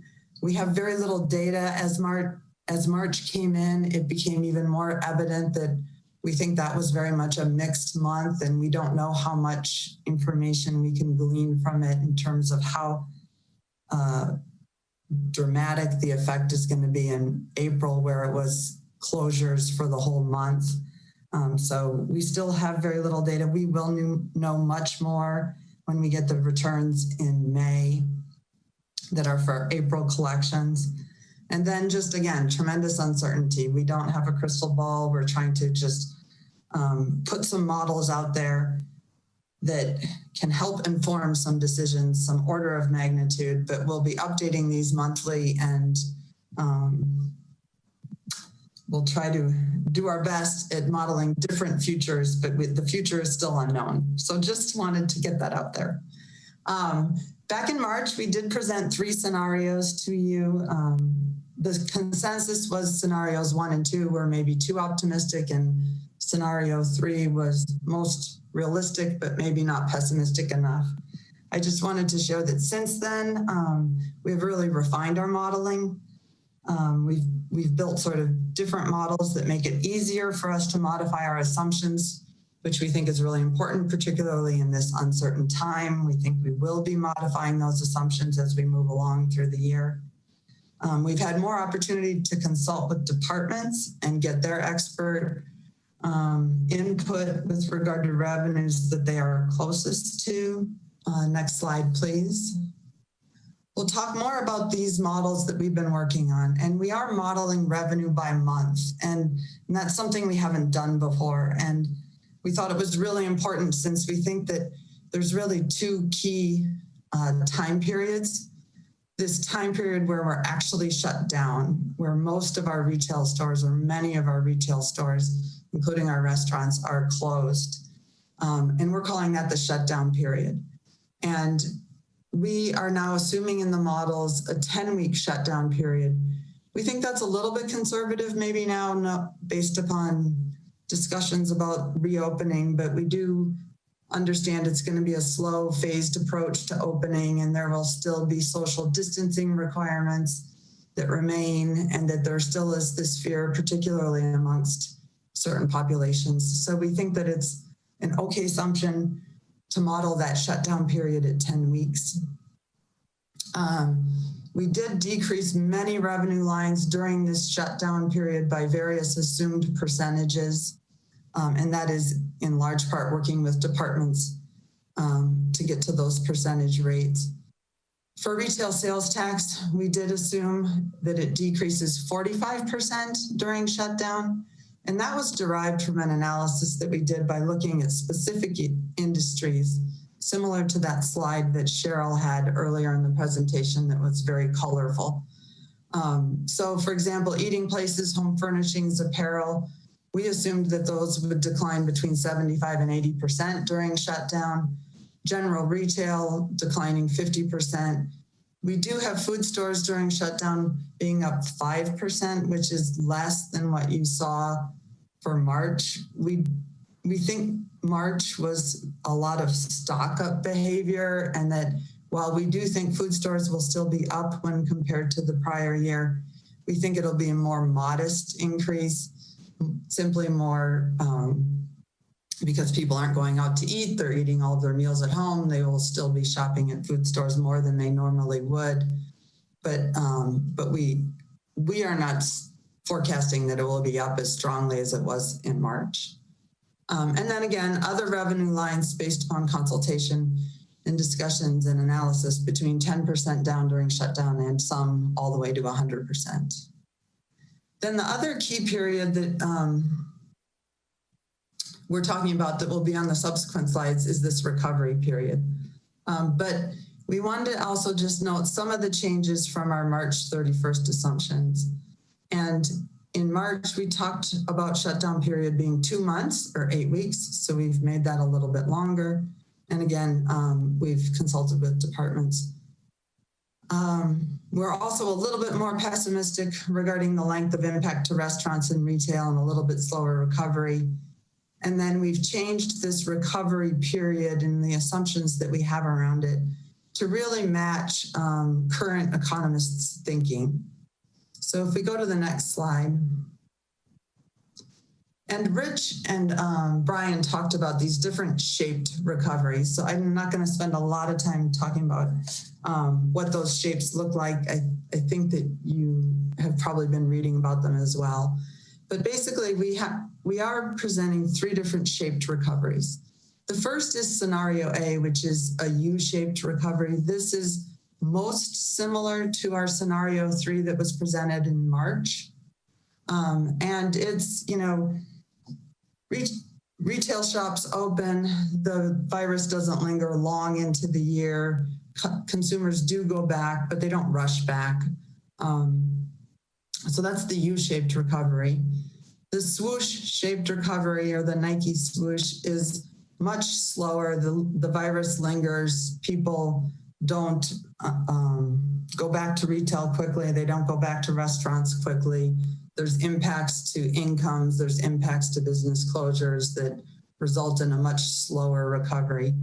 And then there's scenario C, which is that W-shaped recovery, which we see some recovery in the third quarter, but then the virus returns and possible restrictions again. And so we see it dip back down.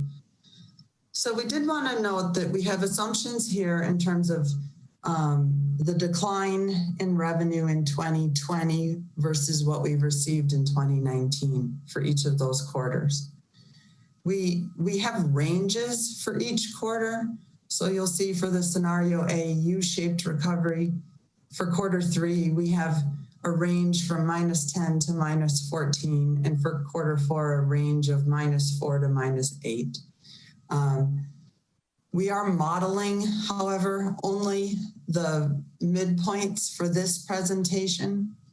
But we just wanted to convey that we don't have confidence, we don't have strict confidence in those midpoints. We realize that this is a very imperfect exercise, and there's a range of assumptions that we should be considering. So what you will see on the subsequent slides are the results for those midpoint assumption rates.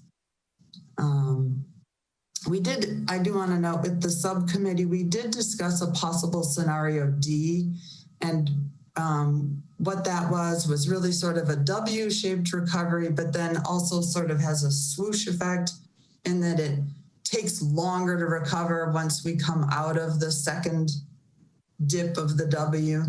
And we will discuss that certainly as we move into 2021 forecasts. We just felt like, since we're talking about 2020 tonight, that it was less impactful to what we're showing tonight, but we will definitely be considering that. Next slide. So the modeling results. We can move on. Okay, so this table shows you the potential revenue shortfall by source. And so again, these are the major revenue sources and the results for scenarios A, B, and C based upon that midpoint of the assumption range for each. So you'll see that for retail sales tax, the most optimistic is the scenario A, or the U-shaped recovery. This is just slightly more pessimistic than the scenario 3 we presented last month. Scenarios B and C are more significantly pessimistic. And then you can see the results for all of these other revenue sources as well.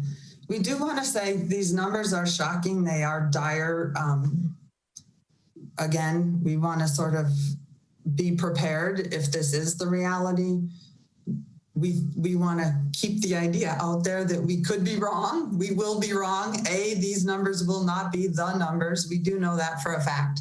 But it could be a better future than we are forecasting here. But if it is not a better future than what we're forecasting here, this is what we anticipate the impact could be. Next slide. So this is same, but this is the potential revenue shortfall by fund. So here you will see on the top line the general fund, which of course is the fund that we use to provide many essential city services and city services for which we have no dedicated funds. And it is the largest fund. So the impact to the general fund ranges from $16.7 million less than what we have budgeted to $21.1 million less than we have budgeted. So I should have probably made that point clear earlier, that what we are doing is forecasting what we anticipate our actual revenue might be in 2020 and comparing that to our budget, because that's what we had built our spending plans on. So we're going to have to modify those spending plans based upon these revised revenue forecasts. And you'll see that this not only impacts the general fund, but these are the 4 of these other funds are those sales tax dependent funds, because sales tax is such a major revenue source, and we do feel that will be significantly impacted. The other fund that is on here is the Recreation Activity Fund. You'll see that that number is the same across all 3 scenarios. That's a number that we worked on with the Parks and Rec Department, and that's their best estimate right now based upon what they see the impacts are with the shutdown and what they anticipate possible future scenarios are for their programs and services for the remainder of 2020.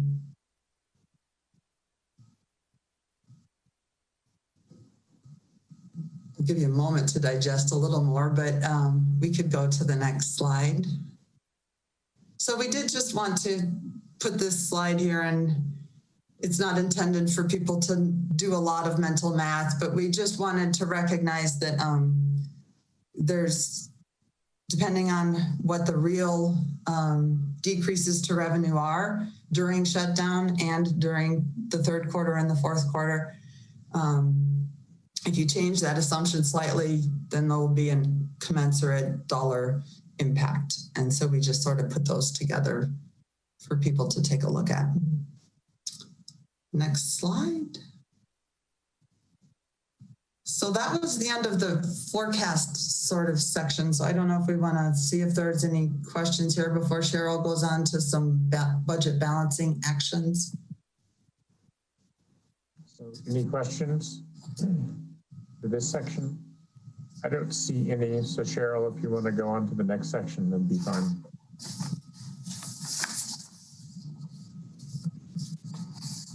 Actually, I believe, Cara, I believe you're presenting the first two, and then I'm doing the other ones. Oh. Oh. Or I can, either way. Okay. Sorry, we didn't get our, all good. So before we go on to budget balancing actions, we have, you all, I believe, received the results, as did we, of a survey that CML did. And they conducted this survey between April 3rd and April 10th. So we just want to sort of keep that in mind. That was still somewhat relatively early, maybe 3 weeks into the crisis. But as a result of that, they did hear from the local governments across the state that average general fund expenditure reduction of 21%. So that's a pretty significant expectation across local governments of how much their general fund revenue is going to be impacted. I will say that I do believe some smaller entities are probably going to have the really much bigger hits, and bigger entities on a percentage basis might be less, but it's probably a variety. And then these Colorado municipal officials are, and we wanted to underline the are, we don't know how strictly that question was asked when it was asked. If they are implementing the following cost saving strategies when asked that week of April 3rd to April 10th, but at that time, 73% delaying capital projects, 66% reducing operating, delaying equipment purchases, hiring freezes, and then furloughs and layoffs were less, but I also think that that's probably related to that time period. There have been many announcements about furloughs across the Front Range since that time. Loveland, Aurora, Broomfield, Boulder, Lakewood. So I think that more of those announcements came later in the month. But certainly shows that we are not, as Rich and Brian have indicated also, you know, this is a problem that all governments at all levels across the country are wrestling with right now. Next slide. And then this was another National League of Cities survey, and they put out a one-page infographic based upon their survey, and on that infographic they had information particularly by municipalities with specific population ranges, and for the range that Boulder is in, 98% anticipate revenue shortfall, 63% anticipate having to cut public services, 55% will furlough, and 36% will lay off employees. So I think it looks like most municipalities are having to face many tough choices. And with that, I will turn it over to Cheryl. Thanks, Cara. Next slide, Chris. So this is just a summary slide of what we at the city have done today. The next two slides after this, we'll go into a little bit more detail on these capital and operating projects that we're talking about. But what I wanted to point out on this slide is when we talk about what we did immediately, this was in the early days and through really now of looking at what areas of our budget could we cut. We always knew that we needed to go back and do more of a strategic look at our budget, our services that we provide, and really work to do this methodically. And that's really the work that we're doing in May and June.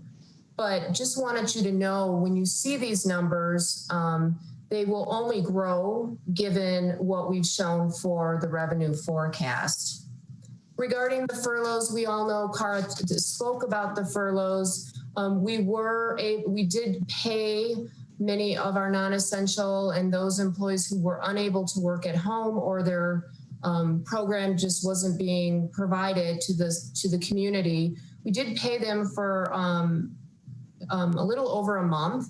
And at the time we realized this was not financially sustainable. So that's really what led to the furloughs of our some non-essential positions, many positions that were unable to work at home, and many positions that were associated with those programs that didn't exist, a lot of which were seasonal and temporary employees. Next slide. So Cheryl, before you go on to the next slide, I just wanted to ask a question. The draft presentation that you sent out had bigger negative numbers than what's in here, by a couple $1 million. So what was the difference between the draft and where you are now? Cara, I think I can answer that. That was caught because we did have somebody do a double check on all the numbers in the slides today. And that was a mistake that I will say I made when I was updating these figures with when we added one of the projects to the general fund. And you might not want all these details, but I added the dollar value to the general fund, and then I added it to the all funds impact. But then I erroneously also added it to the other funds impact. So it was a double counting of a $1.6 million. But when we had the staff double check all the numbers today, they caught that and fixed that. So that's why we always have people double check, and we were working really fast, and I apologize that it didn't get caught before the early release. No problem at all. I was just curious if something, so double counting is a good answer. Thank you. Yep. So here's this slide with a little bit more detail on the general fund. And what I want to point out for capital and operating projects, these are not all of the projects that we are delaying at this point. These just are examples of some of them. So as we move forward, in a few slides, I'll talk about our future strategic reductions that we're going to be working on. But certainly as we move forward and get more information about our revenues in the coming months, we're going to have to relook at some of these capital projects that we've delayed and really think about, is it a delay, or at some point does it become something that we might consider canceling altogether? We're certainly not at that point yet. We're still looking at it from the delay. But just so you realize, that's some of the work that we'll be doing in the coming months. So next slide, please. This is the same slide for all of the other funds. So I just want to give you a few seconds here to look at some of the capital and operating projects that we are delaying for 2020. Next slide. So when we move ahead this month and into June and quite frankly beyond, as more information comes, we're really going to take a strategic look at both our one-time and ongoing reductions. And the tool that we're going to use to help us get through this is the Budgeting for Community Resilience, which Cara is going to speak to next. But we do have 4 classifications of services and programs: essential, important, helpful, and amenity, that we're going to go through and kind of put programs in which classification we think they are. Certainly something that's amenity is something that might be much easier to cut than something that's important, clearly something essential. We're also going to look, when we look at it, we're going to ask questions about the impact to the service delivery regarding level of service, who's impacted, do we have certain standards like fire that we must abide by. But the important thing to note here is that we may have a service that we consider essential, but we may determine that the level of service that we're providing there is higher than what we really need it to be, that we can lower that level of service with little impact and therefore cut costs in even the essential categories. The next thing we'll be looking at also is our 4-phase reopening that we will be following. So there are programs out there that the city will most likely not be providing in 2020 and perhaps even in early 2021. And that's because it's for vulnerable populations. So for example, the senior programs are one that we're really going to have to look at. When should those programs reopen? We'll be incorporating our racial equity instrument into our decision making. So when the departments do consider their potential reductions, they will use a 4-question racial equity instrument to assess the impact on communities of color. And then certainly another important factor is the revenue impact. So clearly a lot of our programs, we either get funding for or they generate a revenue, and we're really going to have to look at the revenue that's generated. So if we have, let's say a program that's 100% revenue supported, if we cut the program, we're really not moving the needle. There's no net effect on the city's budget. So we'll consider revenue and the cost recovery when we consider what types of reductions we're going to be recommending. And then all of this work that we're going to be doing in May and June certainly will help inform the 2021 budget process as well. It's not like, to me, they're almost one and the same in a lot of ways because of that projection that the economic recovery is going to take 2 to 3 years. Next slide. Actually, I think that's it. So I'll take any questions that you might have regarding our actions to date or our future plans on the budget balancing moving forward.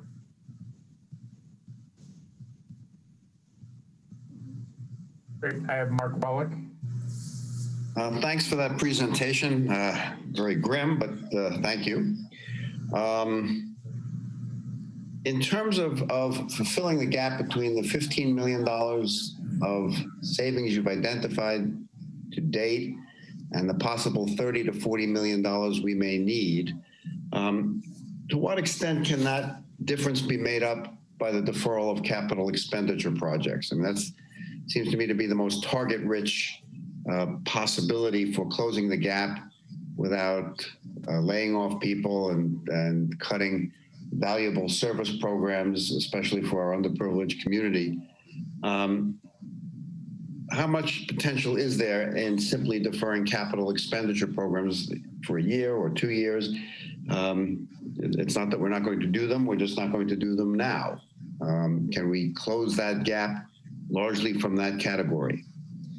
So that is some of the information that we're working to get from departments. Unfortunately, I don't have an answer tonight about the totality. I think when we first asked, similar to a lot of what you've heard today, when we first asked folks for this information, I don't think anybody really thought that the closures and the economic recovery would be as bad as what's being projected right now. So many of the departments are going back and looking at these projects. Also, just to note, many of them were under contract right now. So we're trying to work through what are the contractual obligations that we have in some cases for some of these projects. So that's the type of information that we're going to be working harder to get in May. But certainly, I think, you know, a lot of the areas that we see these projects, we have a lot in utilities, and unfortunately, or fortunately for utilities, that's not an area where a lot of the revenue decline is at. So I don't know if Cara has anything else to add on that. Do you have a sense of when you'll be able to give us a better picture? We hope to at the June, or we plan to at the June 9th financial update, which is our next scheduled update. Okay, thank you. Great, and then I've got Adam and Aaron. Adam? Yeah, thank you. This is actually a question for Jane. I figured it was the best place to ask it though. So when we first did the furloughs, you mentioned that you were going to be looking at potential cuts to management pay in order to maybe, provide some additional money to keep a few jobs. I was just wondering when we might get an update on that. Sure, I can give you an update now. We have taken a look at doing that. And about a week ago, I sent out some information on the equity lens that we provided in making some of our decisions. And what we learned is that, more information, we have 3 bargaining units in the city, and those bargaining units have contracts with the city that prevent us from lowering their wages, which we really wouldn't want to do anyway. So there are those situations. Some people in bargaining units then would be working full-time and getting paid their regular pay. Then there are employees that are working extra, and those would be the management non-union employees. And so they would be the only ones available whose pay we could reduce. And so it would create an inequitable situation in our organization. And so that's one of the reasons why we made the decision not to cut management non-union pay. The other reason is that the impact of it would be very devastating to the morale of people that are working harder than they otherwise would have. And the amount of money saved would not have been significant. So we made a decision at this point not to do that. Thanks for the update. You're welcome.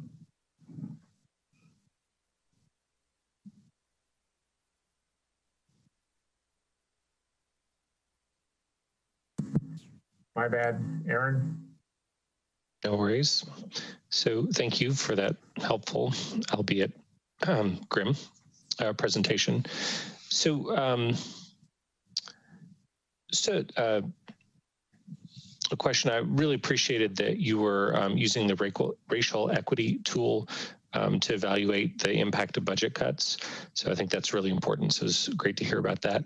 Are we also looking at will we also incorporate kind of looking at the impact on other underprivileged communities, like folks who are lower income or in our mobile home parks, for example, to make sure that we're minimizing the impact to some of our other marginalized and underprivileged communities? Yes. One word answer. I love it. Thank you for that. And the other thing is, I know that appreciate the work you're doing on looking at minimizing expenses going forward. I know often when we undertake a project, we utilize consultants on projects, which is often fairly expensive, and they often provide great value. But I wonder if that's one of the things that we might look at is to rely a little bit more on our internal folks, so that we would maybe not have to reduce staff expenses as much, but not look quite as much as we have in the past to outside consultants. Yeah, we are looking at consultant contracts and thinking about reducing some of them. When we do that, what it may result in is that we'll be still maybe doing the work, but not to the level that we would otherwise be able to do it. And we'll talk a little bit about that on May 12th when we discuss our work plan. Okay, thank you. That's all I have. Great. I see no other hands. I don't have any questions at the moment. So Cheryl and Kara, you're free to move on if you'd like.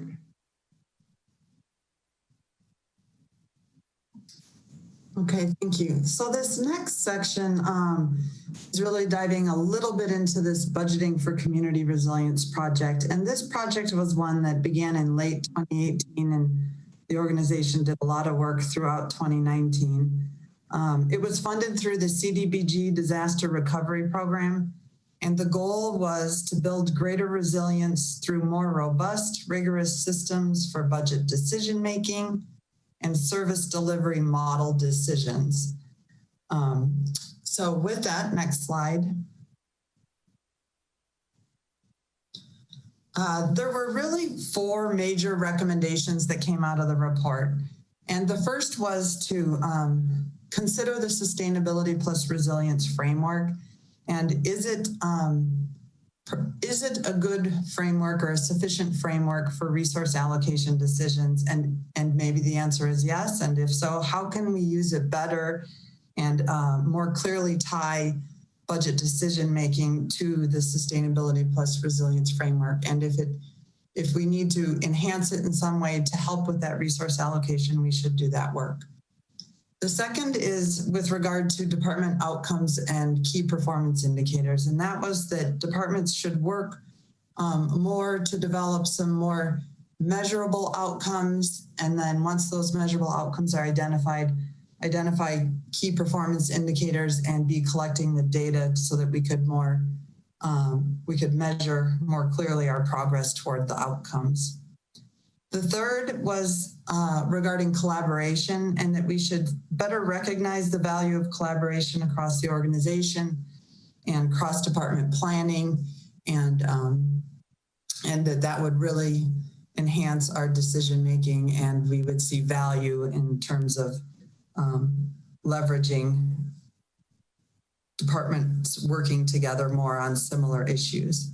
And then the last is the recommendation that we're really moving forward with very quickly, particularly with the COVID economic crisis, and that is to classify our programs and services according to some agreed upon definitions. And the 4 definitions are essential, important, helpful, and amenity.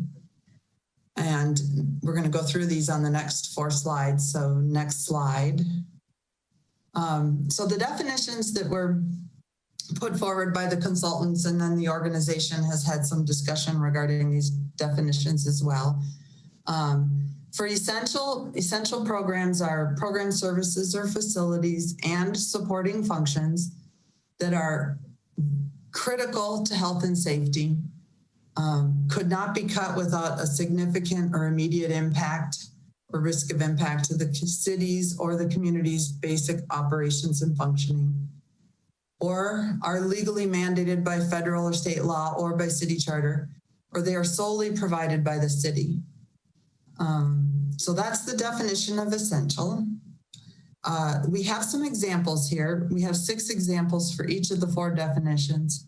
We just want to note that the organization and council will be having discussions about where specific services and programs fit.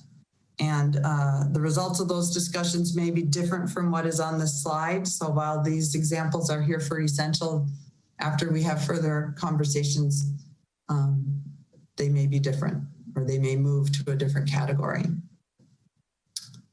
So next slide. So important is defined as programs, services, or facilities or supporting functions that are valued by the community and valued such that they are created by legislative action by the city council, and they could not be cut without some impact or risk of impact to the city's or community's basic operations and functioning. And again, we have 6 examples or potential examples for this category. Next slide. So the next category is helpful. And again, it's those programs, services, facilities, and supporting functions that enhance programs or facilities in ways that advance desired community values. And they could be cut without significant or immediate impact to basic operations and functioning. And again, these are some examples.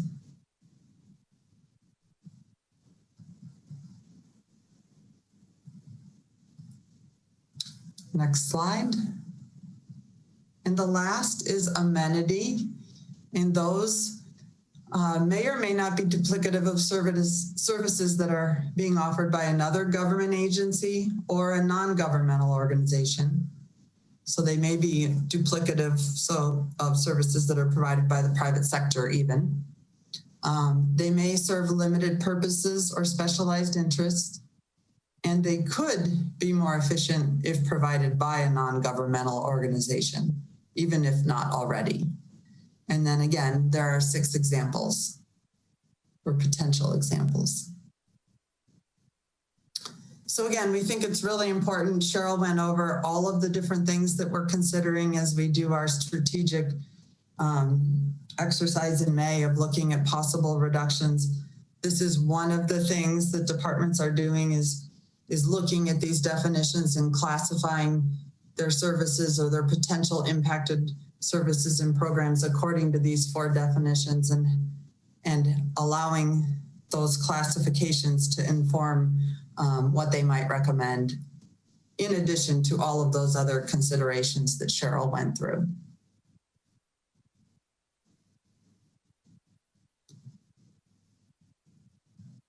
Next slide. So this is the council questions section that sort of encompasses much of Cheryl and my presentation with regard to how we're estimating revenues, including sales tax, the approach to bridging budget gaps, and then if council agrees with the budgeting for community resilience definitions. Great, thank you so much, Kara and Cheryl. As people have said, this is not the best news that we've heard at a council meeting, but it's really important that we get this good information and we look ahead to how we're going to adapt to the new world with a lot less revenues coming in. So I would invite council to respond to the questions that staff has asked us. I see no hands up. Okay, here we have Mark and then Bob. So Mark. As you formulate plans for service reductions, can you provide us with the category in which each program has been placed by your analysis, whether or not they're essential or amenities, just so we know what category they fall in?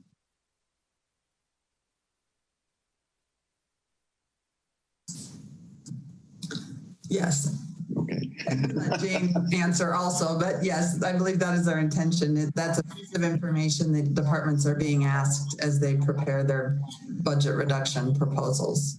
Okay, thanks. And I will say, can I just add on that we do, looking forward, we do see this as part, assuming Mary, our council member, Mary Young, is going to be presenting on the financial strategy subcommittee's work next and their recommendations. We do see this as part of what they do looking forward is looking at services and programs and kind of determining priorities of those. So that's another part of that to come.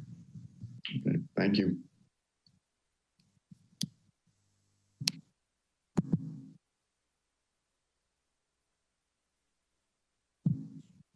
Bob, you are unmuted.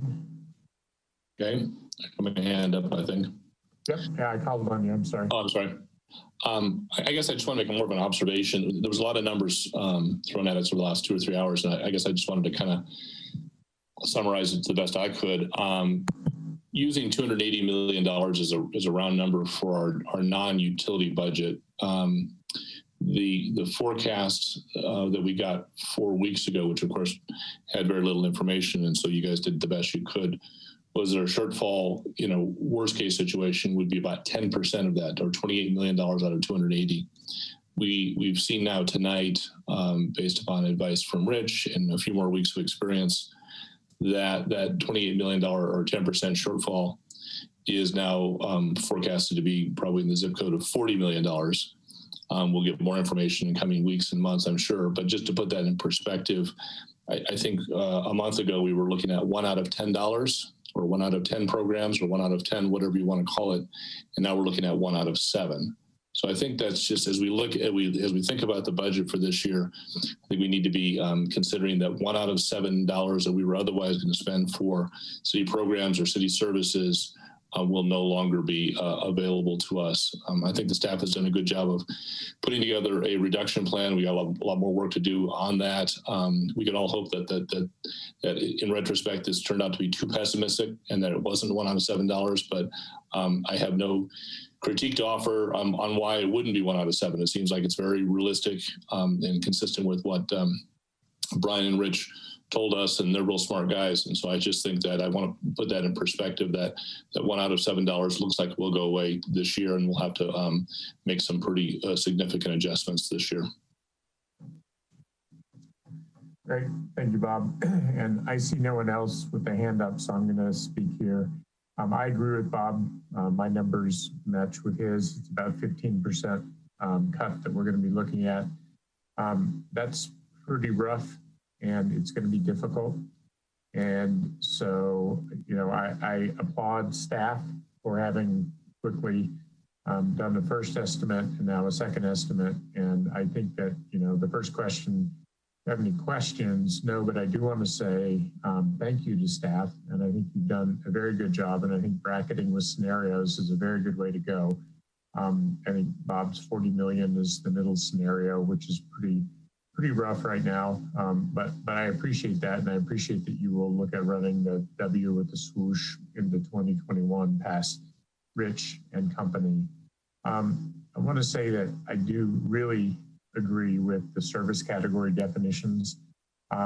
We are in a situation where we are going to have to do economic triage. We're going to be doing triage on our budget within the city, and we're going to be watching and helping as the entire community is doing triage on how we move forward. And so we will have direct control over what we do with our budget, and that's council's job and staff's job. And then, you know, everyone else in the community, every other business in the community and every household is likely to be doing some form of economic triage as well. So we should understand that this is a community activity. It is no fun to participate in triage because you end up ruling that some things cannot go forward. And so that's going to disappoint people. It's going to disappoint staff and council, but these are tough decisions we're going to have to make. So I appreciate staff doing such a good job teeing that up for us, and look forward to hearing what Mary and the Finance Committee have to say. So I see no other hands. So I think, Mary, you're going to take this next section, if I'm not mistaken.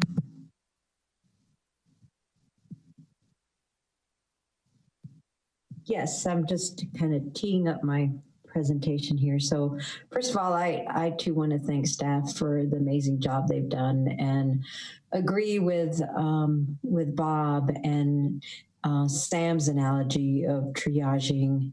I think council is going to be looking down the sights of some really difficult decisions, and you know, our community is very accustomed to having very high levels of services that some are simply going to go away, and we're going to have to stick by these 4 definitions, however difficult it might be, and however much pressure we might feel from some community members because of the high level of service people have become accustomed to. So I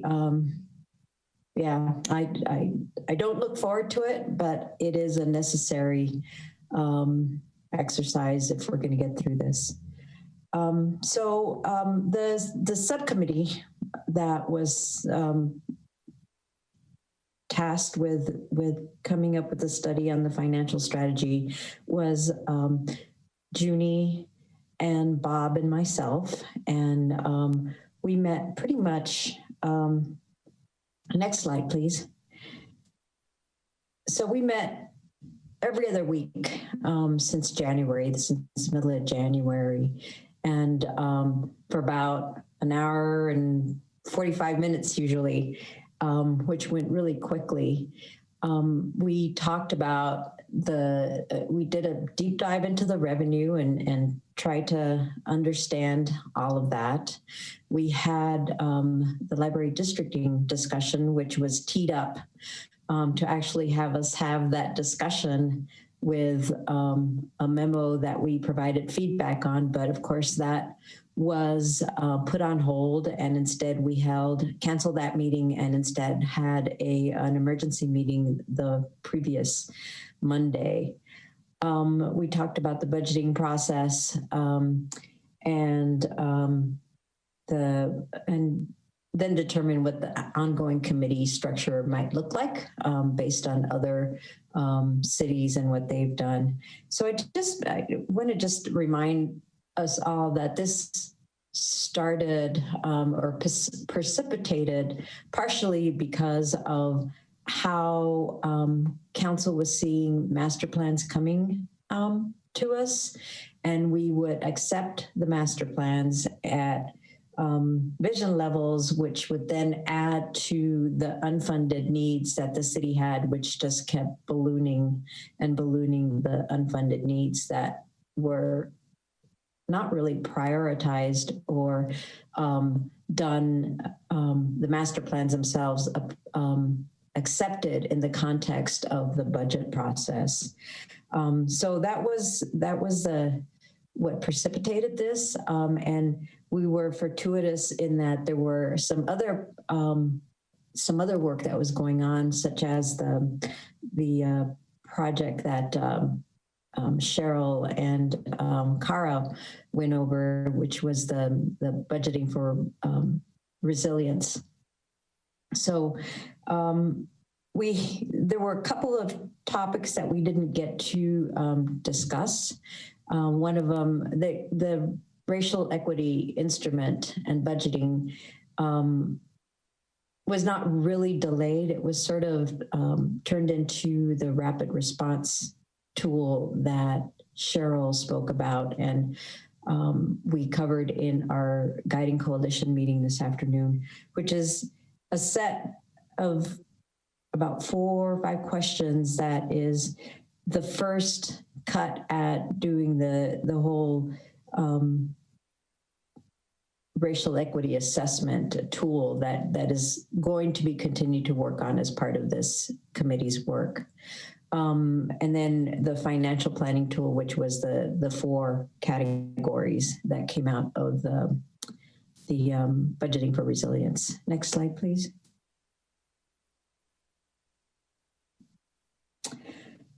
So the final recommendations are to explore the implementation of a 2-year budget cycle. And one of the reasons that we talked about this, and Bob and Junie, please feel free to jump in and elaborate or correct me. We were talking about how the council is basically on a 2-year term.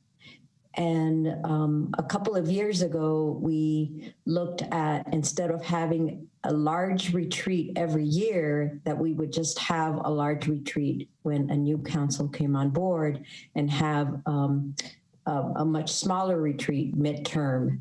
And so it made sense to align the budget cycle with that kind of term as well. So that's, and then staff looked at several other cities that, and I think it was in the memo, what other cities do. And there are a couple other ones. Fort Collins, I believe, is one that comes to mind that is very comparable to Boulder, that is on a 2-year budget cycle. And then to develop the community-defined goals to guide the resource allocation. And this is like the broad community goals and also the council goals all rolled up into one. Classifying the services according to the 4 definitions that were just covered. And then defining triggers for the service reductions, which is unfortunately what we find ourselves doing now. And in a way, it was fortuitous that this was already being planned, but unfortunate that we have to do it, put it in practice so soon. And then also look at perhaps creating a financial strategy subcommittee with a draft charter, which was also included in the memo. Next slide, please. So the Standing Financial Strategy Committee. So these are the duties that have been outlined in the charter to review and make recommendations with a lens of aligning with council and community goals and priorities, the annual budget priorities, financial policies that align with those priorities, and then short-term and long-term financial planning.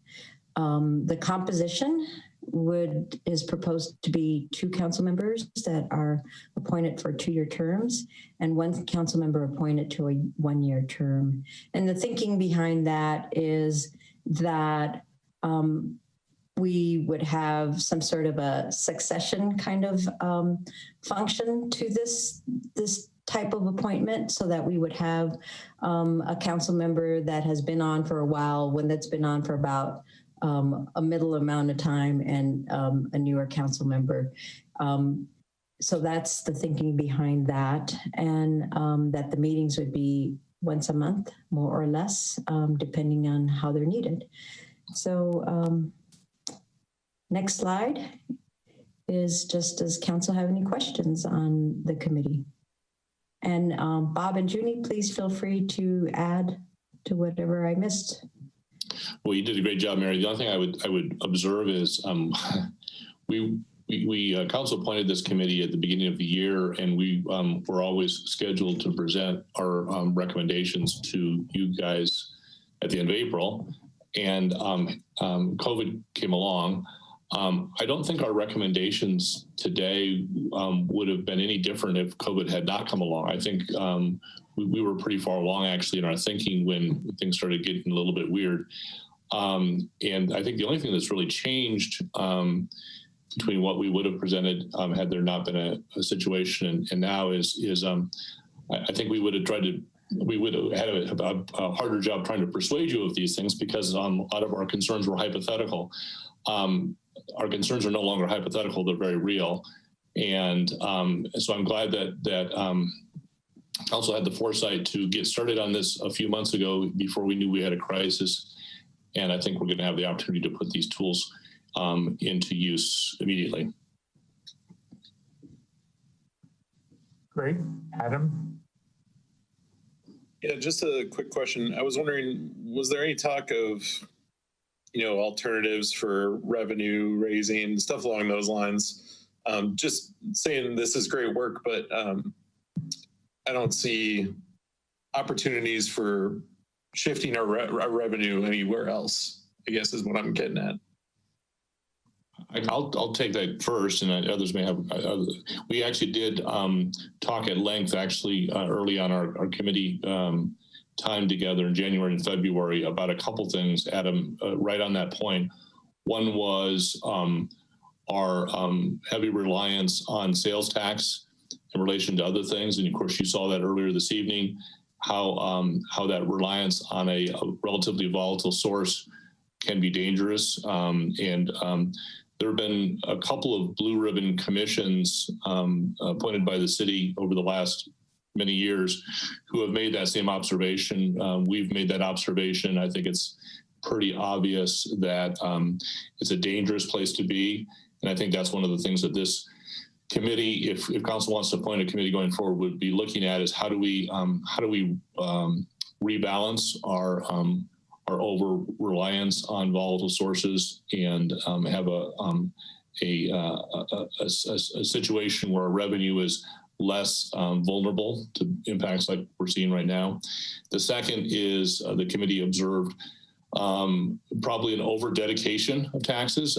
Dedicated taxes tend to win at the ballot box, but the problem with dedicated taxes, as we are seeing right now, is it deprives the staff of nimbleness. And so when we have a crisis, whether it's economic or health or whatever the cause is, natural disaster, and you want to shift money from one place that maybe is a little lower down in that 4-part stack that's maybe an amenity or a, kind of a nice to have. If the tax is dedicated and the voters have told us it can only be spent on that purpose, the staff doesn't have the flexibility to move things from one category to the other to get funding back up to those very, very important and essential services. And so I think rebalancing between our over-reliance on volatile sources and a reexamination of the wisdom of a significant amount of our taxes being dedicated are two of the things that this committee would be working on and recommending to council in the near term. Thanks so much for that, Bob. That's awesome. And thank you all for your work, especially doing it mid-crisis to get it done in a fast manner. That's awesome. So can't thank you enough for that. Okay, I see no more hands. And so we can either have this conversation now or there's one more slide that Cheryl has. So Aaron? I can wait till Cheryl's slide is over. Yeah, so Cheryl, I just think it would be helpful if you'd throw that last slide up to give us kind of context and schedule, and then committee, Bob, Junie, and Mary, if it's okay with you, we would answer your question once we've seen the last slide here. Sounds good. And I just want to say thank you to Chris Meschek for guiding us through. We're on slide number 91. So thank you, Chris. So next steps, like we mentioned, we will be doing a few things in May. One is working with the departments on these proposed budget cuts. We also are going to be working more with Rich and Brian on more specific revenue scenarios and forecasting. We see this, at least for the next several months, as a monthly update of our scenarios until we know more information. And then we will be receiving April's tax returns on May 20th. It usually takes a few weeks to process those returns. Just to remind you, that is the first full month of closure, so we're very interested in what those numbers are going to look like. We'll be coming back to you on June 9th to give you more information on sales tax like we did today, and also more information on any changes to our scenario modeling, as well as what types of additional measures we will be taking to close that budget gap. And then, of course, we can't forget that we're also in the middle of 2021 budget season. It's already started for the city. And like I mentioned before, the work that we're doing for 2020 will really help us prepare for 2021, because as I envision much of our budget gap closing in 2020 to be one-time sources, I think we need to look at more ongoing cuts moving forward into 2021. And that's all I had today. Thank you very much for your time. Cheryl, let me ask you a question here.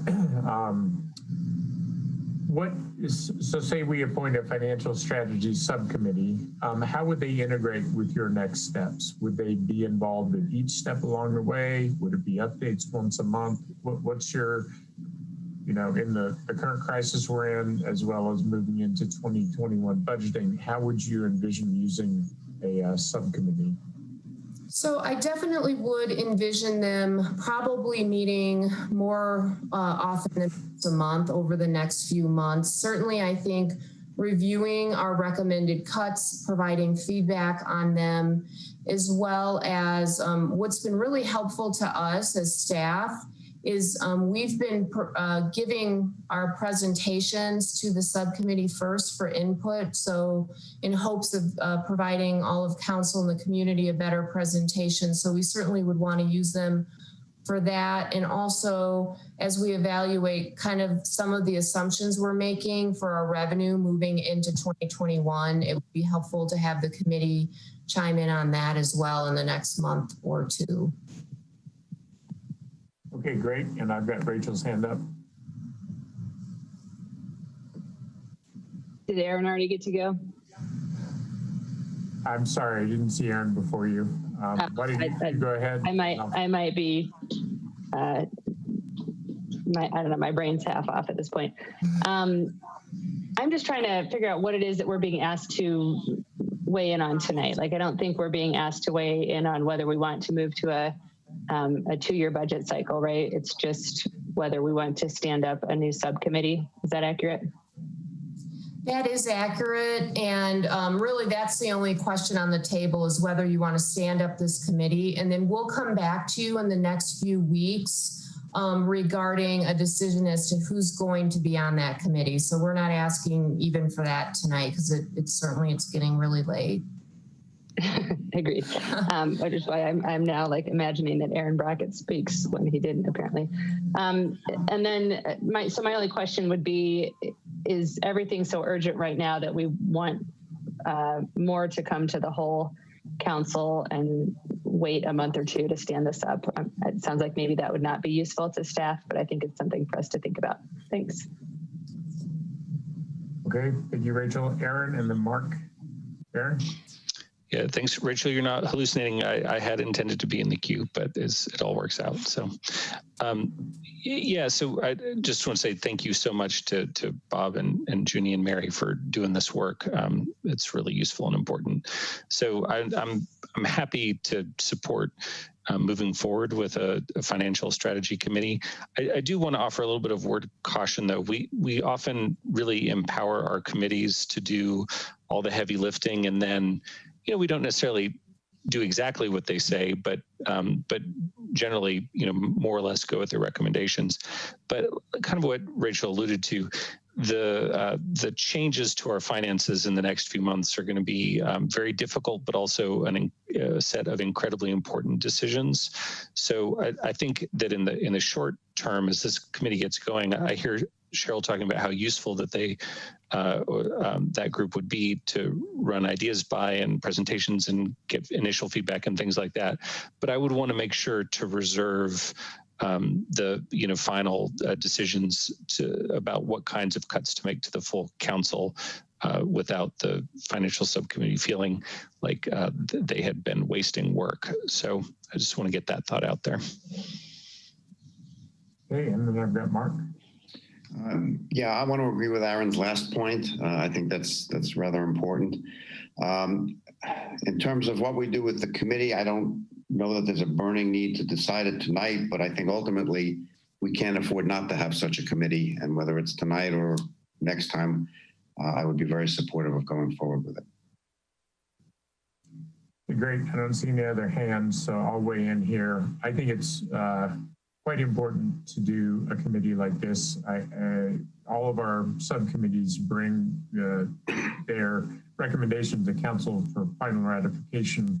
I think we're going to be hearing from staff along the way as well. I don't think this is going to be into June before we're going to hear updates on our finances from staff. So I would suggest that we stand up the committee tonight. I'm even willing to appoint the people who are currently on it. If we don't want to do appointments tonight, then we can wait. But I really do think we should signal to staff that we want to have this subcommittee. I think it was an important idea to do all along, even before COVID came along. With COVID, I feel like we need people who are like joined at the hip with staff. As staff learns things, then the subcommittee learns them. And the subcommittee can do some initial work with staff at things like, doing the categorization, and we will see it as council, and we will disagree with some of what subcommittee does and staff, and agree with a whole bunch of what they do, I think. So I guess I'm full-throated in favor of at least making a decision tonight about whether we want such a subcommittee. Hereby. Thanks, Sam, and thank you, staff, for this. It was really wonderful. I appreciate how on top of it you are, and thanks to council for working on it so diligently. I would be in agreement with Sam, and I also agree with Aaron's last point. So I don't know if we want to appoint them tonight, but I definitely think we should at least stand it up. So.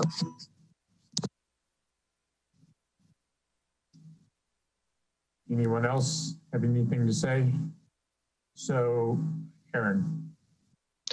I agree with like approving the idea of the committee. I would probably wait to actually appoint them. So it's 11:30, and maybe we get a little bit more time to think about exactly how to proceed next. Okay, and that's fine. If we go ahead and do it tonight, then we'll just at CAC figure out which of the next few meetings that we want to make the appointments at. As Bob said, I think we have one that's pretty light coming up. Might be the one in 2 weeks. So anyway, CAC can deal with that. Is there, I've got Aaron, you spoke, right? So I've got Bob next, unless Aaron, you have something else. Okay. I was just going to say what Aaron said. I don't think we need to appoint anything tonight. It sounds like there's a common view that we should have this committee, and CAC can figure out when we have a few minutes at a meeting, and then sometime in the next 2 or 3 weeks to make that appointment. I also think it's good to not do things right away, because we want to give people an opportunity to raise their hands to serve on the committee if they'd like. And so I think let's peg a date, and then let's send a general solicitation to all council members and see who would like to serve. Okay, very good. So let me ask, is there anyone who would object? Oh, sorry, Mary, you're up. Apologies. No worries. I just did it right before you started speaking. I wanted to agree with Aaron's point as well. I don't think this committee should or would make all the decisions. It's something that it's recommendations that we would bring to the whole council. And as Sam said, we'll disagree on some stuff, and we'll agree on a lot of other stuff. So I just wanted to agree with Aaron on that. Okay. Great, and I do too, for what it's worth. I guess the point I was trying to make was council always has the final decision, and on these kinds of points where there are going to be difficult cuts, it should be no other way. I view the committee as helping organize the work with staff the council has to do so we can do it efficiently. So then let me ask what I was going to ask. Is there anyone on council who objects to standing up this committee tonight and then making appointments in a week or two? Okay, so can I have a motion to stand up a financial advisory committee? So moved. Second. Okay, any objections? Hearing none, that's a unanimous vote in favor of a financial strategy committee. Okay, I'll say thank you as well, express my gratitude to staff. I know that you've been working very hard, that you have not had a lot of time to do kind of the normal thorough job that you would do. And so you put this together very thoroughly, but in a very rapid time frame. And I'm sure that all of council appreciates being able to get the visibility.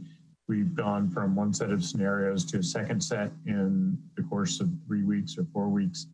And so that's very rapid. And thank you for also bringing in the outside folks to speak to us. It is painful, I'll say again, but it's good to have accurate information and good projections for looking at what we're going to need to do.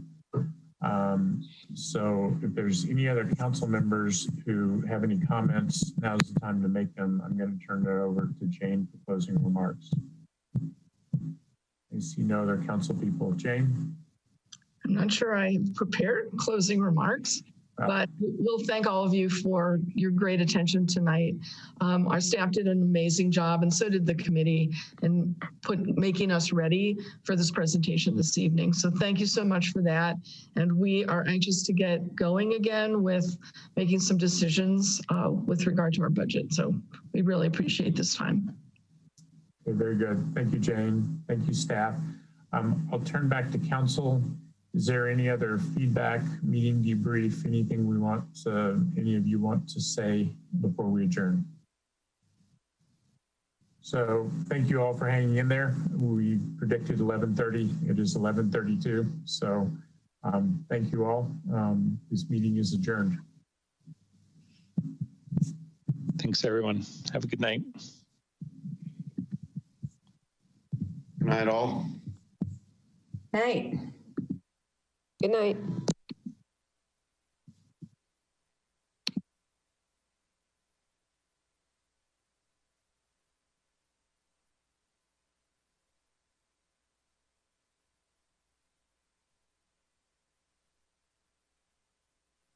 Live from Paris, en France 24.